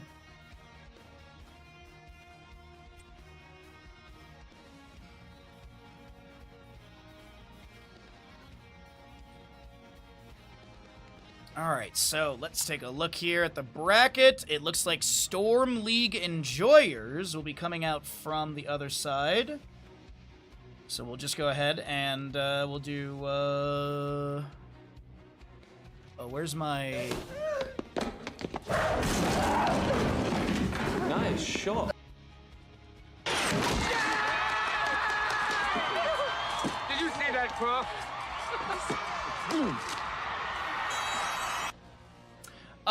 Krusty, thank you so very much for the tier 1 gifted sub. I appreciate that so very much, and thank you. Thank you so very much for helping us reach the sub goal for another month, or another Friday for the Marble Madness. Okay, I see... Wait, no, that's not my lobby. My lobby is over here, I believe. Okay. My lobby is over here. Let me mark that in my, little journal. Thank you so very much, Krusty, for the gifted sub. So yes, we've got the August Marble Madness, and now we are going to be looking for our August cooking stream, which we're looking to do shawarma or kebab. I really haven't landed exactly on what I want to do, but it's going to be one of those two things. Oh, let's also pay out the gamble here for all of you. My apologies. There we go. Let's see. Start new goal. Cancel. There we go. Close this. Let's see. So that's gonna be that, and this will be our... Alrighty. Sub goal started. All of that's refreshed. Lobby is getting going over here. So yeah, Dino and Arion, which is gonna be Skibidi versus Storm League. And thank you all. I just want to say thank you all so very much again. There's so much generosity in the stream today. I really can't thank you all enough. So thank you for all the follows, all the kind words. Thank you for the gifted subs, the resubs. I really do appreciate it. We're going to go ahead and roll out some ads and get ready for the final best of 5. Let me update my stream title to correlate to the current series we're doing, because we have the grand final of this. So let's go ahead and hit done on that. Stream title should update accordingly. And once we get our lobby going, then I'm going to run and grab that water and run to the bathroom for myself, because I have been casting nonstop for about 4 hours. And it has been a very, very fun time. Hopefully you're all enjoying yourself as well. Alrighty, and then also as a reminder, next weekend Saturday, I guess this Saturday, the 18th of July, we have our massive viewer day. We're going to be doing a 9-hour viewer day, some Heroes of Storm, some StarCraft 2 co-op commanders, we'll do some Helldivers as well, we'll do some marbles, we'll probably do some Jackbox trivia for silliness, and then we also have that Corsair giveaway. We're giving away a Galleon 100 SD. It is a really, really, really nice keyboard. Big recommend on my end. Even if you're not a streamer, it's still a fantastic keyboard because there's so many other things you can do. There's integrations with like MMOs, like World of Warcraft or Final Fantasy 14. I think I got it right. 14 is the MMO. I know you guys told me earlier. But yeah, it's been a really great day of streaming, and I appreciate everyone hanging out with us and all the good stuff. I am rolling through my list really quickly, trying to find one of the players here. There's iTrax. I think they're playing. Let's see. They should be Storm League Enjoyers. iTrax is on the team. Okay, yeah, cool. So we'll get ourselves into our next lobby, and then we will find out what we have for this first map, because it looks like the players are just waiting for the ready-ups.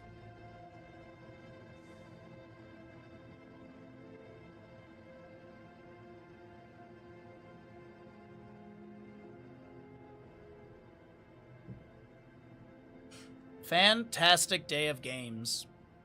Hopefully you all have enjoyed it.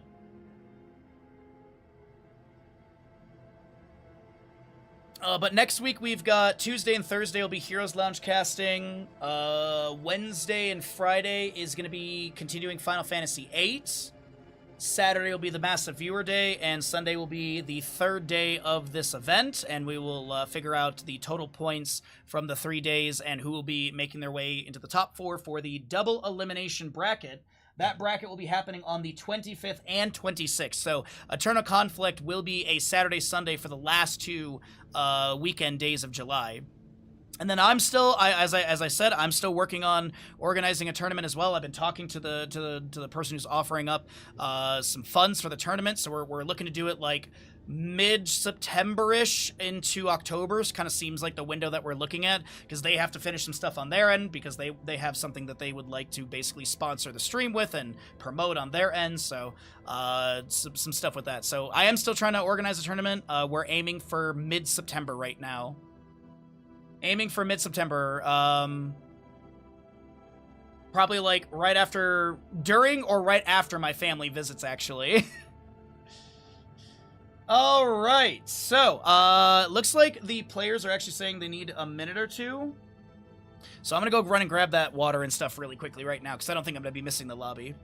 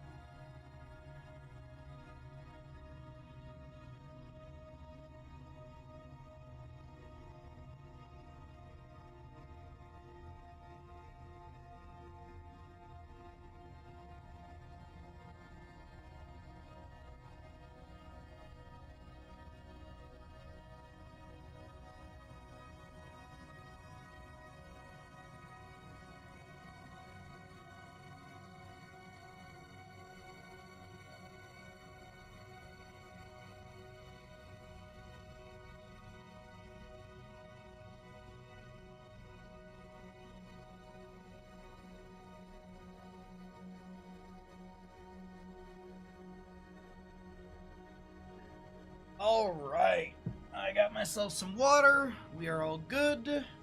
Ads have been completed. Thank you for your patience. And we're ready to rock and roll once we get our map picks and stuff going. Let's see.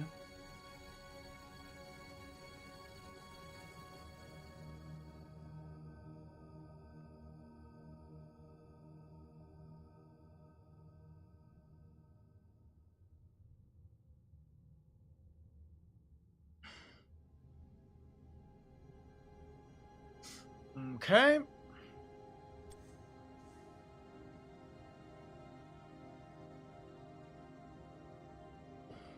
So that is all set and good. So there was a message about caster stuff as...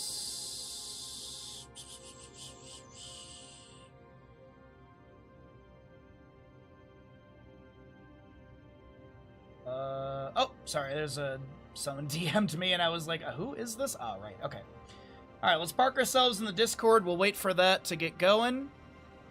But, really good tournament day so far. We got to see the members of, our first best of 5 of the day was, it was your Clawy Kittens versus the Lore Refreshment, which was a really fun series. Clawy Kittens did take that one pretty controlled in a measured way. And then we just had that Skibidi Exodia versus Call You Kittens go to a map 5. That was such a good series. The back and forth was so good. I honestly want a rematch between those two teams again. I would love to see it. Now, I will say this. The first 3 maps, the members of Skibidi Exodia did have a substitute in. Not to say that like they lost because of them, but you know, maybe a little bit of a different synergy because you're not as practiced with that one player as you are with like Disciple. So that could be definitely a consideration for all of that. But right now we're just waiting for players to start doing the map picks and bans. Actually, there's no bans; it's just map picks. So we're just waiting for that to be activated, and then we can get into the grand final for this day 2 of the Eternal Conflict.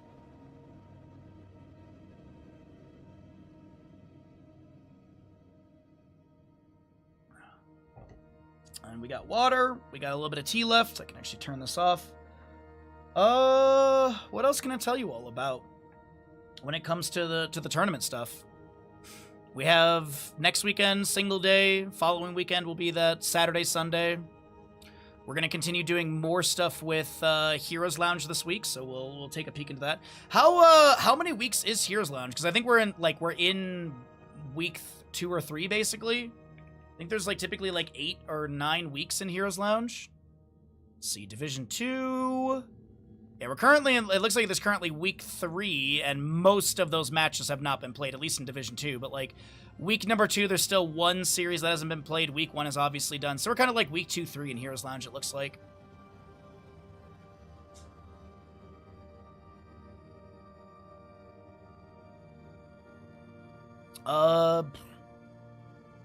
What else to talk about? We did cooking stream yesterday.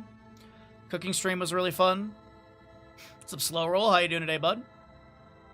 We're just currently waiting on lobby stuff to start here for this upcoming best of 5. And then since it's such an overcast, nasty day, I think it's just a chill indoor day for me. 10 rounds. Round 3 is ending today. Ending today, but no maps have been played yet, at least in Division 2. So, yeah. You're spreading that dumper emote on every channel you watch? Good! My Cho'Gall Dumpy is great. Twitch actually removed it at one point and gave me a warning. And Twitch gave me a warning. They were like, you don't upload emotes like this again. Your ability to have instant uploads as a Twitch partner has been removed for the next 3 months or something. So for 3 months I had to be a good boy.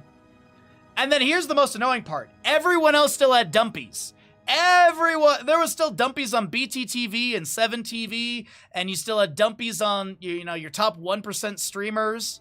But no, little old Bahamut makes a Cho'Gall dumpy, and also there's a more lewd version of that too. There's an even lewder version of that. I didn't even use that one.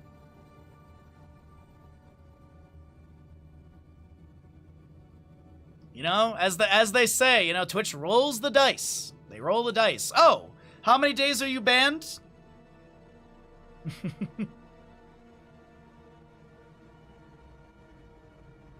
That's even more like that is some straight up cheeky slow roll.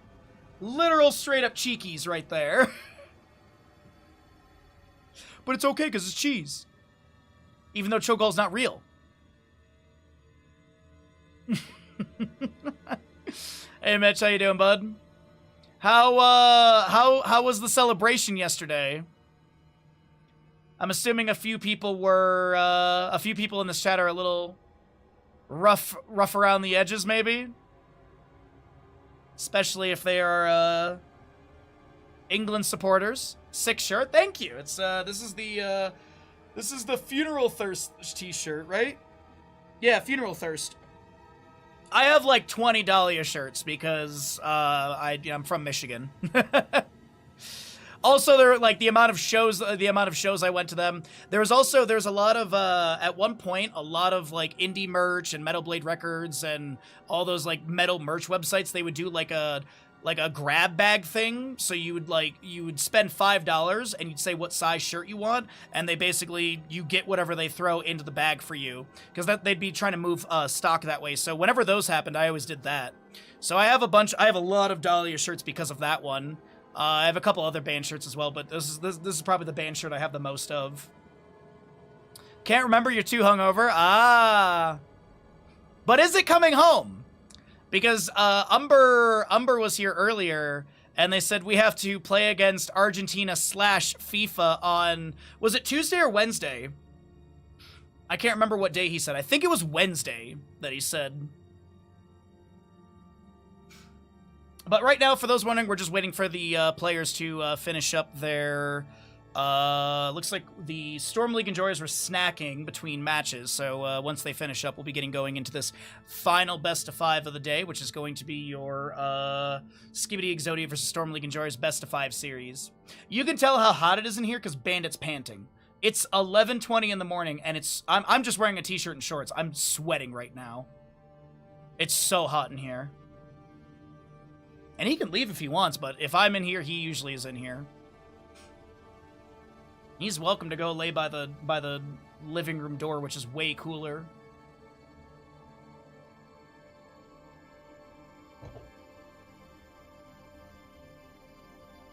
Okay. Well, we'll probably have to run one more block of ads once we get close to starting this out, just so we don't have any ad issues getting close to the game, because this has been kind of like a 20-minute sort of downtime, so the ad blocks are kind of sneaking up on us a little bit. But yeah, we've got good games. I'm just excitedly waiting for the grand finals. I'm stoked to find out how this is gonna go. Skibidi Exodia, I believe, took first place in the first day of this play last weekend on Saturday. Yeah, Skibidi Exodia took first place last weekend. Sirs took second. Clawy Kittens, Sirs took second. Clawy Kittens third. Storm League Enjoyers took fourth. So overall, point-wise, obviously Skibidi Exodia sits with 10. Sirs with 5. Clawy Kittens with 3. Storm League Enjoyers with 2. So if Storm League Enjoyers could win here, they would be still in second place because they would get 10 on top of their 2, which would make 12. Then Skibidi Exodia would be getting second if they lose, which would then be 15. So Skibidi Exodia, even if they get second place here, they're still in first place overall.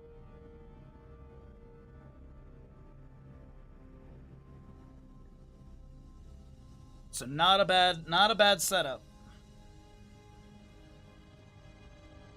At least for Skibidi Exodia. So, as I said, like even if they get second place, they're still #1 overall, and then they just have to play next weekend. But, I mean, getting some extra money, I mean, it's €150 for first place, €100 for second, and €50 for third. So you are still getting some cash in the top 3, but, sorry, we're getting Z emotes and then thumbs up to them. I don't know what that means. Like, they said we need a few minutes, and that was 12 minutes ago. There we go. All right. Oopsies, I hit the wrong button.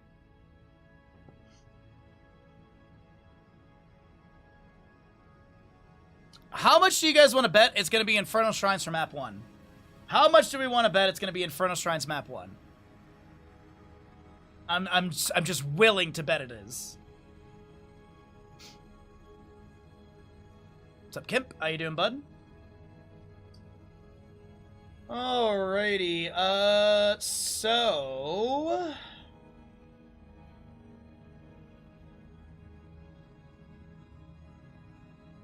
I'm gonna at least write up this team names as well, because we should have them left and right accordingly. There we go. And then we'll have the Storm League Enjoyers, the classic Polish squad of the Storm League Enjoyers here. No way I'm taking that bet. Yeah, it's Battlefield, Braxis Garden, Hanamura Haunted, Infernal Tomb, and Volskaya are the maps for this weekend. It does change. So next weekend we could see a swap of a couple maps here. I'm hoping that next weekend there is no Infernal or no Battlefield. I really hope those two are just taken out because The amount of Infernal and Battlefield that I cast is just it is. I'd say they're probably the two most common maps I cast. Even talking like NGS versus Heroes Lounge versus these tournaments. Oh my god. It's Battlefield. Alrighty. Is someone streaming Kittens? No idea. Couldn't tell you. I can tell you what I'm doing, which is that. But I have no idea. I think I'm the only English caster today, legitimately. I haven't seen Keldor online today, so I'm assuming they're not.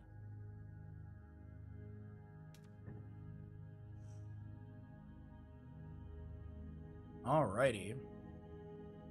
Alright, everyone. For this series, can we please keep it SE left, SLE right? Oh.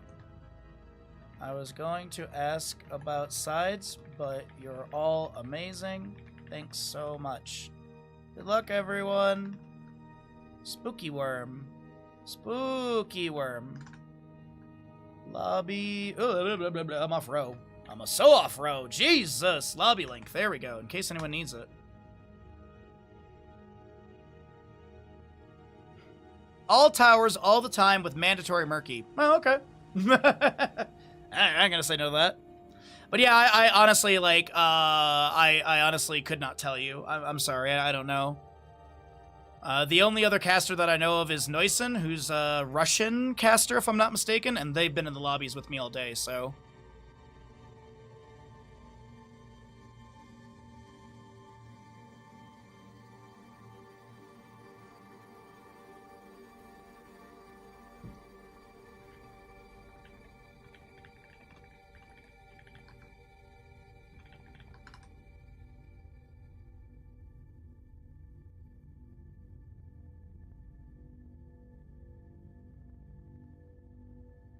All right, the readies are being requested. Ads are done. Thank you again, everyone, for powering through the ads if you got them.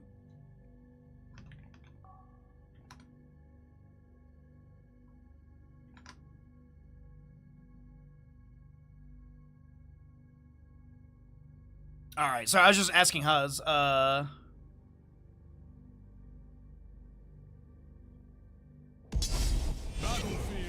of eternity.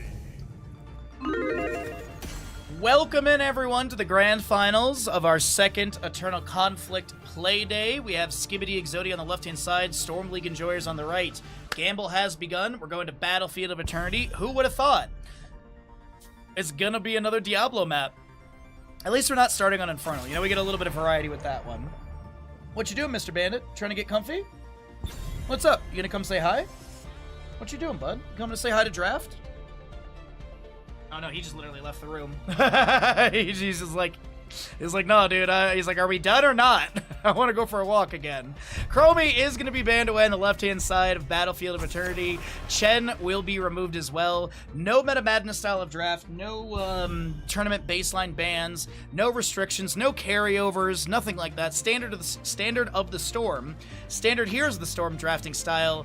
We do have a limitation on maps. There's no map bans, but as I mentioned earlier, there are some, I guess you'd call them silly maps, like Braxis, Hanamura, Haunted Mines, all in this mix, but we do have a bunch of standard ones as well, like Infernal, Battlefield, Tomb of the Spider Queen, Garden of Terror.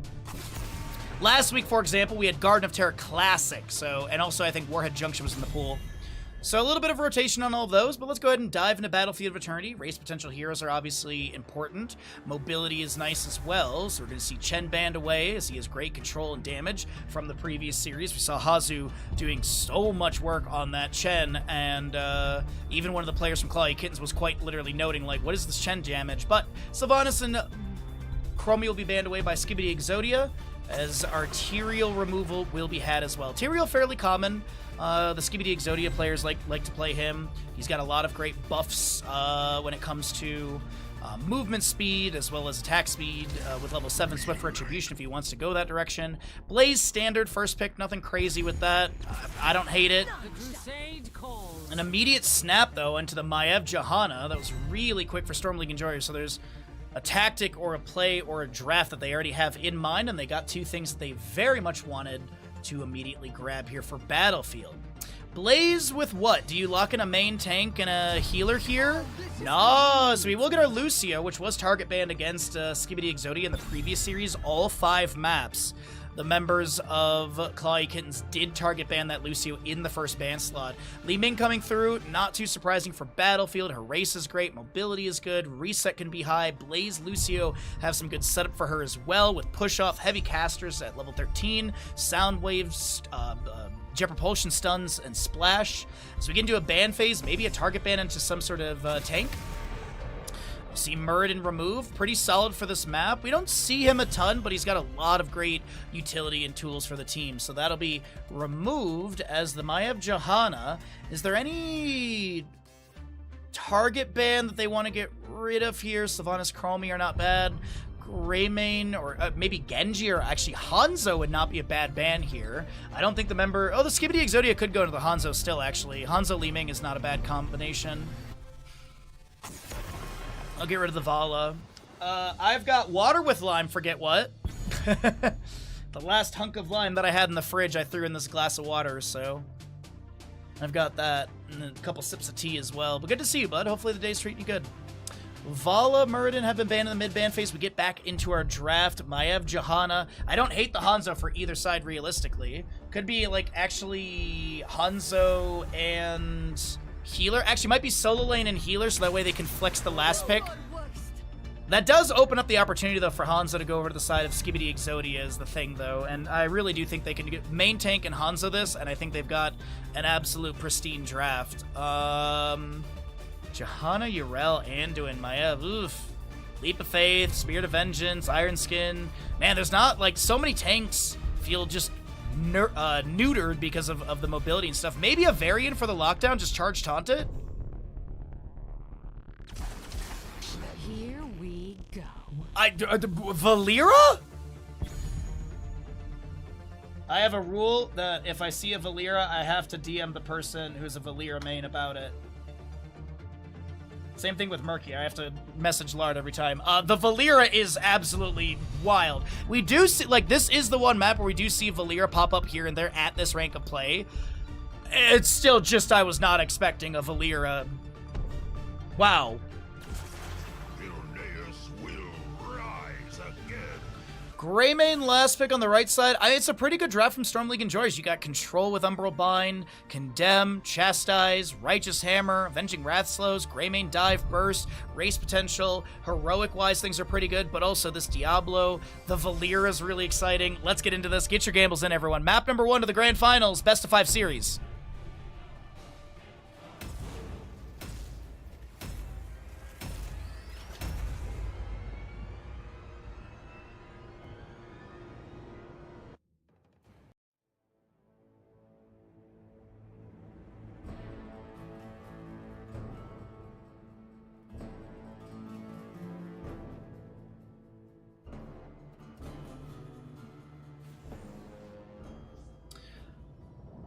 All right, Skibidi Exodia in the blue in the grand finals. Map number 1, Battlefield of Eternity with Disciple Li Ming, Dino Valera, Hunter Orc Lucio, Hazuab's Blaze, and Rutsu on the Diablo.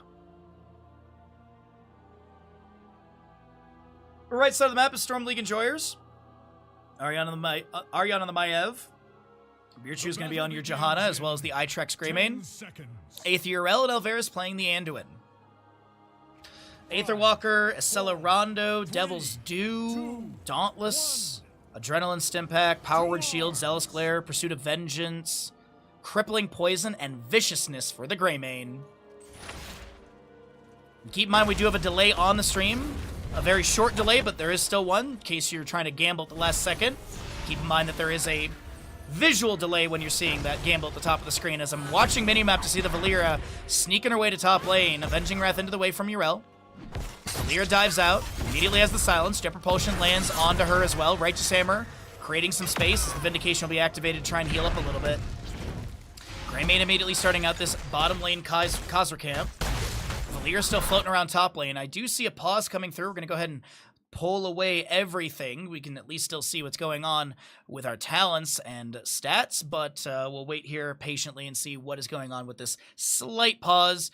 Looks like it's a keyboard issue. You know what you won't have issues with is Corsair keyboards. Now's a good time to remind you to check out !Corsair, as we are going to be giving away a Galleon 100 SD next weekend on Saturday. And Corsair does ship internationally, so don't sit there and be like, well, I can't win because I live in Germany. Corsair literally has a headquarters in Germany, so there's that. So do make sure you mark your calendars for the Mega Viewer Day on Super Mega Viewer Day on Saturday. 9-hour big day. Anyways, let's get back into this. Alrighty, so the small keyboard issue has been resolved. We do have a Condemned pulling in a couple enemies here from Johanna. The Chastised lands onto Diablo. He gets a fire stomp out into the enemy crew who is advancing this Impaler camp and minion wave onto the fort gate. They're getting some early siege here. Greymane Interbeast is active as well. And Umbra Bind to pull people around. Li Ming is able to blink to the side. The Spirit of Vengeance from Maiev coming through. The Leap of Faith will pull the Greymane to safety, and he will not be taken down with 130 HP available.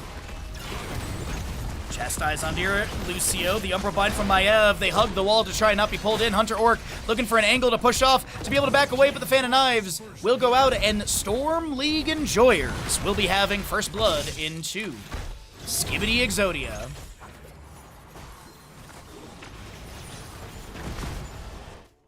Valera?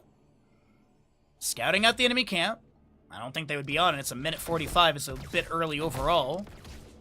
And it doesn't look like Dino will be heading into top lane. Diablo and Li Ming in bottom will be able to push things up onto the fort gate. Disciple with a few magic missiles going out as the level 4s will be rolling on in for both teams.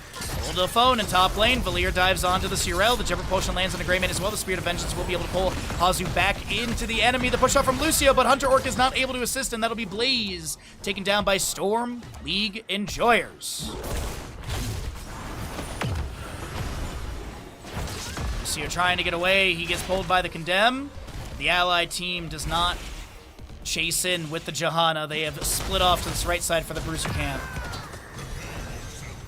I will reach your position shortly.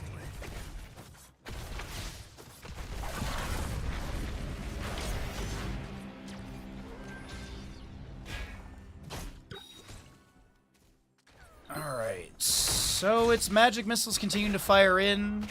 Li Ming looking like she's down here by herself, but I think Diablo might have been scouted for a moment there as he might have popped out of a bush.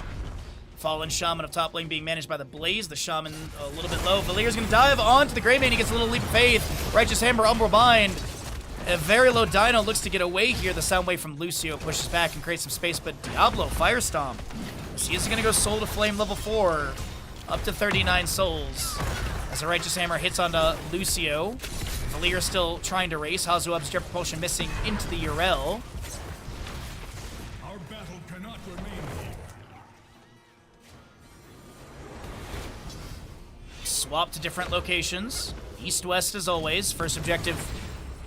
2 phasings are always scripted, then we get into the RNG of it all, as that will be Jumper Potion of play off the Overpower of Diablo. Condemned from Johanna, pulling in the enemies. Greymane lunges in, trying to take down this Diablo, and will be able to do so. A third kill goes over the side of Storm League Enjoyers, but they lose their Anduin. The Blaze will then be taken down. 2 for 1. In favor of the right side squad. Spirit of Vengeance again. Fan of Knives going out. Dino with 85 HP uses the Sinister Strike to be able to dash to the side. Vault of the Wardens. Arion's able to avoid that damage.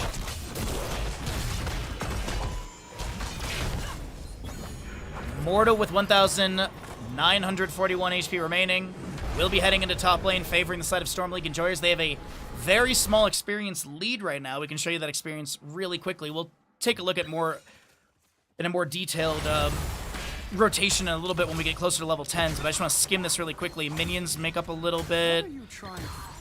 I'm just trying to cast here, Alvarez. But it is Mercenary. Yeah, it is still going to be a good 1,000, no, actually like 2,000 experience advantage. About a level lead on the right side for Storm League Enjoyers. Immortal, dropping its shields, moving into melee mode. Health is moving down. Top lane fort gate is being opened up. Valir dives onto the Anduin. Spirit of Vengeance from Maiev. Some Fan of Knives going out once again. Maiev is going to be assisted by that Johanna condemned. Greymane so low, gets the Divine Star. The magic missiles won't be able to connect, and Itrex is fine to be able to back off. The Immortal ends. The next one's around like 7 minutes in-game time about, and Urella's opened up bottom lane. During all of this, she gets the entire 4 gate, and Aether is able to then disengage. Possible invade on this camp, though. Shield Glare from Johanna does scout out. 4 members here. Greymane still making the rotation. Fall to the Wardens as Maiev is going to be then pulled back in by the Overpower. Greymane is here. Camp is going to be picked up. And that level lead still exists. We do have the Righteous Hammer from Urel just below this in the top lane. Blaze getting the Impaler camp for bottom lane. A Shadow Charge goes out, and it looks like we have another pause to be coming through. We're going to have to pull away all this stuff at the bottom of the screen because we don't want to show the map. We'll see what's going on right now with this slight pause. We're getting an XD, which is always a great explanation as to what's going on.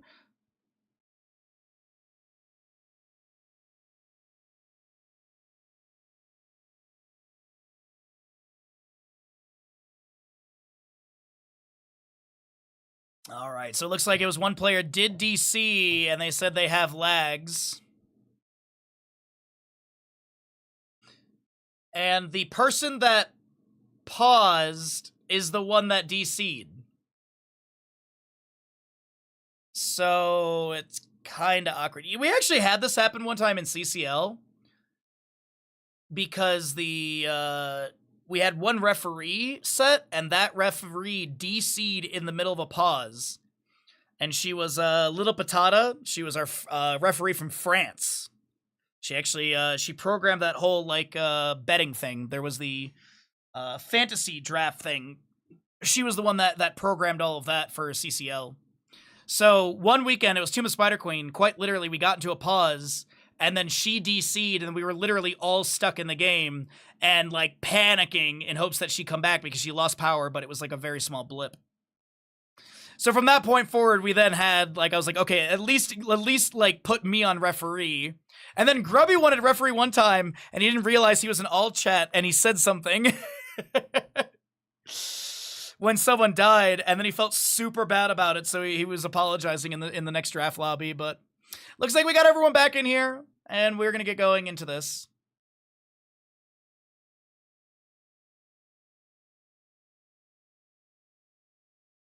Only with referee rules, Vita. The only way that, like, I could, oh, what the hell? Oh, I see. The only way that, like, I could be the one to unpause it if I had referee, but I believe it's anyone on the same team.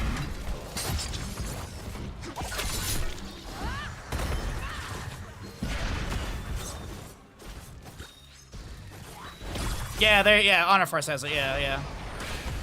I misunderstood the question Vita was initially asking. That's my bad. Anyways, we're back into it. We have, let's cycle through the stats because we didn't get to see them because of the pause. So we'll cycle through the numbers. You can see the 10 town tiers popping up at the top of the screen. As I mentioned, we'll get our next objective around 7 minutes, and we're going to be just about there. It is 1 to 5 in kills so far, and as I said, we're back into this game. A little bit of a DC, a little bit of a pause. No big issue. No big issues. So right side camp has been grabbed. What are we going to get here for heroics? Ardent Defender, as well as Light Bomb, Curse Bullet, Bless Shield, and I assume Containment Disc, yeah.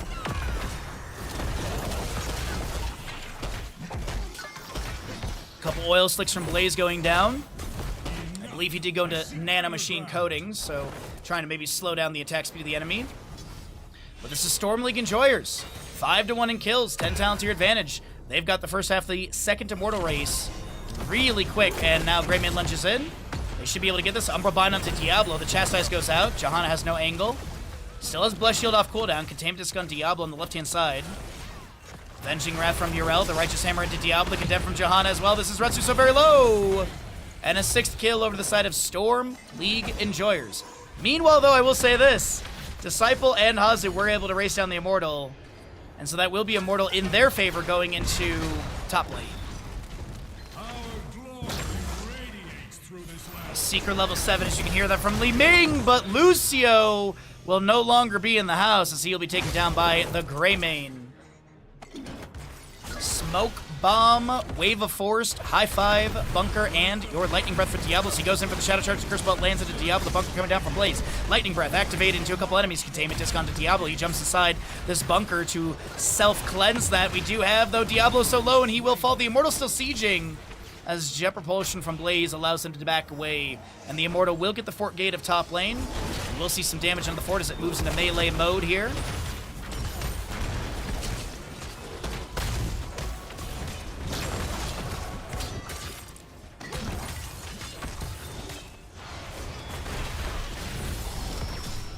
Alright, Immortal has ended. We do have, like, maybe 25% of the fort taken down. The next Immortal is going to be in the ballpark of 10 minutes. Until then, we're going to be looking for 13 talents here, but obviously faster for Storm League and Jorahs as they have that significant experience advantage with 8-1 in kills. And there's the experience breakdown if you want to see really quickly for yourself. We'll jump the talents back up once we get to 13. Overpower, onto this Maiev. Vault of the Wardens and a Leap of Faith pull her to safety. Smoke Bomb from the Valier has been activated. A little Sinister Strike off to the side. Let's see. Shaman right side a minute 20. Left side is up. Yrel is working on the Kozler camp for bottom. Top lane Impaler's up in 2 minute 25. Valier's going to discover this. Aether's like, okay. I have friends on their way. Curse Bullet misses. Camp is going to be leashed. They're going to try and dive onto the Valier, and they will be able to do so with the Blessed Shield activation. They leash the camp. Actually, Yrel's going to go continue working on that. But they're going to go for bottom lane fort during all of this.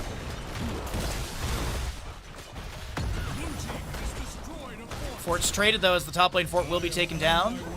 And there's the Immortal phase, as I mentioned, around the 10-minute mark in-game time.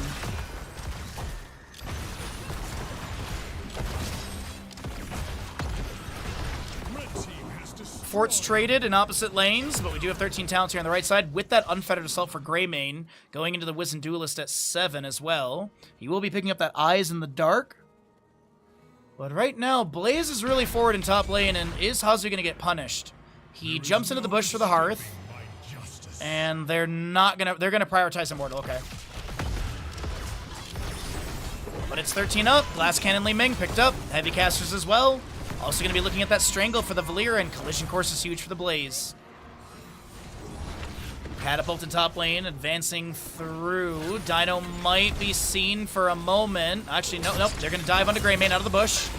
Condemn from Jahan immediately into that Valier. The smoke comes down, and that's Greymane picked off first in this team fight as Yrel looks for the Avenging Wrath in. We do have that Lightning Breath from Diablo. Bunker comes down from Blaze, and Leap of Faith pulls the Maiev to safety. She had a Spirit of Vengeance, pretty much where she was going to end up. Shadow Charge from Diablo into the Johanna in this bush over here, trying to break vision, trying to get the Condemn, maybe into a Subdue, but no kill, or sorry, no activation of Punish, and Johanna will be taken down. Skibidi Exodia, turning things around a little bit here at the level 13 mark. What's up, Red? What's up, Batum? How you doing, buds?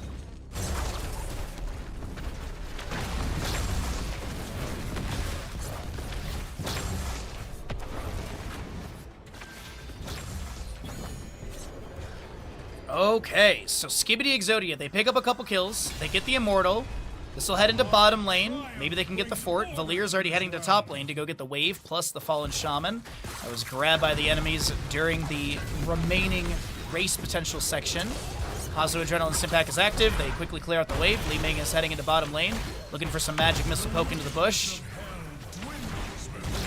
Experience gathered by Disciple, Lucio harassed a little bit by the Yrel as she's gonna be stunned by that Heavy Caster for a moment. Sound Wave as well from Lucio. Containment just finds its way onto Li Ming on the left-hand side of the screen. Smoke Bomb from Dino. Umbral Bind is going through. The Light Bomb is there. That is Diablo Souls to be expended. Valeera falls next. Hazuab's Blaze trying to get out of here, but he can't get the Jet Propulsion disengage. They should get the fort with the Immortal, but this is an unfortunate moment for Skibidi Exodia, losing a couple more members. 9 kill difference. Next Immortal around the 14-minute in-game timer, as we have 16 talents here on the right side first.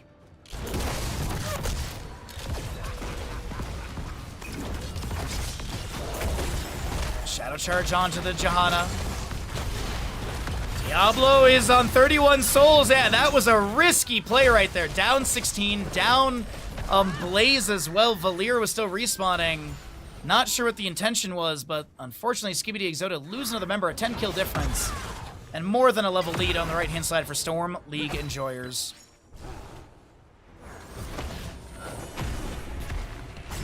Spirit of Vengeance. Containment just finds Lucio. Johanna trying to zone the Li Ming away on the bottom of our screen, and that is going to be Lucio taken down. Storm League enjoyers with an absolute strong kickoff in the first map. Gray main bottom lane, though, trying to get away. The Razor Swipe, trying to create that distance. Does he have the eyes in the dark roll? He tries to get away. The Oil Slick, and Valir is able to confirm the kill.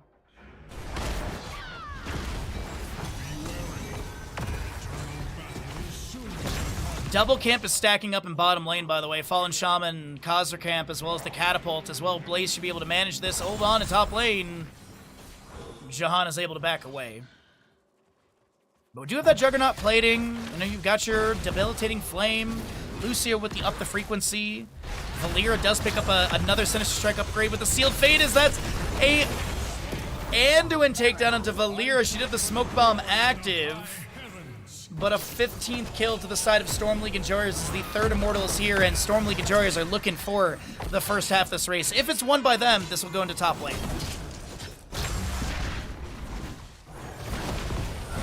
Johanna flank, Bless Shield initiation, high fives from Lucio spam.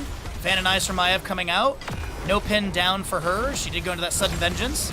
Overpower, Lightning Breath from the Diablo. Curse Bullet also connected into him. Greymane trying to Razor Swipe through all this. The Leap of Faith will come through, and it's Diablo still taking down the Bunker Sun by the Blaze. Creating a bit of terrain to offset this fight a little bit. Johanna, or Yrel still chasing onto the Li Ming. Johanna was maybe looking for a flank on the left side, but Beershire is not going to be able to step up. Is not going to step up for that. The Immortals have not swapped sides, so we still have a halftime show for the two Immortals here. Where they go is going to be the question. Will it be left and right? Will they swap north and south? It is going to be race sides left and right, and the Immortal health is pretty close, but oh my god, the damage immediately from Li Ming, Valera, Lucio. I don't think the members of Storm League enjoyers will get this Immortal, as the race is just too fast on the left.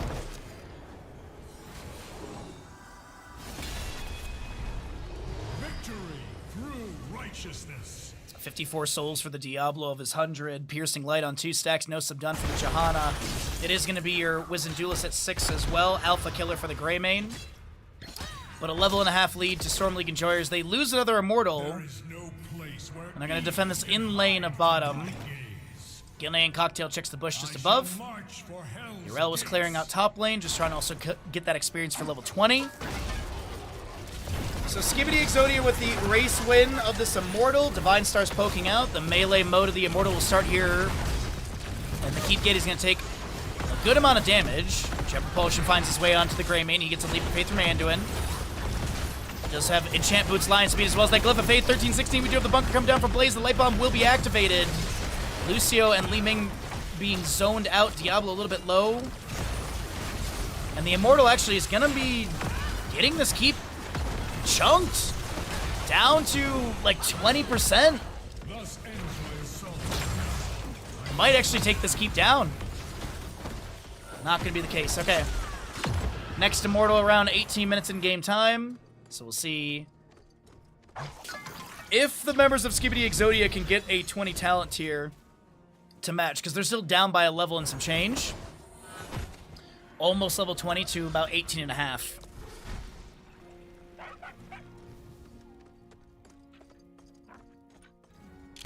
Immortals will be previewing on the north-south side. We do have Music Shift, and that'll be your Shadow Orb Vengeance for the Maiev. Radiating Faith, Seraphim, Censure. Greymane is he gonna go is he gonna go Tooth and Claw, or will he pick up Gilnean Roulette? We do see Gilnean Roulette pop up every so often. No, it's gonna be Tooth and Claw. But still that level to go, and we'll have the announcement for the objective within the minute or so. Skibidi Exodia need a couple kills to wait, Valera on the minimap bottom lane. Soundwave from Lucio pushes back. This Yrel. Valera's getting the keep, but so many members of Skibidi Exodia should die here as Lucio, Li Ming, as well as Diablo will all fall as Diablo's up to 91 souls. Meanwhile, Dino got the keep, and you're going to lose your fort. Possibly. I think John is just going to tank tower shots, and they're just going to race this down, yeah.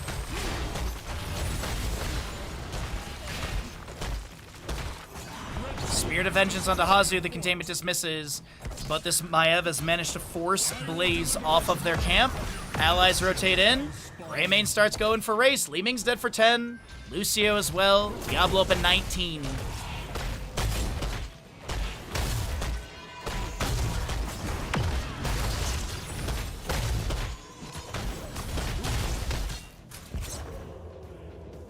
Valir in top lane just getting away from that Johanna. Still half a level to go for 20 talents here for Skibidi Exodia. Down by 15 kills. Arcane Orb flying out from this Bruiser camp left side, which is still in lane. Blaze getting the minion wave further out. Valir getting the minion, getting the wave in top as well. And this Immortal, it heads into bottom. No, top lane, right? Yeah, top lane. More well-defended lane. And this is Big Bad Belith heading into top lane with 27,050 points of health, similar shielding, and 1,916 damage into structures. Humongous health bar and damage here at 19 minutes for this third Immortal of the map. Actually, I believe it's fourth. Help is on the way, dear! Yo! Rev, thank you for the massive raid. I hope you had a good stream, my friend. Thank you so much for raiding on over. We are currently in map 1 of the grand finals of the Eternal Conflict Season 2. Day number 2 of this. Day number 3 will be next weekend on Sunday. And the top 4 teams of the 3 days of play will be making their way into that double elimination bracket. And Storm League Enjoyers are currently leading with a 15 kill advantage. They have taken down the top lane keep of Skibidi Exodia. They advance into the core with Belith. 50% on the health bar. Diablo Hellgates out. There's going to be a bunker from Blaze. We do have the Lightning Breath as well. Diablo taken down. The Light Bomb stuns onto Valir. She's got the armor for now. Curse Bullet misses onto Dino. Yes, Dino, the Valir is still running out. Shield Glare does get the reveal. The Immortal gets 2% off the core, and I think they're just tunnel visioned on trying to get the Valir kill, but they aren't able to do it. And meanwhile, in bottom lane, things are stacking up and need to be dealt with. Thank you again, Rav, for the raid. If you need to post-stream and take care of yourself, get some food, or run to the bathroom, all that good stuff, by all means, take care of yourself. But if you're sticking around, thanks for being here. Be sure to follow the channel, chat. Be sure to follow the channel if you are new to the stream. We do stream 6 days a week. We got a lot of great content. We do a lot of Here's the Storm casting. And so thanks again for raiding and being here. Sierra goes to clear out bottom lane wave. 66% remains. Valira's going to try and sneak out of this camp.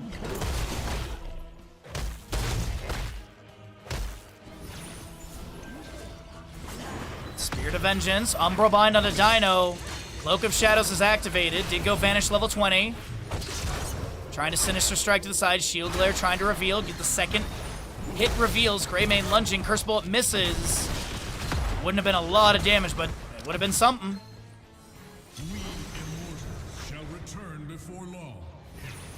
And our next Immortal phase is here on another north-south positioning. Bottom lane wave looks to be cleared out. We might see a Fallen Shaman. Yep, Greymane over the wall.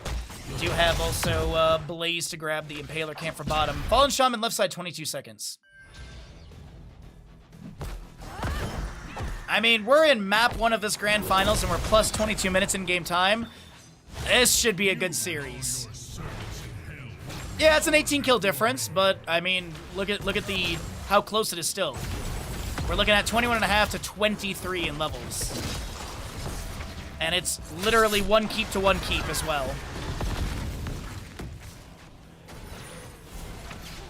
Magic missiles from Li Ming firing out. Arcane Orbs as well. Spirit of Vengeance looking for the Fan of Knives. Aryon's able to use that Vault of the Wardens to avoid some of the incoming poke damage. Adrenaline step back from Blaze was active. He's going to go head to top lane to go deal with that incoming Impaler camp. Greymane and Maiev at this time are going to start racing down the Immortal. And it is Fallen Shaman actually in top lane, which moves into the core range. Jet Propulsion lands on a Johanna. Curse Bullet missing. The Immortals have swapped into a new phase.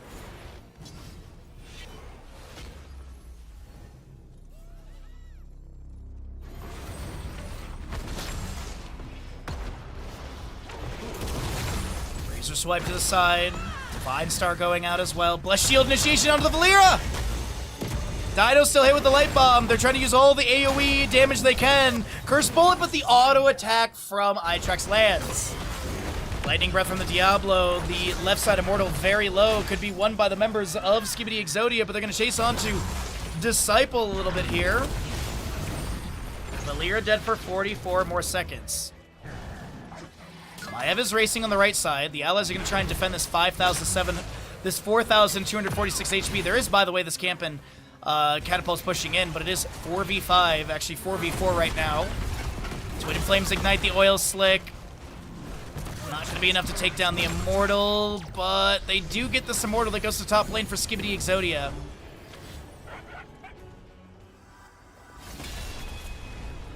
We stand victorious.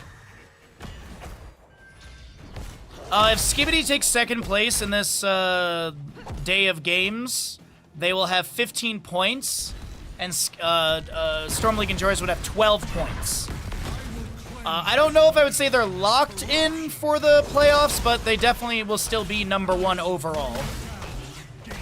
Because we still have next weekend play, which I really couldn't say. I don't know off the top of my head how everything else is looking, but mathematically, I'd probably say Skibidi Exodia is probably set to be in the playoffs. Where is going to be the big question? Also, you got to keep in mind, too, seeding, too. You come through as the higher seeded team, maybe you get some better positioning in the bracket, too. Or who you get to play against. That is going to be Dino taking down the Immortal, which is nearly taking down this keep. We do have the bottom lane wave crashing on the core Yrel with the Avenging Wrath, and we'll be able to clear out. Actually, one catapult still fixated onto the core. This is a lot of damage coming through, as this will be core at 44% for Storm League Enjoyers. Skibidi Exodia, even though they're down by 20 kills and relatively 2 levels, they are still leading this map number 1, which is a wild thing to think about. Impaler for bottom is available. Let's take a little quick look at the Valir, or the Yrel Vision. As the Avenging Wrath charged up, we do have Maiev maybe getting some scout in the rotation down to this camp. Spirit of Vengeance checks the bush. Diablo Blaze Show in top lane. 7 seconds on Valera death timer.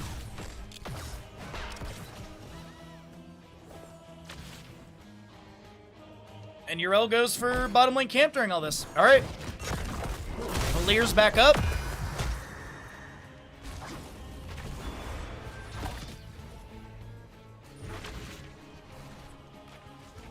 And it doesn't look like there's going to be any re-engage.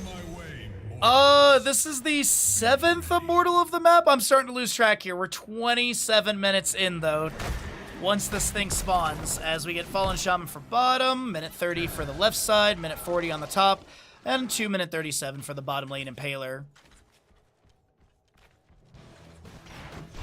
Blessed Shield into Diablo. He gets a high five from Lucio. Trying to back away. Leap of Faith pulls as high five from Lucio with the Mixing Fire goes in. Valera with that Cloak of Shadows active. Li Ming tries to get away, and she will be able to do so. Lucio loses his souls. Valera will be taken down as well. And Li Ming is able to blink out and Hearth out completely. Looks like Greyman's going for the race. Li Ming Blaze, Diablo for the defense at core. And Greymane races pretty decent in Worgen form with his Inner Beast active. Spirit of Vengeance, Diablo Shadow Charge. And Maiev avoids that stun collision with a Vault of the Wardens. Top lane wave is pushing in. It might need to be managed here, at least the catapults. And it looks like Blaze will get those 2 catapults pulled to the side. Gets the quick clear onto those. The Immortals will swap to north-south here. Valeera managing bottom lane wave.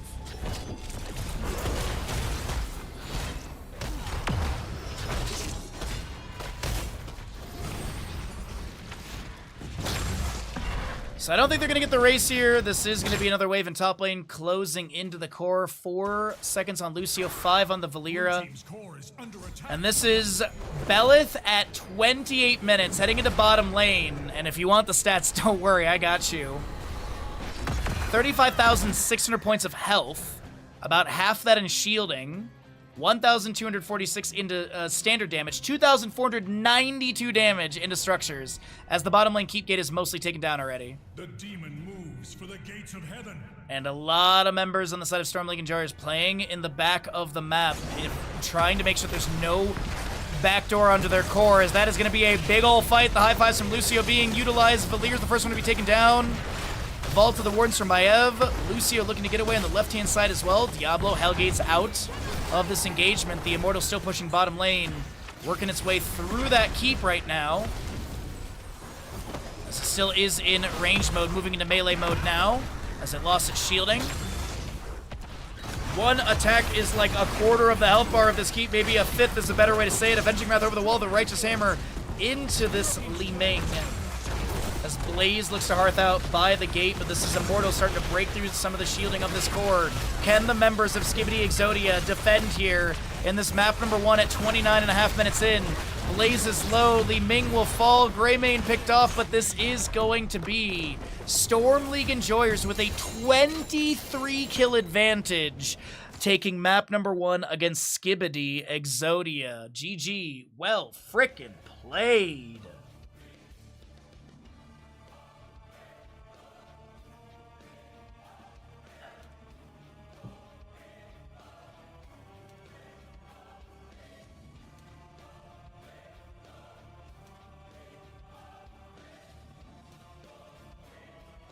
All right, we're going to roll some ads, get those out of your way, and then get ready for map number 2, which I'm going to guess will be Infernal Shrines.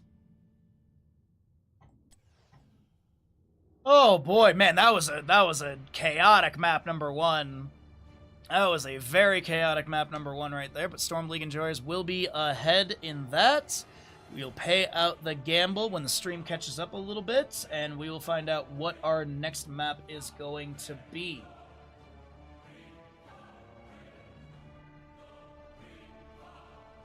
Park myself in the right Discord channel. Oh, stream did catch up. Storm League Enjoyers get the payout, score gets updated, and the ads roll out. Alrighty. Man, that was a map number 1 right there for a grand final. The best part of the game is Lucio losing his cells. Yeah, there's like a weird bug. I don't know how that one triggers. Like, I know Chen killing Chen has to do with stagger damage, but I don't know, because I've seen Diablo lose his Frostwolf pack stacks. You know, Thralls level 4. I've seen a Diablo lose that. I've seen another hero, I don't remember which, lose their Medivh baseline Arcane Rift stacks. Convection Kael'thas is another one that I've seen as well, so there's a few. I don't know the exact trigger for it. Probably has to do with how the game is computing damage and onto who and what. But yeah, it's a silly little thing that pops up. I'd say with the amount I cast, I probably see it like once a week. So, pretty good stuff with that. We do have our next map being chosen. We're going to find out where we're going to be going to. Chen killing Chen is a feature, not a bug. That's true. That's true. What was, there's, in the upcoming patch, they have a fix to the bug where Deathwing cataclysms, and if he dies during the cataclysm animation, he teleports to the end of it, so you don't get this whole mid-animation thing. They're gonna fix that. I personally think leave that in the game. I love that. It's like Anduin being able to hold his sword up. Like, that's not a bug, that's a feature. So, yo, what's up, Lido? Good to see you today, bud. Good to see you on this Sunday. Thanks for coming on through. We're just waiting for our map number 2 lobby to be chosen. We're just anticipating the Infernal Shrines game.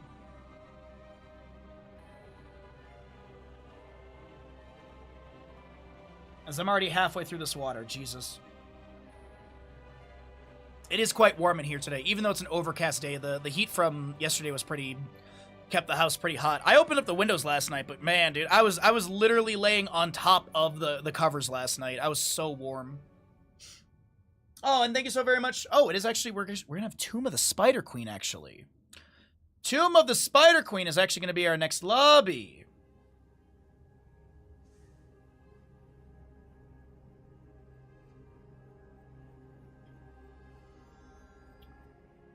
All right, so we're just looking for a lobby creation.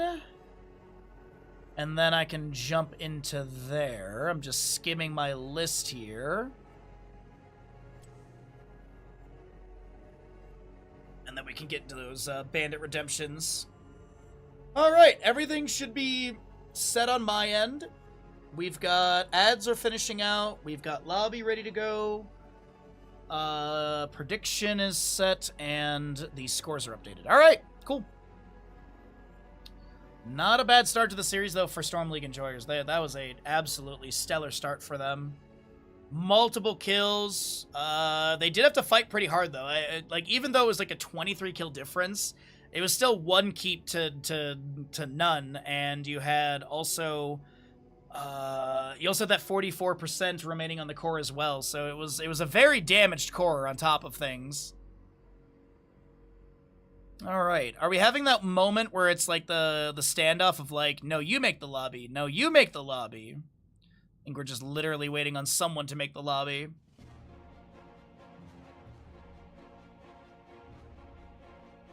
Or are they waiting for me to give Bandit his treat? That's probably it. They're probably waiting for me to do this. Yeah, bud? You want a cookie? You good boy? Thanks again, Ash Mantle. Appreciate it, bud. And there's the lobby. See, they were just waiting for the bandit treat. Alright, players are on the same sides.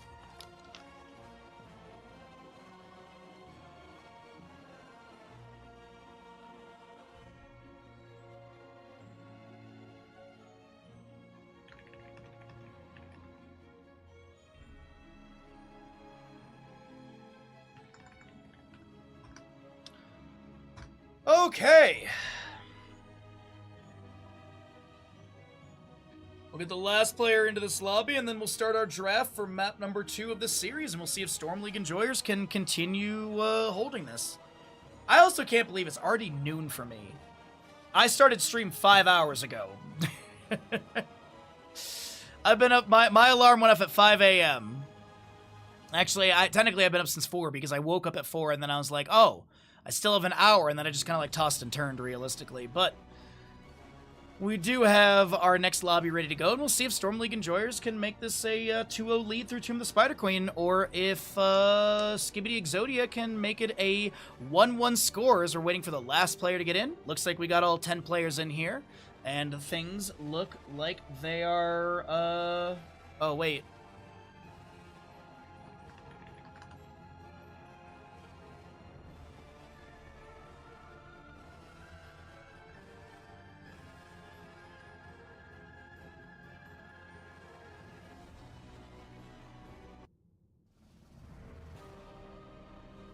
Alright, we caught the first pick issue, so we don't have to reload lobby.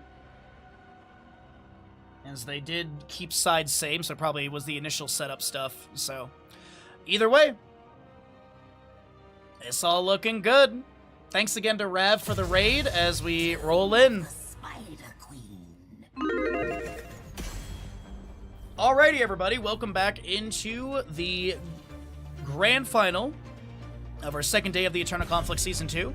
Left-hand side of Skibidi Exodia opted in for first pick priority as the losing team of Battlefield of Eternity. We're heading into Tomb of the Spider Queen for map number 2. This will be the map choice of Storm League enjoyers, while Skibidi is going to be going into your first pick priority. So, Johanna, Chromie to be banned away. Does Lucio make his way into this map as well? Do Storm League enjoyers care about that? The Maiev is going to draw a target ban. I gotta be honest, the Maiev last game was really strong. I do not hate the Maiev play from last game, so I don't blame them for getting rid of her, as that'll be another Tyrael target ban as well. So first pick Lucio is up if they want to try and lean into that. There's also, for Tomb of Spider Queen, Gul'dan early on can be a consideration. I don't know if there's like a tank that they want, or maybe even a healer. First pick Brightwing does show up here. First pick Tahaka's not bad. There's a lot of different avenues. Blaze is still up, of course, if they want to just re-roll the Blaze first pick. But let's see what we got here for Tomb. It's a first pick Sylvanas. All right, the big playmaker Sylvanas could be making a one score happen for Skibidi Exodia. But there will be your Storm League Enjoyer grabbing my personal favorite for this map, Gul'dan. You've got the Blaze on top of that. Jet Propulsion, Wave Clear right now is so good for Storm League Enjoyers. Web Weaver Clear is good too. Skibidi Exodia, they do have Amplified Siege with Sylvanas potentially with that Black Arrow, or Haunting Arrow level 4. Even in general, her Possession Amplification of the Wave, her overall mobility, her Siege rate is really good. As Yrel and Lucio get drafted here, I mean, you know that I love a good Cho'Gall chat, and you know Skibidi Exodia totally does too, so maybe, just maybe, we'll see that. But, we get into the mid-ban phase. Decent, a lot of mobility, to be honest, for the side of Skibidi Exodia with the Sylvanas, Yrel, and Lucio. You got some control with the Righteous Hammer, Soundwave, push-off, Heavy Caster at level 13 possibly, maybe a Mind Control Sylvanas. We have been seeing a lot of Wailing Arrow today. Garrosh will be removed, which kind of leads me to believe that Storm League Enjoyers, they might be stepping up into Skibidi Exodia, like getting rid of the Garrosh. There's a lot of control with him. I mean, Garrosh in general is also really annoying to deal with, and movement speed bonus with Lucio allows Garrosh to run at the enemies with Indomitable a little bit faster, kind of like how you have Speed Barrier for the Zarya. Is there like an Ariel priority ban? I'm not sure what healer they like to roll with the Gul'dan, but it's going to be Anduin. I like the Ariel here. I think the Detainment Strike into the wall could be a good setup to either follow up a Jet Propulsion from Blaze, or even set up a follow-up for Blaze. You could even go into like a variant if you just want to charge taunt, lock people down with that silence of the taunt, and then possibly burst them with sustain damage and a burst damage from Gul'dan with Pursuit of Flame, and then burst out from his corruption. We do get a Muradin and a Malfurion. I like the Malfurion with the Gul'dan. Innervate for your basic ability cooldown, as well as some mana for Gul'dan, so he's not completely thirsting over his own health bar. Muradin's Stormbolt lockdown is pretty nice, so long as he lands those, but there's gonna be a lot of mobility, and maybe Will the Forsaken Sylvanas, as I mentioned, High Five Lucy, you got Hand of Freedom, Seraphim, a lot of cleansability for Skibidi Exodia, as the last two picks are gonna be what into the Muradin, Blaze, Gul'dan, Malfurion. We'll pick up a Tracer and an ETC. So what's this? Oh. I serve. Out the gate, a Zeratul, and I am not opposed to it. I do like the Zeratul quite a bit. Good wave clear. His roaming is going to be nice. His harassment onto Lucio, Tracer, and Sylvanas will be strong. I think Storm League Enjoyers have a great draft. I think Skibidi Exodia do have some really good utility. Let's see how it all unfolds to get your gambles in. Here we go. You've got 5 minutes to get your gambles in, chat.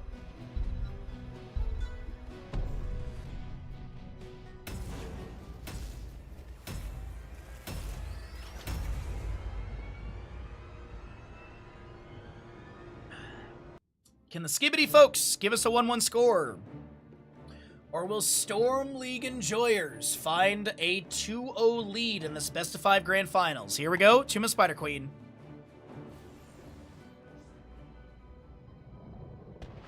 Prepare yourselves. The battle begins shortly.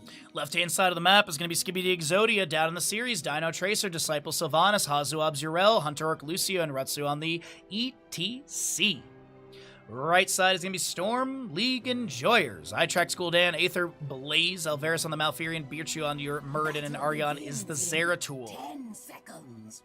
As we do have that Shadow Hunter, Third Wind, Emerald Dreams, Adrenaline Stimpack, Block Party, Accelerando, Pursuit of Flame, Unrelenting Torment, Dauntless, and 1-2 Punch for Tracer.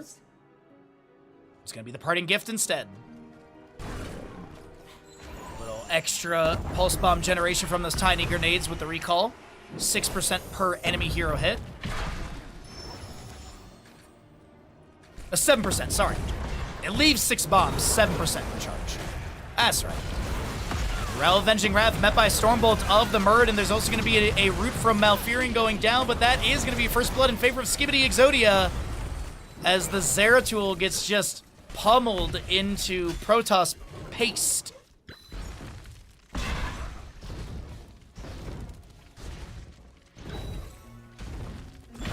So Blaze has bottom lane soak right now. Hazu going to rotate in, gets the wave as it crashes into the gate.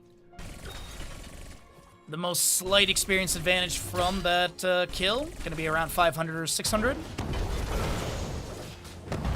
Oh, nope, never mind, 299. My brain was registering that a little bit later, apparently. So yeah, not even 300 experience. Zeratul trying to blink in. Does not land the auto onto Dino. And won't further chase in onto this. Looking for those 15 regeneration globes. For the mana cost reduction onto his blink, as well as that cooldown reduction per auto attack as well. Blaze goes in with the Jet Propulsion, misses the stun onto the enemies. We do have the Avenging Wrath coming in from Rel with a Righteous Hammer and quite a few. There's going to be some spell armor available. Parting gift from Tracer does take down this Malfurion. And now we do have your Murd and Dwarf tossing to the side. A Stormbolt lands into this Urel. She'll tank a tower shot. Gul'dan up to 22 stacks and doesn't want to step up any further to possibly lose those. But getting the Pursuit of Flame finished out earlier, obviously you get that 33% area increase, faster wave clear, better poke onto the objective as well as enemy heroes. Top lane wave is pretty massive, but Zeratul will be here to collect this. Level 4 will not be your Haunting Arrows, as Zeratul kind of baits the Sylvanas into thinking that she had the kill into him. And there comes Muradin as well as Malfurion. That is 8 gems to be lost, as Lucio was thinking about maybe rolling through to grab them. Uh-oh, bottom lane, though. Tracer has the sustained damage on the Blaze. He's trying to get away from the Righteous Hammer and the body blocks. The Jet Propulsion lands. Does Aether have a way to get out of here? Nah. But Muradin will be here for the gems, so he'll at least be able to grab those. Dwarf tosses in. Gets the vast majority. I think literally misses one. Not a big deal. Thanks all for the follows. Welcome in. We do have follower mode on. It's literally just to help get rid of bots and makes my mod life easy. It's a 0-minute follow, so it's not like you have to wait 10 minutes just to be able to say something. And if you follow, you also get some channel points, so do consider that, as we also do stream 6 days a week with a lot of fun Heroes content for all of you. Tracer blinks in, gets the Pulse Bomb, immediately recalls, 3 minutes on the dot as Itrex finishes out Pursuit of Flame. Avenging Wrath met by Stormbolt into an immediate root of Malfurion. Another Dwarf toss in. Thunderclap goes down the ground with a Thunder Burn to try and get more activation for the slow value, so Muradin can build up more baseline stacks up to 20 currently. Power slide from ETC. Righteous Hammer is going to push. That was a beautiful sound wave from Lucio to push back the Jet Propulsion to any other incoming threat, as so many Skibidi Exodia members are low on health. Hunter Orc with 1 delay. Stormbolt misses. Does Blaze have a Jet Propulsion to land into this? It doesn't look like it.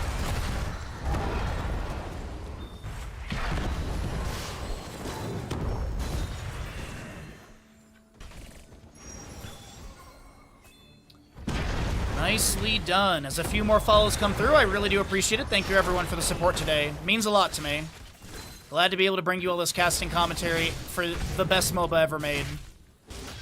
And hopefully Blizzard recognizes that too, as we do have 16 gems to maybe be lost here. Actually looks like it's 15 down on the ground, and Lucio will not be able to grab them. A kill here and there. Gems lost. Also, that's going to be a trade, though. Can Muradin pick up? He does. Wait, Zeratul. Singularity Spike lands on a Dino, but it doesn't seem like our Zeratul will continue pressuring, as he does go into Warp Skirmisher. Not going to go Wormhole 7, which is often synergized with that level 1. Links to the side as Zeratul is being threatened by a power slide of ETC. Both teams still with an available turn in. Neither team has summoned Web Weavers. 10 of 50 on the left turned in, 25 of 50 on the right turned in, 43 held on the left, 50 held on the right. So it looks like ETC gets a few more gems into the clutch to try and summon the Web Weaver to back Skibidi Exodia. Muradin trying to get some stacks here as we cycle through the other numbers, waiting for 10 talents here. Fell Flames from Gul'dan poking here and there. Boombox from Lucio has been cleared away and replaced. 5 armor. Whatever current sound mode Lucio has active is going to also be active for that. And no duration, by the way. So I like to call it effectively a ward. There is something going on in top lane, but I think Itrex is just wise to it, so they're just going to play to the high side of the lane by the fort. Malfurion, regrowth is active. Disciple's gonna get the Haunting Wave to the side. Tracer Urel maybe trying to get the last gems turned in. Muradin with a small delay. Blaze coming in as well. Lucio, ETC, Sylvanas rotating down. Jet Propulsion misses. Hazuab's trying to back away. The Righteous Hammer will connect. Blaze is here. The Pulse Bomb goes out onto Zeratul, but he blinks in. They trade. Aether gets the Pyromania active and the Adrenaline Impact. They do have the gems picked up. The Jet Propulsion misses onto ETC. As Tracer has sustained damage onto this Gul'dan, she gets the recall. One of the bombs does connect, and Gul'dan has a small amount of drain. He's going to step into the wave for the Consume Soul, level 4 activation. Does have healing reduction from the Hunger for Power, level 7. The Blue Web Weavers will descend just before the interrupt comes through, so ETC will be able to get those last gems turned in. We got Sticky Bomb, Mind Control, Ardent Defender, High Five, and Stage Dive? Horrify Gul'dan, Bunker, Tranquility, Avatar, and Might of the Nerzim. 2 stacks needed for Muradin for the Piercing Stormbolt. And cooldown reduction per auto. Zeratul lands the Singularity Spike onto the Sylvanas. Muradin Thunderclap on the ground. Disciple's able to get the Haunting Wave to the side. Throws the Mind Control, anticipating, I think, the Zeratul to continue pressuring onto her, but won't be able to find that value.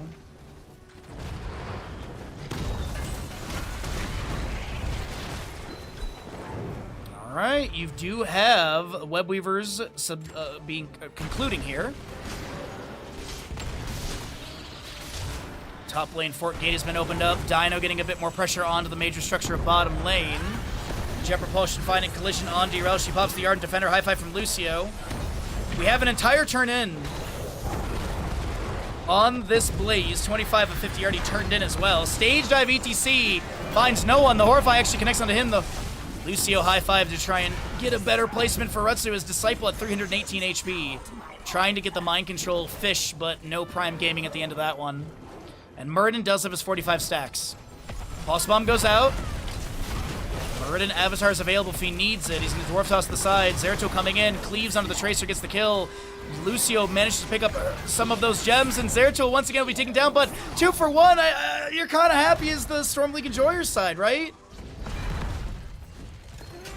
Another Boomboxer Lucio.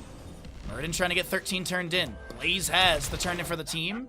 Idrek's going to grab this camp from mid lane and immediately just start clearing things out. Level 13 coming up soon. A fairly even match when it comes to experience. Pretty close in kills as well here in map number 2 of this Grand Finals Best of 5.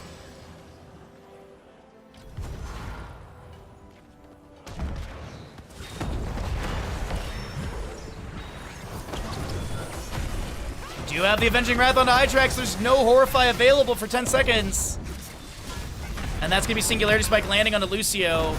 High Five push off, trying to get that distance. Hazuab's with the Avenging Wrath over the wall. Boombox from Lucio, no Fell Flame to take them down. Mind Control lands onto this Gul'dan as he looks to jump inside the bunker with very relatively low HP. Can he get away from that Tracer? She can't blink forward. Zeratul, Stage Dive! ETC, the Horrify, tries to get the activation. A nice Stage Dive kill from ETC. Pulse Bomb lands onto the Zeratul, but this is going to be your Malfurion next to go down, and that's a lot of gems possibly lost. Does look like it was 5-10, like 17-18. Tracer soloing boss right now. Blaze trying to get the turn and will be able to do so. That means boss will show up on the map, but you don't have your Malfurion or the Gul'dan. Wait a minute, they're fighting in the lane just below.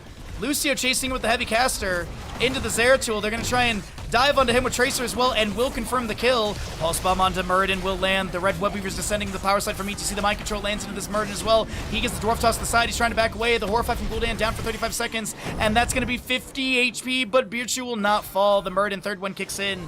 He taps well, and he is A-okay. Mid lane Web Weaver already being worked on.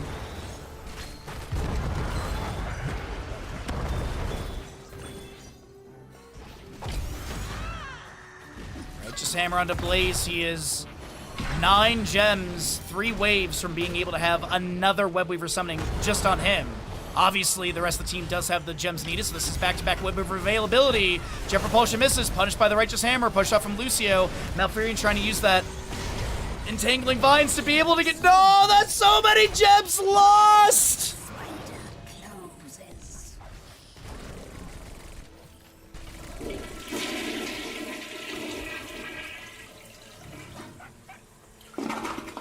Down the drain do his gems go. That is so unfortunate. But a 10th kill over the left-hand side. A level lead for Skibidi Exodia. They said map 1, it was a fluke. We were just having fun with Valir, but we want to be number 1 in this second day of Eternal Conflict Season 2 as we do have the Zeratul being dove on. He's going to be able to blink to the side. And the blue web weavers do descend for Skibidi Exodia. Half a level to 16, a level and a half lead overall.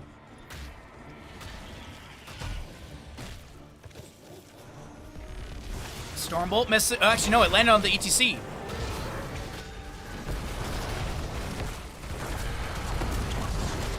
Pulse Bomb onto Itrax. Tracer recall immediately with that parting gift. There is a root from Malfurion that finds its way onto Lucio. And the Tracer, which Gul'dan does chunk. See, safely from the keep gate range is going to be able to throw some Fel Flames out. Zeratul clearing out top lane. But it is that 16 talent tier advantage. No Will the Forsaken, by the way. It's going to be that Evasive Fire. For the Sylvanas, Yrel is going to be hit with the Jet Propulsion, immediately going in with that Avenging Wrath. The Arc Defender activated, Tranquility from Malfurion is being utilized, and Muradin's so low. He has Avatar, he's not going to pop it. Yrel, there's going to be the activation of that. We do have Malfurion and Gul'dan being taken down. Mind Control from Disciple is so freaking good over the wall there. As Disciple is not going to hearth back for mana. It looks like they're going to go for another turn, and they just now picking up their 60th gem. And this could be a kill into the Muradin. Stormbolt into Yrel. Lucio amping things up. Power side from ETC. Is there a push off to follow up for another little bit of CC? Absolutely. Thunderclap goes down the ground, but Muradin, he will inevitably die. Boss is up. If they want to try and Webweaver plus boss, they've got the available funds and opportunity. A couple resets. Yep. Dino is going to tag boss, turning in what little gems I do believe he had. And it's a 9-kill offset, or 9-kill difference. Disciple being pinged, going to show in the wave. Quickly clear things out. Obviously, their trajectories into boss. Actually, Disciple's like, oh, I'll grab the globe, I'll grab the gems. That'll give us a little bit more here. But our Sand Golem from Sky Temple, here in Tomb of the Spider Queen, is going to be pushing in. We already have set up for this turn-in. We also do have the minion wave confirming the top lane fort. Camp over here might get quickly cleared out. 73 stacks for the Muradin, 230 for Sylvanas. She's 20 stacks away from increasing her Black Arrow damage from 15 to 50% as Lucio's delaying out the boss. I like this call. They're going to push up the wave. They get the sidewalls. Tracer builds up more Pulse Bomb. Is fully stacked on it. Itrax in the bush. Sees the Tracer advancing. Backs away.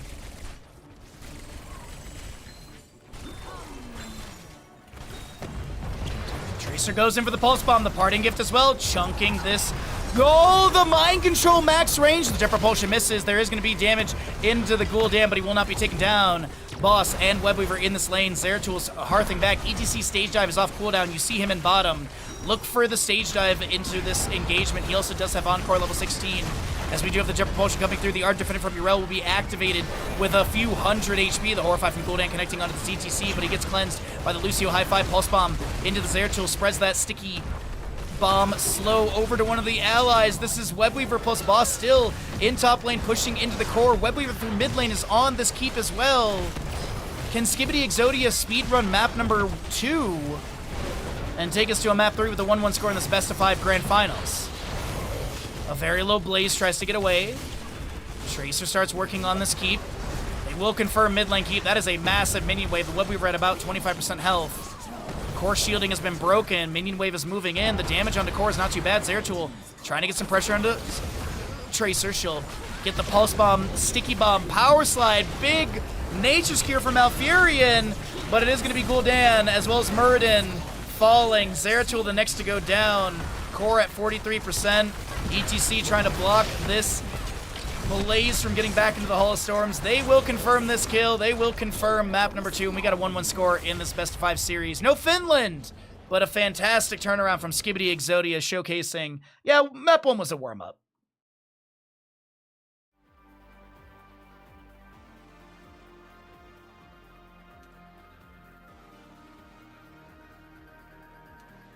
Nice damage Dino.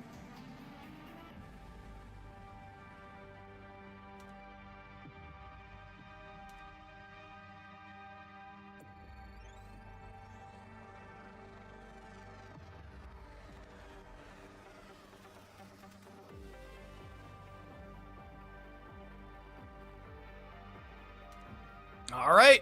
Let's go ahead and roll some ads, get those out of the way so you don't have ads in the next game, and we'll find out what we're going to be seeing for the next map. We already have the map choice going over to the side of Skibidi Exodia as the losing side opted in for first pick priority. Oh boy, man, I can feel my voice going today. I need to go get some more water already too. I've already gone through this entire glass of water, so great game so far. Skibidi Exodia will get the payout here for the 1-1 score. And once we get our lobby, I am going to run and grab another glass of water because this is pretty much empty.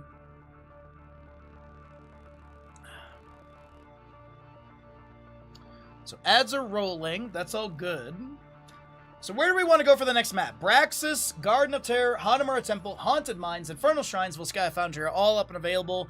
And it will be Skibidi Exodia choosing the map as the losing side opted in for first pick priority. So what is the angle in which they're looking to find victory here, or sustain their advantage is another way to say it too.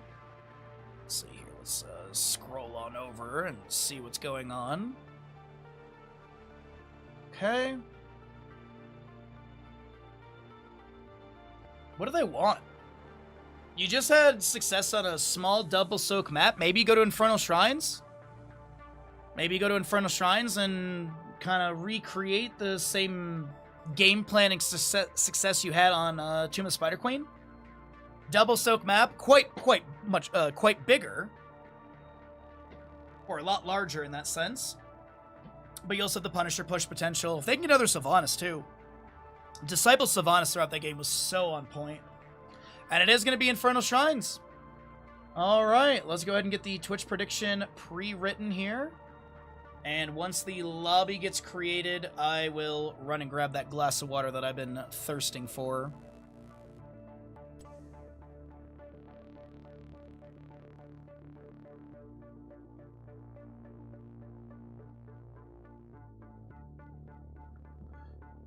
Alrighty, I see a lobby is made.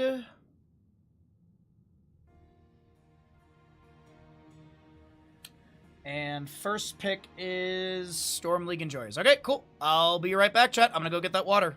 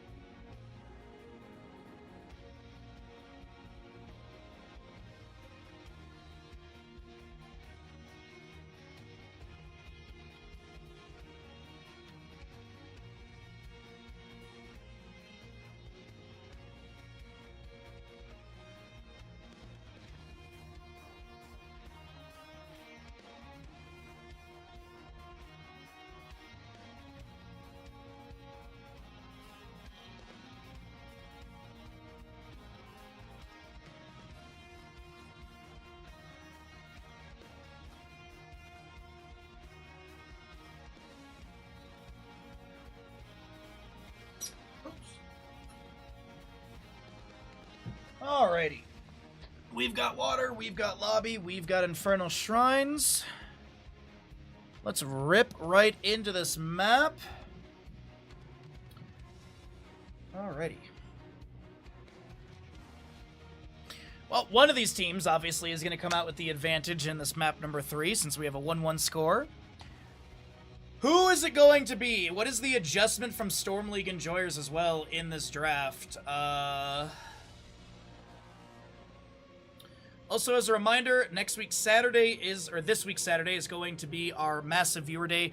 We are going to be giving away a Corsair Galleon 100 SD keyboard. If you are in the market for a keyboard, if you'd like to win a giveaway, you're welcome to join in on Saturday. Subs will have double luck and all that good stuff. We're going to be doing a 9-hour massive viewer day. Heroes of Storm, StarCraft 2 Co-op Commanders, if people want to do it. Helldivers, Marbles, and Jackbox party games. Some trivia as well. Welcome in, everybody. Map number 3 in our grand finals. This best of 5 series. On the left-hand side, it will be the members of Skibidi Exodia. Right side continues to be Storm League Enjoyers. The losing side of Storm League Enjoyers has opted in for first pick priority, giving map choice over the side of Skibidi Exodia. The Tyrael continues to be banned away, as they don't want to deal with the Angel of Justice. We've also got what coming out from Skibidi Exodia. Infernal Shrines, I was going to say, is a great Chromie map, and don't blame them for not wanting to deal with her. Hogger is another phenomenal solo lane for this map, as well as good Shrine clear. First pick over the side of Storm League Enjoyers. Is there any conversation to maybe ban Sylvanas? No, they get rid of the Maiev again, okay. So what does Storm League Enjoyers want to grab for their first pick? They're going to get the Johanna out the gate. They really like this Johanna, and I mean, she's solid for every single map. Such a good baseline kit. We don't really see a lot of variation in her kit, or in her talent picks, but overall, I mean, she's just solid. Next to you, though, from the side of Skibidi, I personally would say I'd love to see Skibidi Exodia go into another Sylvanas. I think it was so strong last game. I think the Lucio is good too, so like Lucio Sylvanas is not a bad start. You are going to get the Lucio still. We'll have a Blaze with that, so they want to have that solo lane for Blaze, the Jet Propulsion, the Oil Slick, the Bunker availability as well. Get a sip of water here. My voice. I can feel my voice is going to be rough later on today, but that's okay. I'll lose my voice because I don't have to talk to anyone besides you guys today, so pretty much after stream, I'm just doing movie night. I'm going to watch Project Hail Mary and stuff. With the Johanna, though, it's gonna be Leoric and Anduin. So you have Wraithwalk, Light Bomb, could be Falling Sword, Light Bomb, but we don't see that combination, like, ever anymore. Maybe a Genji ban? I actually think you ban Gul'dan here. Unless you plan on taking it on Skibidi Exodia's side, I think the Gul'dan ban is not bad whatsoever. Looks like it'll be Sylvanas, so maybe Skibidi Exodia will lean into that Gul'dan instead. Sylvanas has been removed. Okay, so saying that they don't even want it because they, on the side of, excuse me, Skibidi Exodia is saying they don't want it, as Skibidi will have the first pick after the span phase. I think, honestly, Gul'dan ban could be solid here as well, but they're going to get rid of the Tracer. They don't want to deal with Dino Tracer again. So Wraithwalk, Entomb, Light Bomb... Johanna with Blessed Shield as well. You got Lucio, Blaze. Could go maybe Garrosh. Could consider a Garrosh maybe, but then you have Leap of Faith. Granted, though, you could use Garrosh's displacement and then force Anduin to burn Leap of Faith and you run at them again. Because Lucio Garrosh isn't bad with the speed boot bonus. I will not be denied. We'll be getting Muradin and Gul'dan instead.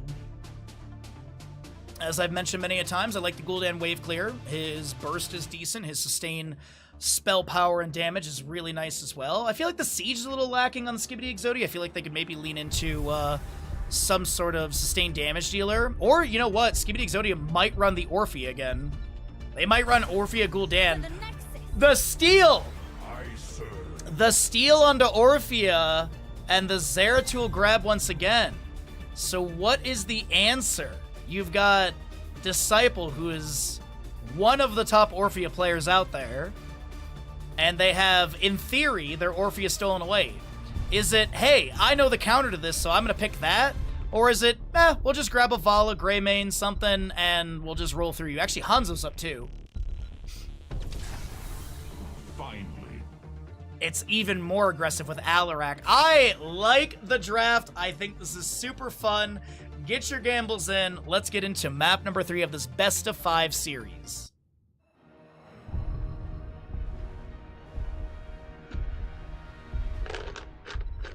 I gotta get a Tums. I got heartburn, man.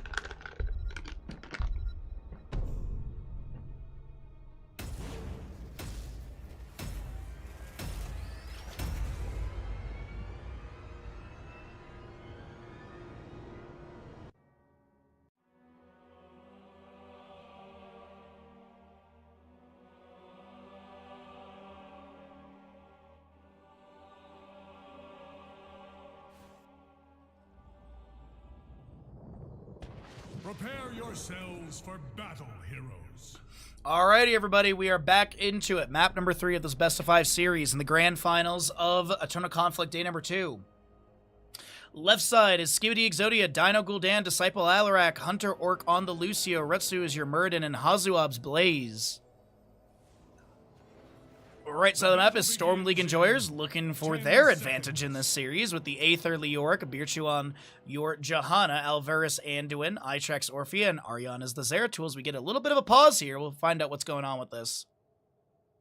Looks like Dino has stepped away in the load-in, and they are immediately back.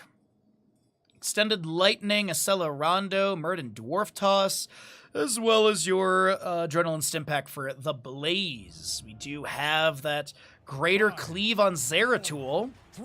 Orphea with her Ancestral Strength Powered Shield, Osin's Renewal.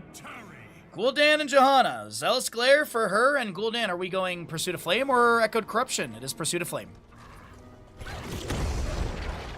Blaze with the Twin Flame out immediately. Looking for maybe an angle to get that Jet Propulsion. Johanna stepping up. Another Drain goes out, Divine Star and Chastise as well.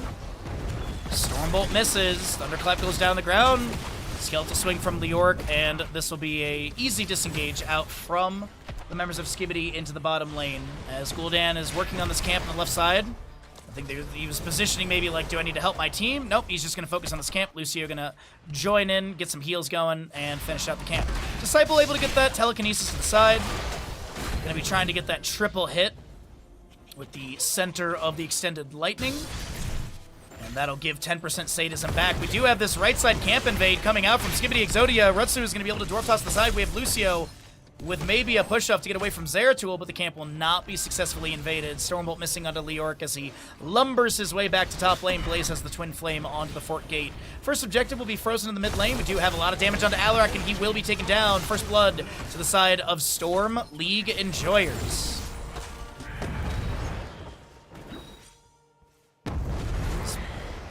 Is doing his best to just quickly burn through this wave. We have Murden at 25% health with some healing over time from the well tap he had.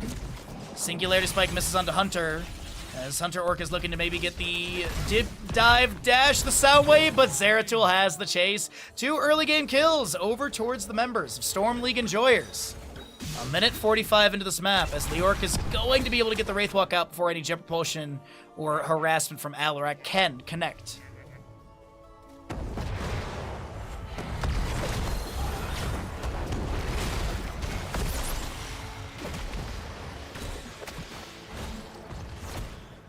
Okay, wait, Murden. No allies are here. He's going to step in 1v2 Anduin versus Orphea.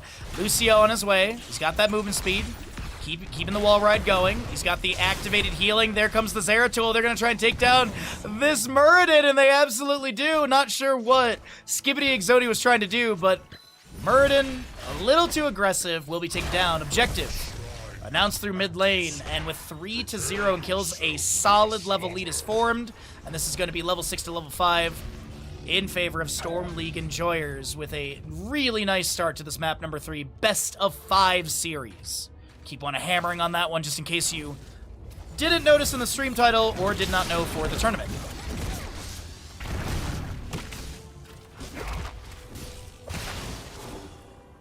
No invade into the camp. Lucio will be discovered by the Johanna, but he gets a little sound wave, a little push off as well. The objective has begun.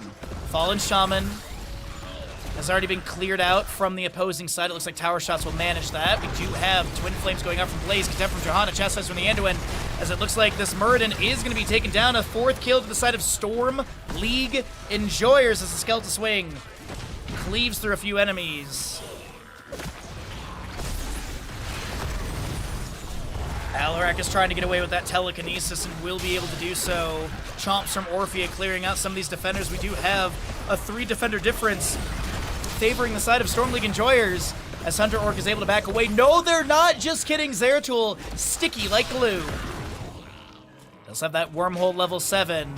Alarak with the permanent sadism reduction at level 7 with the applied force. So what's the game plan with the first Punisher? It's frozen, obviously. We do have a pause once again, unfortunately, here. So let's go ahead and make sure that there's nothing being shown on the edges, but it looks like there's going to be Alvarez with another DC, so they're going to pause it really quickly, and we'll wait here for that to subside, as our Twitch gamble is closed out with some really good odds and belief of Storm League enjoyers, nearly 100,000 channel points on the line. Thank you all so very much for hanging out with me today, and just want to say, if you're not following the channel, please do follow. We stream 6 days a week. Tuesdays and Thursdays, we typically do casting. Wednesdays and Fridays are a bit of variety. Right now, we're working through Final Fantasy VIII. I've never played it. It's been fun. Saturday, of course, this week is going to be our big viewer day, and then Sunday will be another day of this. We also have cooking streams. We did a cooking stream yesterday. We made the wonderful dish from the Netherlands, bitterballen. Pretty good, very successful. So we have cooking streams. We have Baja Rosses where we do paintings. Bandits here. There's a bunch of fun stuff. We're actually going to be making a Battleground tier list from like a caster perspective this upcoming week as well, as I hit the wrong button there. There we go. So the mid lane Punisher comes through. Johanna does manage to run down the Gul'dan in bottom lane with the Zeratul, and they get the Gul'dan Pursuit of Flame stacks reset back down to 0. Punisher is not going to get that much siege here in mid lane. Murden Dwarf tosses over the wall. Actually, it looks like they will open up the gate a little bit. But our next Punisher is going to be looking like a 4-minute 22 Punisher. Or sorry, 7-minute 22. So about 6-minute 54 or so is going to be our next announcement. Until then, we're going to be seeing level 10s popping up a little bit faster with the current trajectory for Storm League enjoyers, as they are a solid level lead over the enemy, I'd say. Condemn again from Johanna. Divine Star flying out as well. Zeratul quickly clears out this camp. As the Orpheus Shadow Waltz goes out. We'll spray out from Anduin. And the preview on the map is going to be bottom lane for the next objective. As I mentioned, late 6 minutes in-game time is when we're going to have the announcement. Zeratul blinks off to the side. They're just trying to safely soak here, not trying to give any opportunities for Alarak to 1 stack or to finish out his level 1 stacks, as he still is working through that one. Does have that negatively charged at level 4 to be able to continually build up that damage as well. Heroic-wise on the right, Blessed Shield, Void Prison. Interesting. We don't see a lot of Void Prison. Eternal Feast, Light Bomb, and Entomb. No Might of the Nerazim for the reset on the cleave. Khazra Camp pushing in. Gonna try and open up this gate. If the members of Storm League enjoys... Wait, that's a Blinket. Okay, so what's the game plan now? Blessed Shield and Eternal Feast. Light Bomb comes through as well. And the Zeratul blinked in with 170 HP and will be taken down. That was a insanely risky blink-in, but they do manage to take down the Gul'dan. The Leap of Faith pulls Orpheus to safety.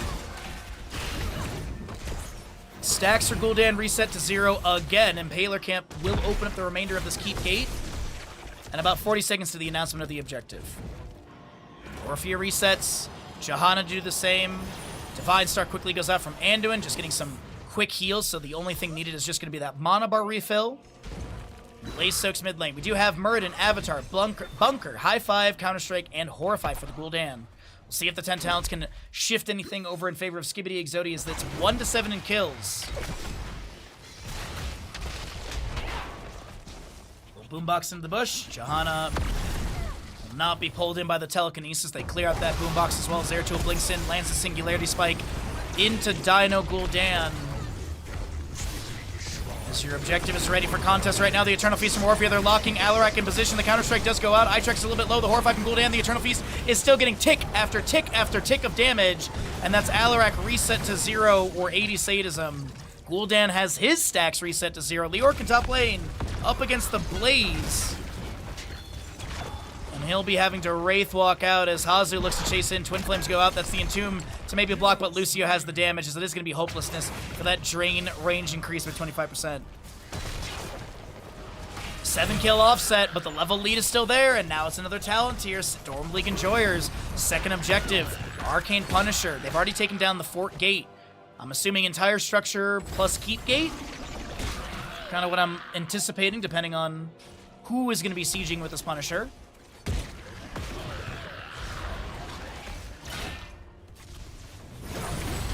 Divine Star goes out. Zeratul soaking top lane. No Fallen Shamans or Impaler Camps anywhere on the map to really press or threaten a lane. Boombox from Lucio cleared out. Actually, looks like he'll be left behind as they want to advance forward because Zeratul coming in. He has VP. Does he have a target? Lands a Singularity Spike onto Blaze and blinks back with the wormhole. The Orc Wraith Walk, because he does have the Ominous Wraith for that damage reduction onto enemies. Punisher jumps over. It looks like it lands onto... Oh my god, that's a triple entomb. Light Bomb flanked from the Johanna, trying to get the Son into Alarak. He has the Counter-Strike activation. Hunter Orc Lucio so very low, almost taken down by a Shield Glare of Johanna. Zeratul goes in. The VP onto 2. Does Zeratul have the damage to take down the rest of the team? That's a lot of damage actually onto Johanna. The Retreat Tower doing absolute amazing work. Disciple jumps inside the bunker. Punisher hasn't taken down the fort yet. It's a little bit of a haphazard play from Storm League enjoyers. I think they were anticipating the Punisher to take down the fort a little bit faster, and that Retreat Tower completely messing up any of these deep dives. Eternal Feast into the bush, anticipating the enemies to be there. The Impaler camp will be grabbed and uncontested. Punisher goes down. The next one's at 12 minutes 4 seconds in-game time for contest, so 11 minutes 36 or so.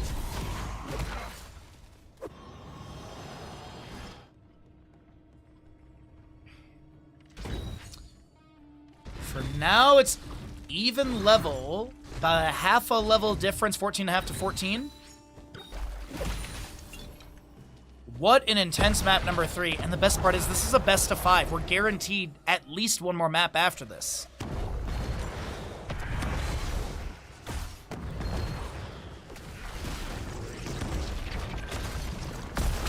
Bless Shield, Entomb, Light Bomb, Muradin, Dwarf Toss is out. The Counter-Strike will activate the Eternal Feast from Orphea. The Horrify from Gul'dan also pushes enemies back.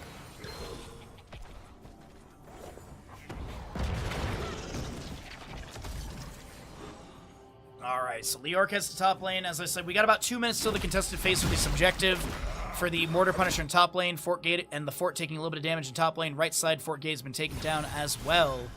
But I think within 2 minutes we should be able to see the level 16, especially if there's a kill or two. Disciple hit with a cleave. Lefel Flame from Gul'dan going out as well.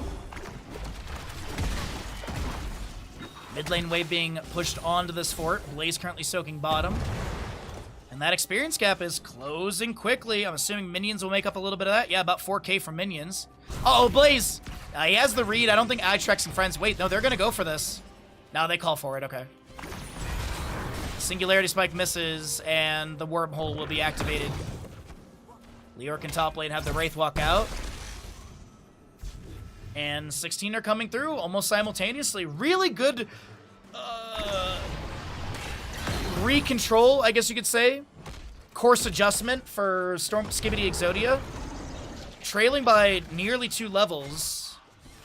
And you're able to close the gap through side soak, a couple kills. Still a 6-kill deficit, but it's 16 up on both sides with the next objective moments away from announcement. Rampant Hellfire is really big. You also have that Lightning Barrage as well. Imposing Presence for Muradin into some of the auto attack attack rate. As well as the Juggernaut plating for this Blaze. And also we have 33 of the 45 stacks needed for Muradin to be able to have his Piercing Stormbolt. 12 to go. Glyph of Faith, Ominous Wraith, Royal Focus, 13-16 Leorc. We do have that Holy Renewal as well. Zeratul does pick up his Void Slash. And the Orphea will be going into Dead Magic as well. This is going to be Twin Flames from the Blaze coming out. Johanna inside this Eternal Feast, and it will be Johanna. Kaimo cleanse onto them. Dino is done with Pursuit of Flame. Lay down, Mr. Bandit.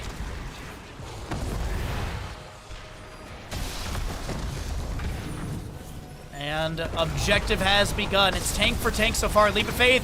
Leorc will be picked off. And Skibidi Exodia with the course adjustment might be able to get this third objective. Take down a fort and knock on a keep gate. At least at the current setup of things. Zeratul's trying to make the big play onto Alarak, but the Discord Strike will force Zeratul to start backing away.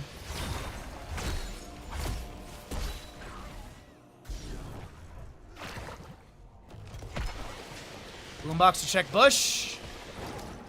And the minion wave will take no inspiration. But that is going to be Hazu finishing the objective. Grabs 2 globes and they look to push in. 6 stacks for the Muradin needed, by the way. As, oh no, not the dieback!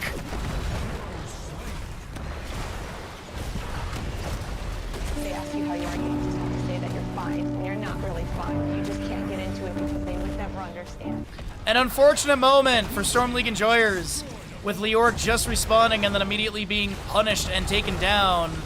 Aether trying to cheat death, but gotta be careful about that respawn location. Punisher jumps over.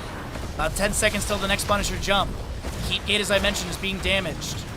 Leoric is about to respawn, and it doesn't seem like the Punisher will be assisted any further, but they do get Heat gate. Here comes jump. Zeratul blinks it off to the side. All right, Punisher goes down at 1340, so we got our next one coming up at 1640, or 16 minute 10 seconds will be the announcement.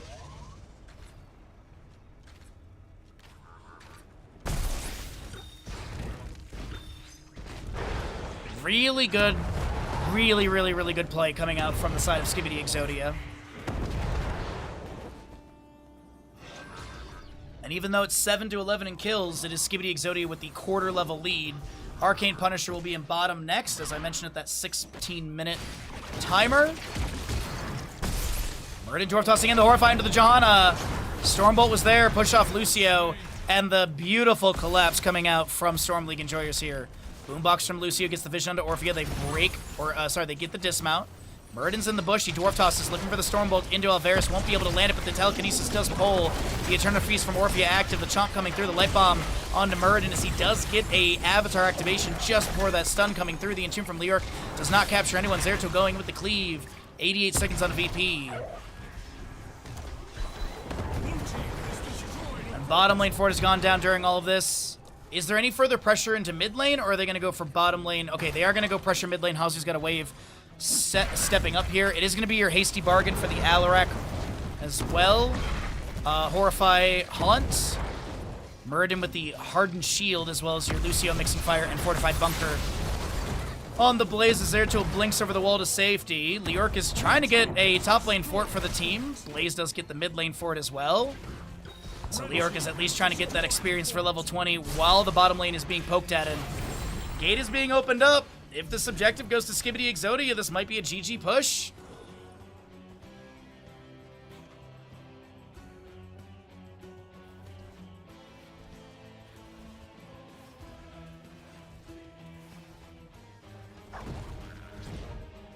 Alright, Shadow Mending Zeratul, you do have that monster within for the Orphea, as well as Censure Anduin, Radiating Faith, and you're Buried Alive.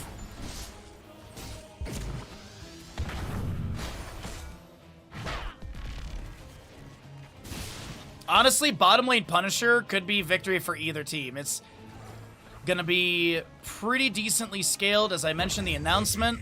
104 on the Alarak Sadism. 20-second cooldown for Hasty Bargain, by the way. Alarak combo goes in. Holy damage. Oh no, Skibidi! Alarak Sadism set to its lowest amount, which is 72 currently. So Alarak for Leoric. I honestly thought that was going to go way worse. I thought a lot of blue health bars were getting low there, but Lucio has some great high fives and will be able to help out the health bars. But Fallen Shamans clashing in top lane. Leoric is trying to cheat some death here. The issue is that Leoric is going to respawn faster, and he's going to respawn right here, whereas Alarak still has to rotate in. Stormbolt from Murden. They dive into the backline. Hazu has a few Twin Flames and such, but it does seem like they're going to give this, especially with Leoric just now respawning. Lays heads to top lane. We'll push things out.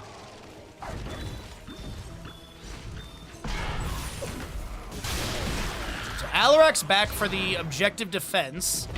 Hazu's going to get one more wave of top lane, and then probably Hearth out and go defend with his allies. He actually might continue pushing top, or maybe double soak a little bit. Leave Johanna onto this, as this will be Leoric and some friends on respective Impaler camps from mid lane. Of course, Punisher going to bottom. Fallen Shaman in top lane has arrived at the keep. Looks like Orphea will rotate back to go deal with that. Zeratul will respawn. Or, recall.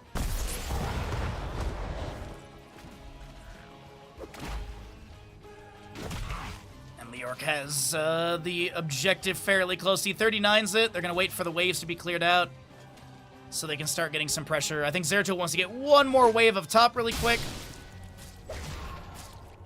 Red team has summoned an arcane punisher. So what is happening with the Arcane Punisher? 3 kill difference, 21 up on both sides.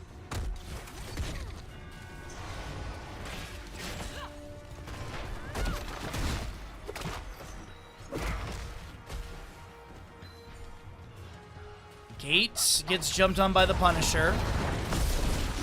Zeratul blinks over the wall. VP is available if he wants it. Mind Devour for the Orphea has been completed as well.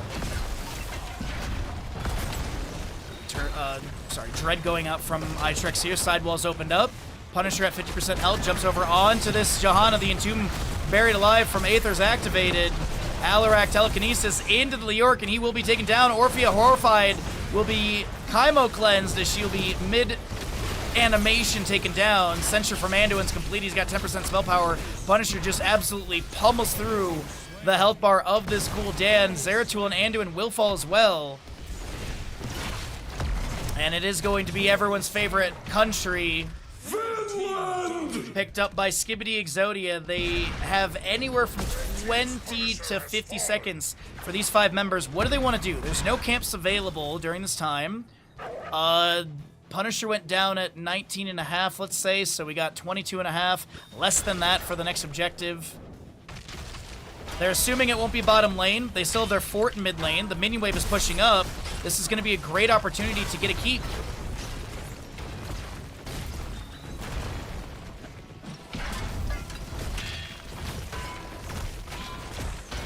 Is it GG, though? Because that timers are averaging down to about 10 seconds here.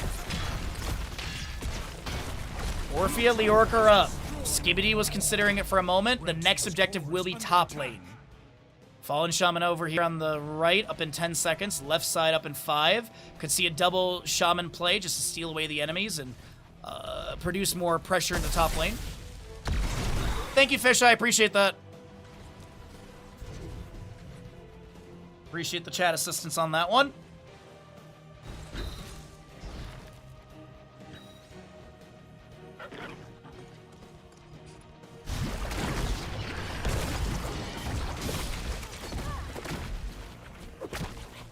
One kill difference, 14 to 13. Level scaling in favor of Skibidi.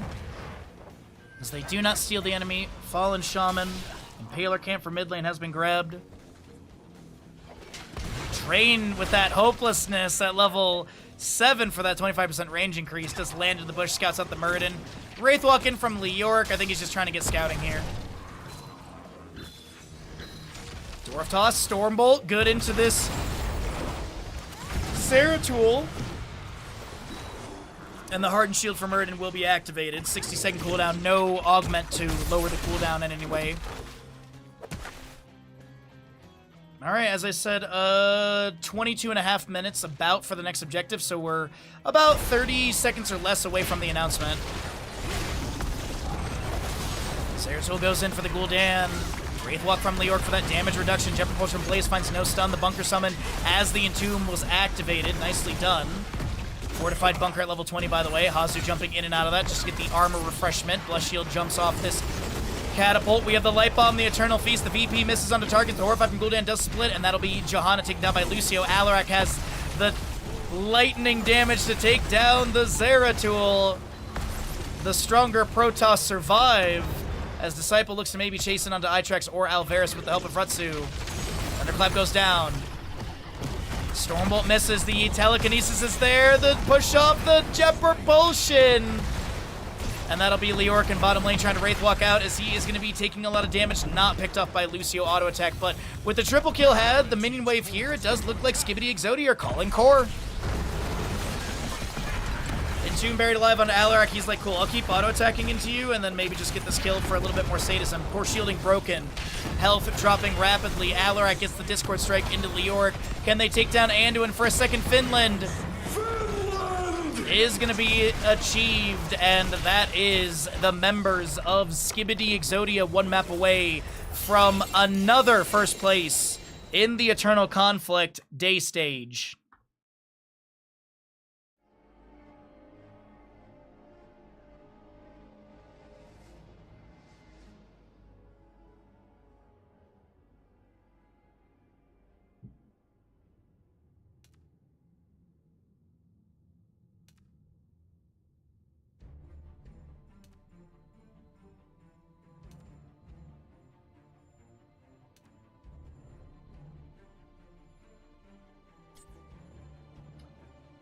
Alrighty, let's go ahead and get some ads out of the way, and we'll find out if Skibidi Exodia can make the 3-1 happen, or if we're going to be getting a map number 5 in the final series of the day. I got nothing against Skibidi, but I am rooting for a map 5. Get your Prime Gamings in, all that good stuff. Support the channel if you'd like. We've already had so much generosity, so I'm really not hounding on subs much. But ads are coming your way because we run ads in the downtime between games, because why would you want to watch ads during a game?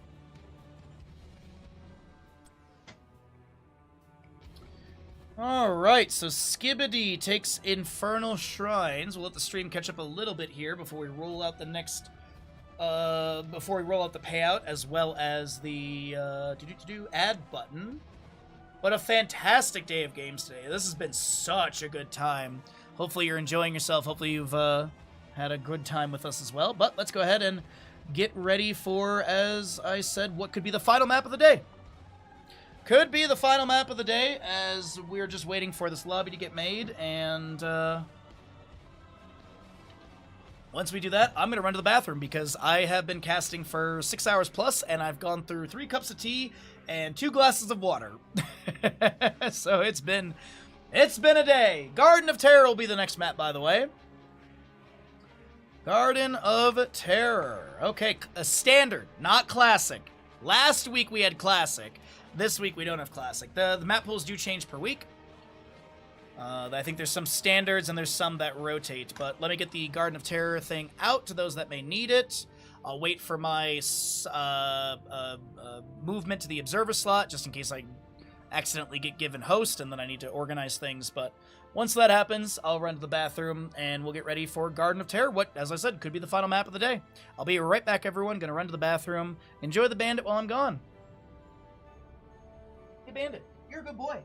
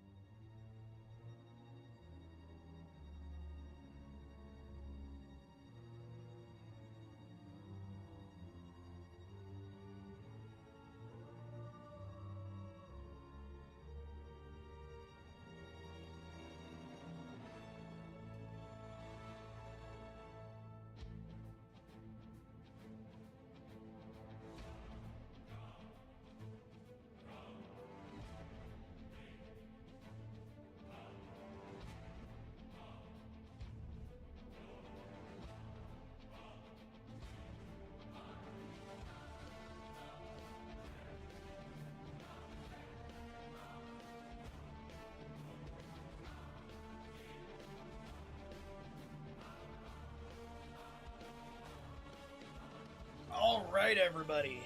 I have returned. Oh, it is hot in the house today. I am excited to be able to open the windows after this. I have my windows closed when I'm casting, because yeah.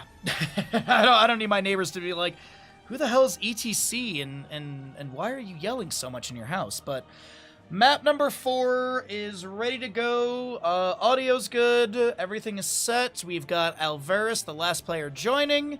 And we should be good to go for map number 4. Thanks again for hanging out. Thank you for your patience in the downtime between games. And exciting stuff. We also, by the way, we have 2 YouTube channels. If you're looking for more casting content for the future, we have 2 YouTube channels. There's YouTube.tv/Bahamut Gaming. That is all the edited casting, so all this downtime is cut out. So it's basically draft, game, post screen, repeat until the series is over. And then we have Bahamut Plays. Exclamation YouTube if you want a quick link to these things. Bahamut Plays is our live stream archive, because Twitch only allows you to have VODs for 30 to 60 days. So we dual stream to YouTube live. I do my best to manage, look over at YouTube chat, but it's not really active. It's mostly just so we have an archive of stuff, you know, if people want to go back. Like, for example, you can go back and watch my Bloodborne PC run. Claws Only Bloodborne, that's on there. Kingdom Hearts 2 is on there. My Final Fantasy run is on there. Cooking streams, painting streams. Basically every stream is there, and I do my best to make categories. So, exclamation YouTube, be sure to subscribe over on those YouTube channels, but let's get into what could be the final map of the day. Alrighty, everybody. Game number 4 in this best of 5 series. The members of Storm League Enjoyers on the right side will be having first pick, opting into that as the losing side. Winner will be given map choice, which is going to be Skibidi Exodia choosing to take us to Garden of Terror. Vikings immediately target banned, as I think Storm League Enjoyers did some research from the best of 5 earlier today that Skibidi did have to go into a map number 5 up against Clawy Kittens. So Storm League Enjoyers definitely had a little bit of time to get a little bit of research done. And Maev will also be banned away, so not a bad start from either side, like ban-wise, like pretty expected stuff when it comes to all of this. And there's going to be your Chromie Maev ban, pretty standard, as I said, for Skibidi. The Hogger and Vikings will be removed as well. Medivh is up, Sylvanas is up. All of these have, you know, these could be considerations. Sylvanas in the previous maps with Disciple has been so strong. Garden of Terror is a really good Sylvanas map. Camp Clear, Wave Push, Siege into Structures. Haunting Arrow is always a good way to lock down structures and amplify that. Mind Controls can be extremely strong. Wailing Arrow's not bad for the team fight. But we are just going to get a Yrel Brightwing into the Blaze. Members of Storm League Enjoyers will be able to have a 1-2 pickup here. Lucio is up and available, as it is not going to be a Lucio priority pickup, unless there's something else Storm League Enjoyers want to lean into. Maybe they want to consider some sort of Malfurion composition. Hey, stop licking your paws. Stop. He's just bored. And he even got a walk before stream too. I don't know why he's so antsy today, but Bandit is antsy. Falstead. It is the first Falstead of the day. We saw one Falstead ban at some point, and that's really been about it. So Johanna Blaze with Falstead. We get a Rhaegar ban as well. Just getting rid of the massive ancestral healing value they can bring to the table.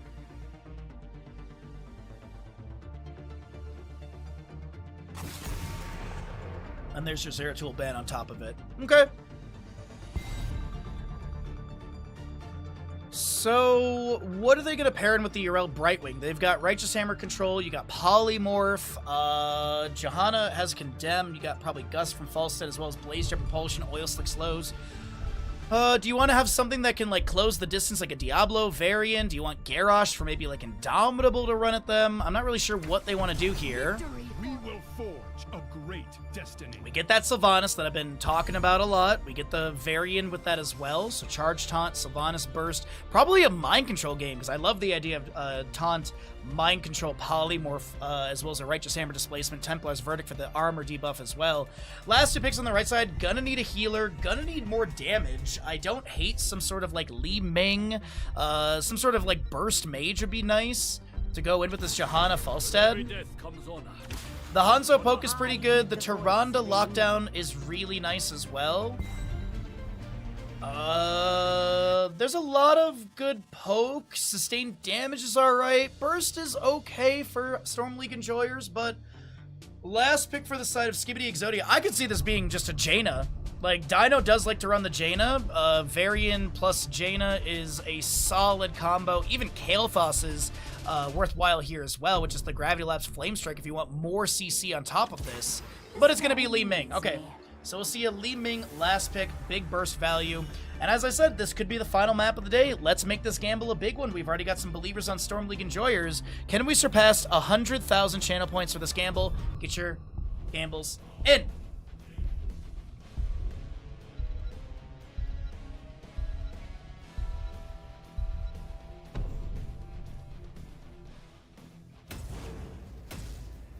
Yeah, Celestial Attunement level 16 is really good. If they make it to level 16. No, I'm just kidding. I expect this map to go post 20. I think it should, but there is that sort of looming threat of, what if we don't get to 16? What if we can't use Celestia Attunement and be absolutely... The battle begins shortly, heroes. Or cleansable on nearly every heal. A Dino on the left-hand side for the Skibidi Exodia crew is going to be on your Li Ming. You got a Hazu Obzurel, Disciple Sylvanas, Hunter Orc Brightwing, and Retsu on the Varian. Looks like we got a small little pause as the Itrex player is going to have his DC. We do have Averis on the Tyrande, Aryan on the Hanzo, Aether Blaze, Itrex, Falstad, and Beershow on the Johanna. I will point this out. No Moonlit Arrows level 1. It is going to be your Ranger. Increasing the width by 25% and dealing up to 250% more damage based on the distance it traveled. Sentinel Direction at level 1, as we also do have your Aether Walker, and this is a Adrenaline Stimpack Blaze. Looks like we're going to have a little bit of a longer pause here, as Itrex needs to restart.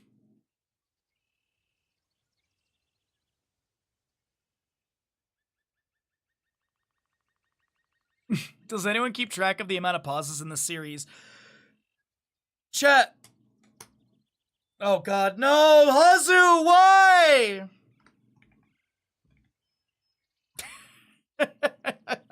Hazu can't see my message.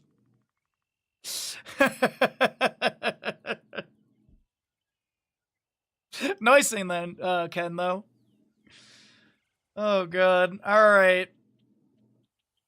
So we'll just wait for the reset to happen here. Garden of Terror is going to be this this map number 4, as I was mentioning. We also do have the baseline stacks for the Sylvanas, or golly, baseline stacks for Sylvanas and the Tyrande on this map, as they're going to be looking for those 3 stacks of Banshee or Black Arrow, used to be called Banshee Curse. And then being able to get the 250 for the damage increase from 15 to 50% on that Black Arrow. And then at the 400 Mythic, you do have the 25% of damage dealt returns to Sylvanas' healing. And enemy heroes with 3 stacks of Black Arrow double that healing value. You're also going to be having the Lunar Blaze for the Tyrande, and that'll be 10 stacks for the 30% range increase, 20 stacks for the Piercing Sentinel, and 40 stacks for the Shooting Star, which used to be the level 20, replaced by Sentinel Commander. Hazu's still young at heart. Hazu is like a couple years older than me, I think. I think Hazu is like 1.5 to 2 years older than me, I think it is. I think he's like 1998. Yo, what's up, Ariel? How you doing today, bud? How goes it? Hopefully your day is treating you well, as we are literally getting back into a game. Had a little pause right there, but lock back in. So we've introduced the players. We've told you where's what. Open in 10 seconds. All right. I'm on the wrong side of the map. My brain. Dauntless Urel, Might of the Banshee Queen, Hyper Shift. As Alvarez is going to throw 1 Sentinel across the map, and it is going to miss! GG's.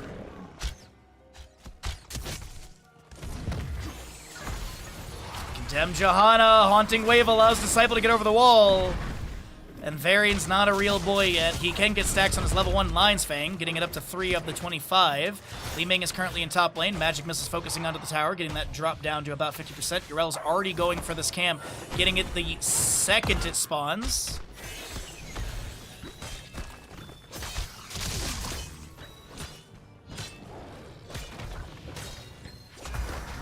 Oh, sorry, 88, not 98. Sorry, I went the, my math was wrong.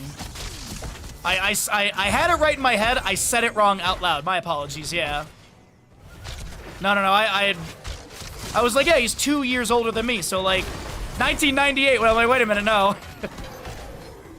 I'm 1990, that's why. Anyways, we do have contest over this camp. Lunar Flare is going to be going out for the first stack. We do have Hazu up a little bit low. The shield is coming out from this Johanna as well. Hazu pulled back in by the Condemn. First blood goes over the side of Storm League Enjoyers. And they do steal out this camp. There's going to be a Lightning Rod applied to the Varian, and he falls as well.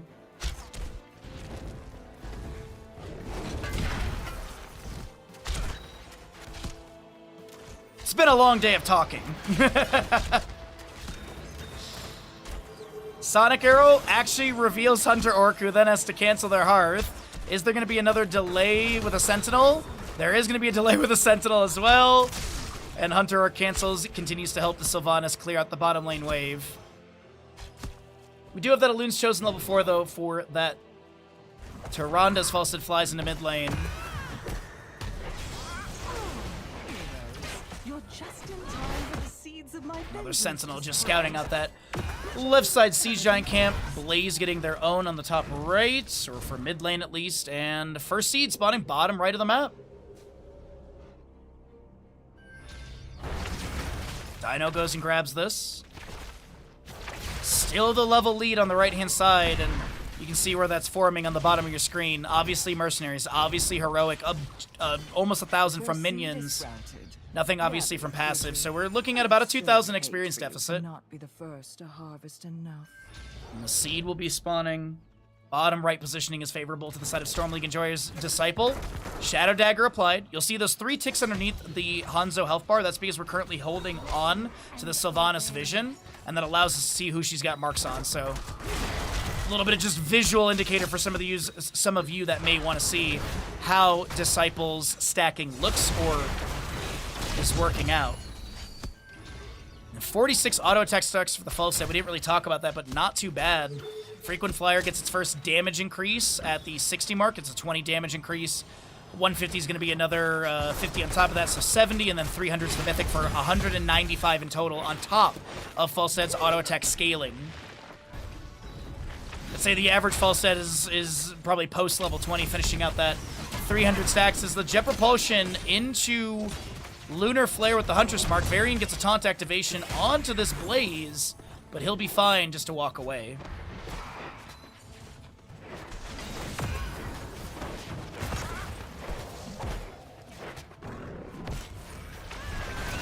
Falstad trying to fly out, but the Righteous Hammer interrupts the Jet Propulsion, the Soothing Mist. As this is Falstad taken down, Blaze trying to get the counter kill into Dino. He's going to zig. He's not going to be able to zag. And 1 out of 3 seeds to the side of Storm League Enjoyers. Jet Propulsion again, landing onto Brightwing Yrel for the splash stun. We do have Sylvanas maybe going to try and dive onto this Hanzo. Varian charging forward.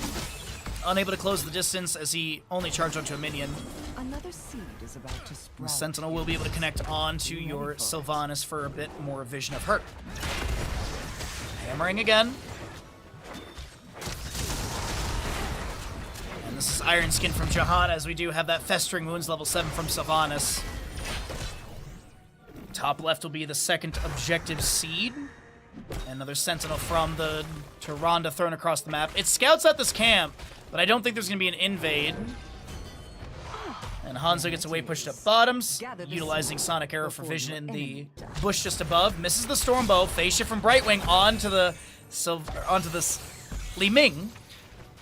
Will clear out any scatter value that Hanzo had there. He is Stormbow level 1. Target practice. No natural agility. And that'll be Hanzo taken down in bottom lane. Skibidi Exodia trying to find parity in the experience with a couple later game kills. We're getting close to level 10. Let's cycle through the other numbers. We'll take a look in the detail view for Varian's level 10 to see if he's going to charge every 4 seconds, or will his shield, or will his overpower activate the protected status. Falstead, not going to be delayed from his hearth. I thought maybe there's a Lion's Fang over the wall or something. Arcane Orb flies in the bottom lane fort gate. Falstead flying to top. Less shield, Dragon's Arrow, Bunker, Gust, and it is going to be your Shadow Stalk for the Tyrande. No Starfall. Azu getting channel. I don't think there's an interrupt.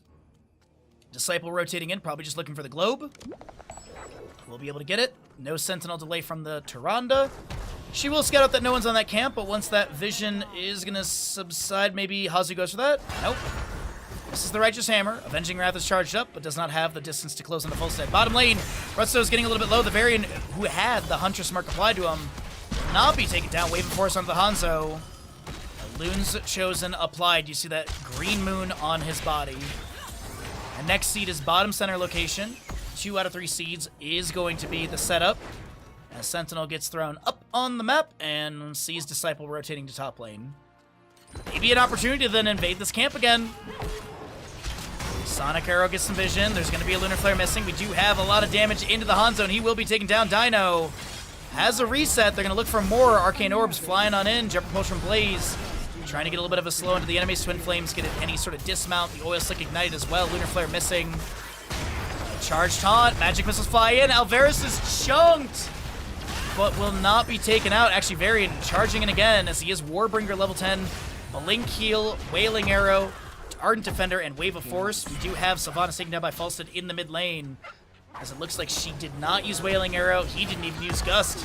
But it is gonna be another dive into bottom lane. Bunker from Blaze comes through. The Dragon's Arrow splashes. Soothing Mist from Brightwing allows Varian to back away. He re-engages onto this Blaze, who jumps once again to the bunker, which is still available, expiring in just a second. Falstad Gust into the Condemn. Jet Propulsion will splash stun into a couple enemies, but Hazu does activate Ardent Defender and does manage to heal up the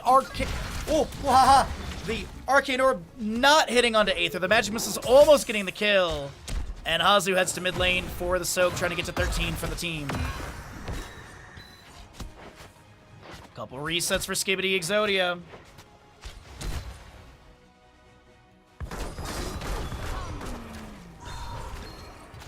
Sylvanas will continue to push up the top lane wave. She's got a couple minions stolen away, as you see that sort of purple flame on them for the possession animation.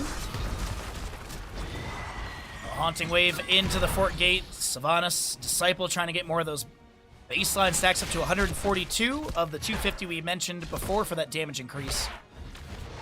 And no start on this objective. The Shamblers are still there. Hanzo checking Bush with Stormbow up to 2 of the 5 stacks. Sentinel scouts out the Brightwing. It is going to be that harsh Moonlight, as you see the movement speed debuff, but it's also going to be a damage debuff as well. 35% on both of those for 3 seconds. Haunting Wave from Sylvanas. Windrunner level 13 allowing Disciple to mark up the wave quickly, and we'll be able to back up. Dragon's Arrow ripped into... What? Was that Sentinel kill? Falstad Gust is going to be able to allow the Johanna to back away. It was Sentinel kill, 271 overkill. As the Arcane Orb goes through, Falstad barrel rolls to safety. Varian comes in with a charge, taunt, and even down a member. Skibidi Exodia are going in for this, and they get the double kill. Can they make it a triple? Triples are the best, as we have the Johanna stepping up with Iron Skin Condemn. Scatters off the edge of this wall into a couple enemies, but Minion Wave is pushed up 5-5 in kills, 14 in change for both teams as Li Ming blinks over the wall and starts pulling the Shamblers to the side. Variant with the channel. Maybe Brightwing. Sea Giants open up the fort gate of bottom lane. Li Ming blinks back and plays it very safe here.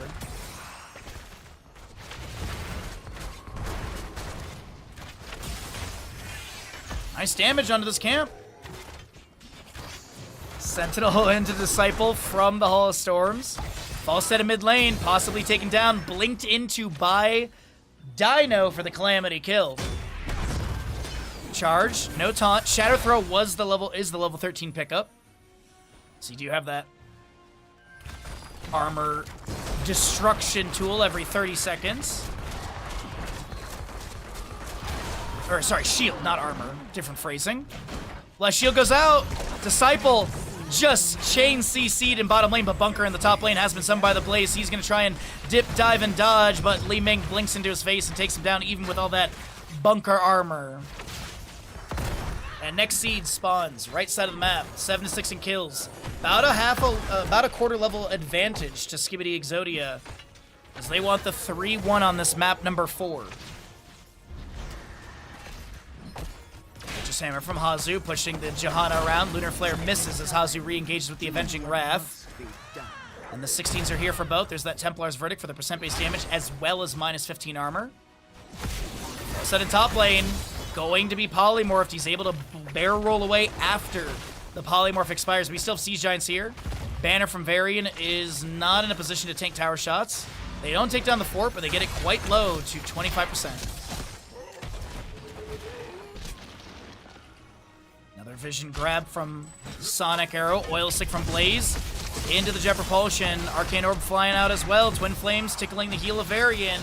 Disciple on the right side is a little bit low, and so is Falstead. We do have the Shadow Stalk from Toronto active. Will the Forsaken from Sylvanas, level 16, expires, and Johanna rips the Blessed Shield, and that is Sylvanas taken down. Can the members of Skibidi get a counter kill? Is Retsu going to be falling as well? The Arcane Orbs, that is going to be Johanna with the kill. Meanwhile, Hazu playing the split soak game, playing the macro here, gonna try and open up the bottom lane a little bit further, but here's the thing, the enemy team is rotating. Ardent Defender is available. Hazu might pop that. Hand of Freedom. This Divine Steed. Ardent Defender, right here. Yep. Gonna get a Righteous Hammer. Gonna get the Divine Steed to try and back away, but the Avenging Wrath won't be enough. Meanwhile, though, Brightwing is going for the channel. Gus from Falstead interrupts that. Dino gonna get a face shift from Brightwing, and Brightwing immediately going back for the channel. Hunter Orc could get this for the team. Sentinel. Dino blinks into the Sentinel, chat. As we do, by the way, have that Celestial Attunement finally, which is humongous. Silent Stuns and Roots. Sorry, Silence, Stuns, and Slows. Blaze Jet Propulsion, Pyromania active. They're going to try and take down the Sylvanas. The Will Forsaken's going to be there. We do have a Wailing Arrow going to the backline. Bunker some by Blaze afterwards. Retso is so very low. The Variant, can he back away? Gets the ally charge, but doesn't work out. The Dragon's Arrow rip. The Blessed Shield goes in. Hanzo traded Variant for Hanzo. Sentinel misses on the Disciple. The Wave of Force to try and push Blaze back in. The Arcane Orb eaten by Beerchew. This is another blinking from Dino, who gets the Calamity kill into Blaze. Haunting Wave forward. A second one to be utilized, but this is going to be tower shots that zone. Sentinel misses. And this is 2 out of 3 seeds to both teams. A seed has been planted. It will sprout before you know it. Falstead looks to chase on Disciple, who's going to get the face shift from Brightwing, maybe looking to turn things around. Disciple hit with that Ranger as well as the Harsh Moonlight at 13. Yrel does get the bottom lane fort during all this. Blue team has destroyed. And next seed, bottom left of the map. Favorable position to Skibidi Exodia.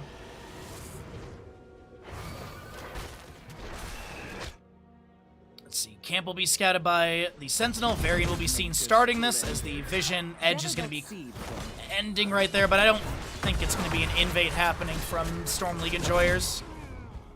I think they want to contest over this. We do have the top lane Siege Camp also grabbed, so double Siege Camp, top of mid. Sentinel is going to get some vision. Johanna flanking on the left. She'll be get the... Oh, no, the Blessed Shield misses Shadow Stalk. Blessed Jet Propulsion onto Disciple. Can this Sylvanas get out of here? Right wing blinks around. Will the Forsaken was activated for the movement speed and self-cleanse. Gus from Falstead to try and isolate this Varian, but has the Leeming to blink or charge onto. Sylvanas and Brightwing push up a wave into mid.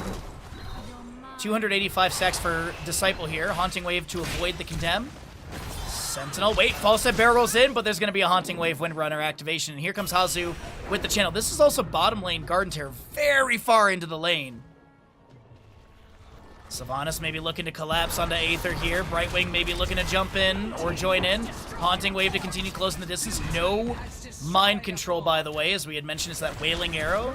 Speaking of, 40-second cooldown. Everything on the left-hand side is available. Right side, Blessed Shield just now coming off cooldown. Gus up in 12, Bunker 22, 13 for an Arrow of Hanzo, and 25 for the Shadow Stalk. Falstead getting close to 300 stacks as well for his Mythic, 219 of the 300. And this is going to be your level 20 about to be here for Skibidi Exodia. Can they win? Repulsion, Li Ming, big displacement. Dragon's Arrow goes out, stuns a couple enemies. The Garden Terror Slam will zone back Beerchew, as your Johanna will not be stunned, and the mid lane Garden Terror cleared away, bottom lane as well. Top lane is advancing onto the keep. Banner from Varian not tanking tower shots. Repulsion, Seraphim, Bolt to the Storm, Sylvanas, Invisible Friends, and Glory to the Lions on the left side. Level 20, quarter level to go for Storm League enjoyers. Hanzo's done with his target practice at level 1. Does have the Piercing Arrow 16. Explosive level 4 for the double explosion. Avenging Wrath, that's going to be a charge. And a taunt even into the Blaze. Whoa! Alvera is being pushed to the side, but will not be taken down. A quick cleanse, or a quick self-heal. As the Sentinel will scout out. Falstead flying, trying to chase onto Disciple. Bolt of the Storm from Disciple utilized as well.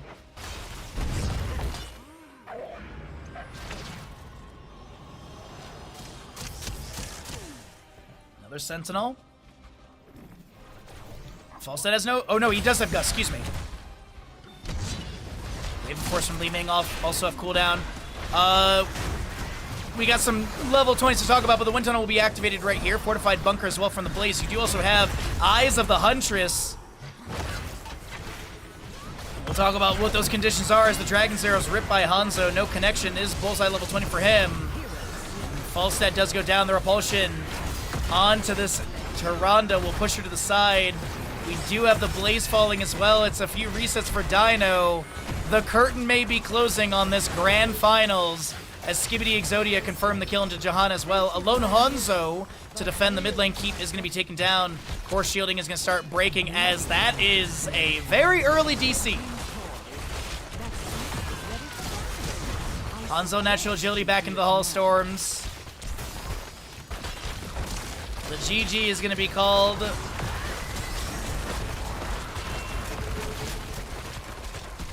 And we've got Skibidi Exodia with a map 3 turnaround in the grand finals. They take first place again here in the Eternal Conflict Season 2, day number 2.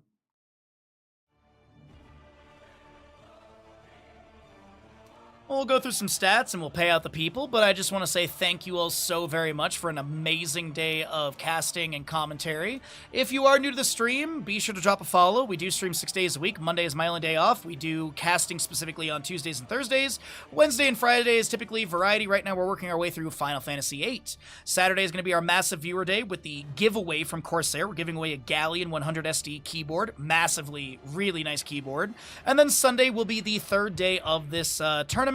The top 4 teams that have the highest scores will be then playing in the double elimination bracket on the 25th and 26th. But that is going to be my stream for the day. We had a nice chunky, nearly 7-hour stream of casting, and these games were an absolute blast. Thank you everyone once again for hanging out. Be sure to drop a follow if you're not following the channel. Support how you can or if you can. And let's go ahead and get a host and raid going this afternoon. I think I will send you over to Alpacamon. I believe they are... I don't know what they're doing, but we're going to go ahead and raid over to them. Go raid over to another great Heroes of the Storm streamer, and you all have a great day. If you're a Tier 1 sub, copy the first message. If you're Tier 2 or 3, copy the second message. The Bandit emote is a Tier 2 emote. Thank you again, everyone, for hanging out. Thank you all so very much for being here, being part of this community, checking out the games, all that good stuff. I really thank you all so very much. This was such a fun week of streaming. Cooking stream, casting, Final Fantasy VIII, this tournament as well, Tournament Conflicts. So, looking forward to the next week of games and streams. Go right over to Alpacamon. Have a great day. Have a great night. And I'll see you all bright and early on Tuesday for another great week of streams. Bye!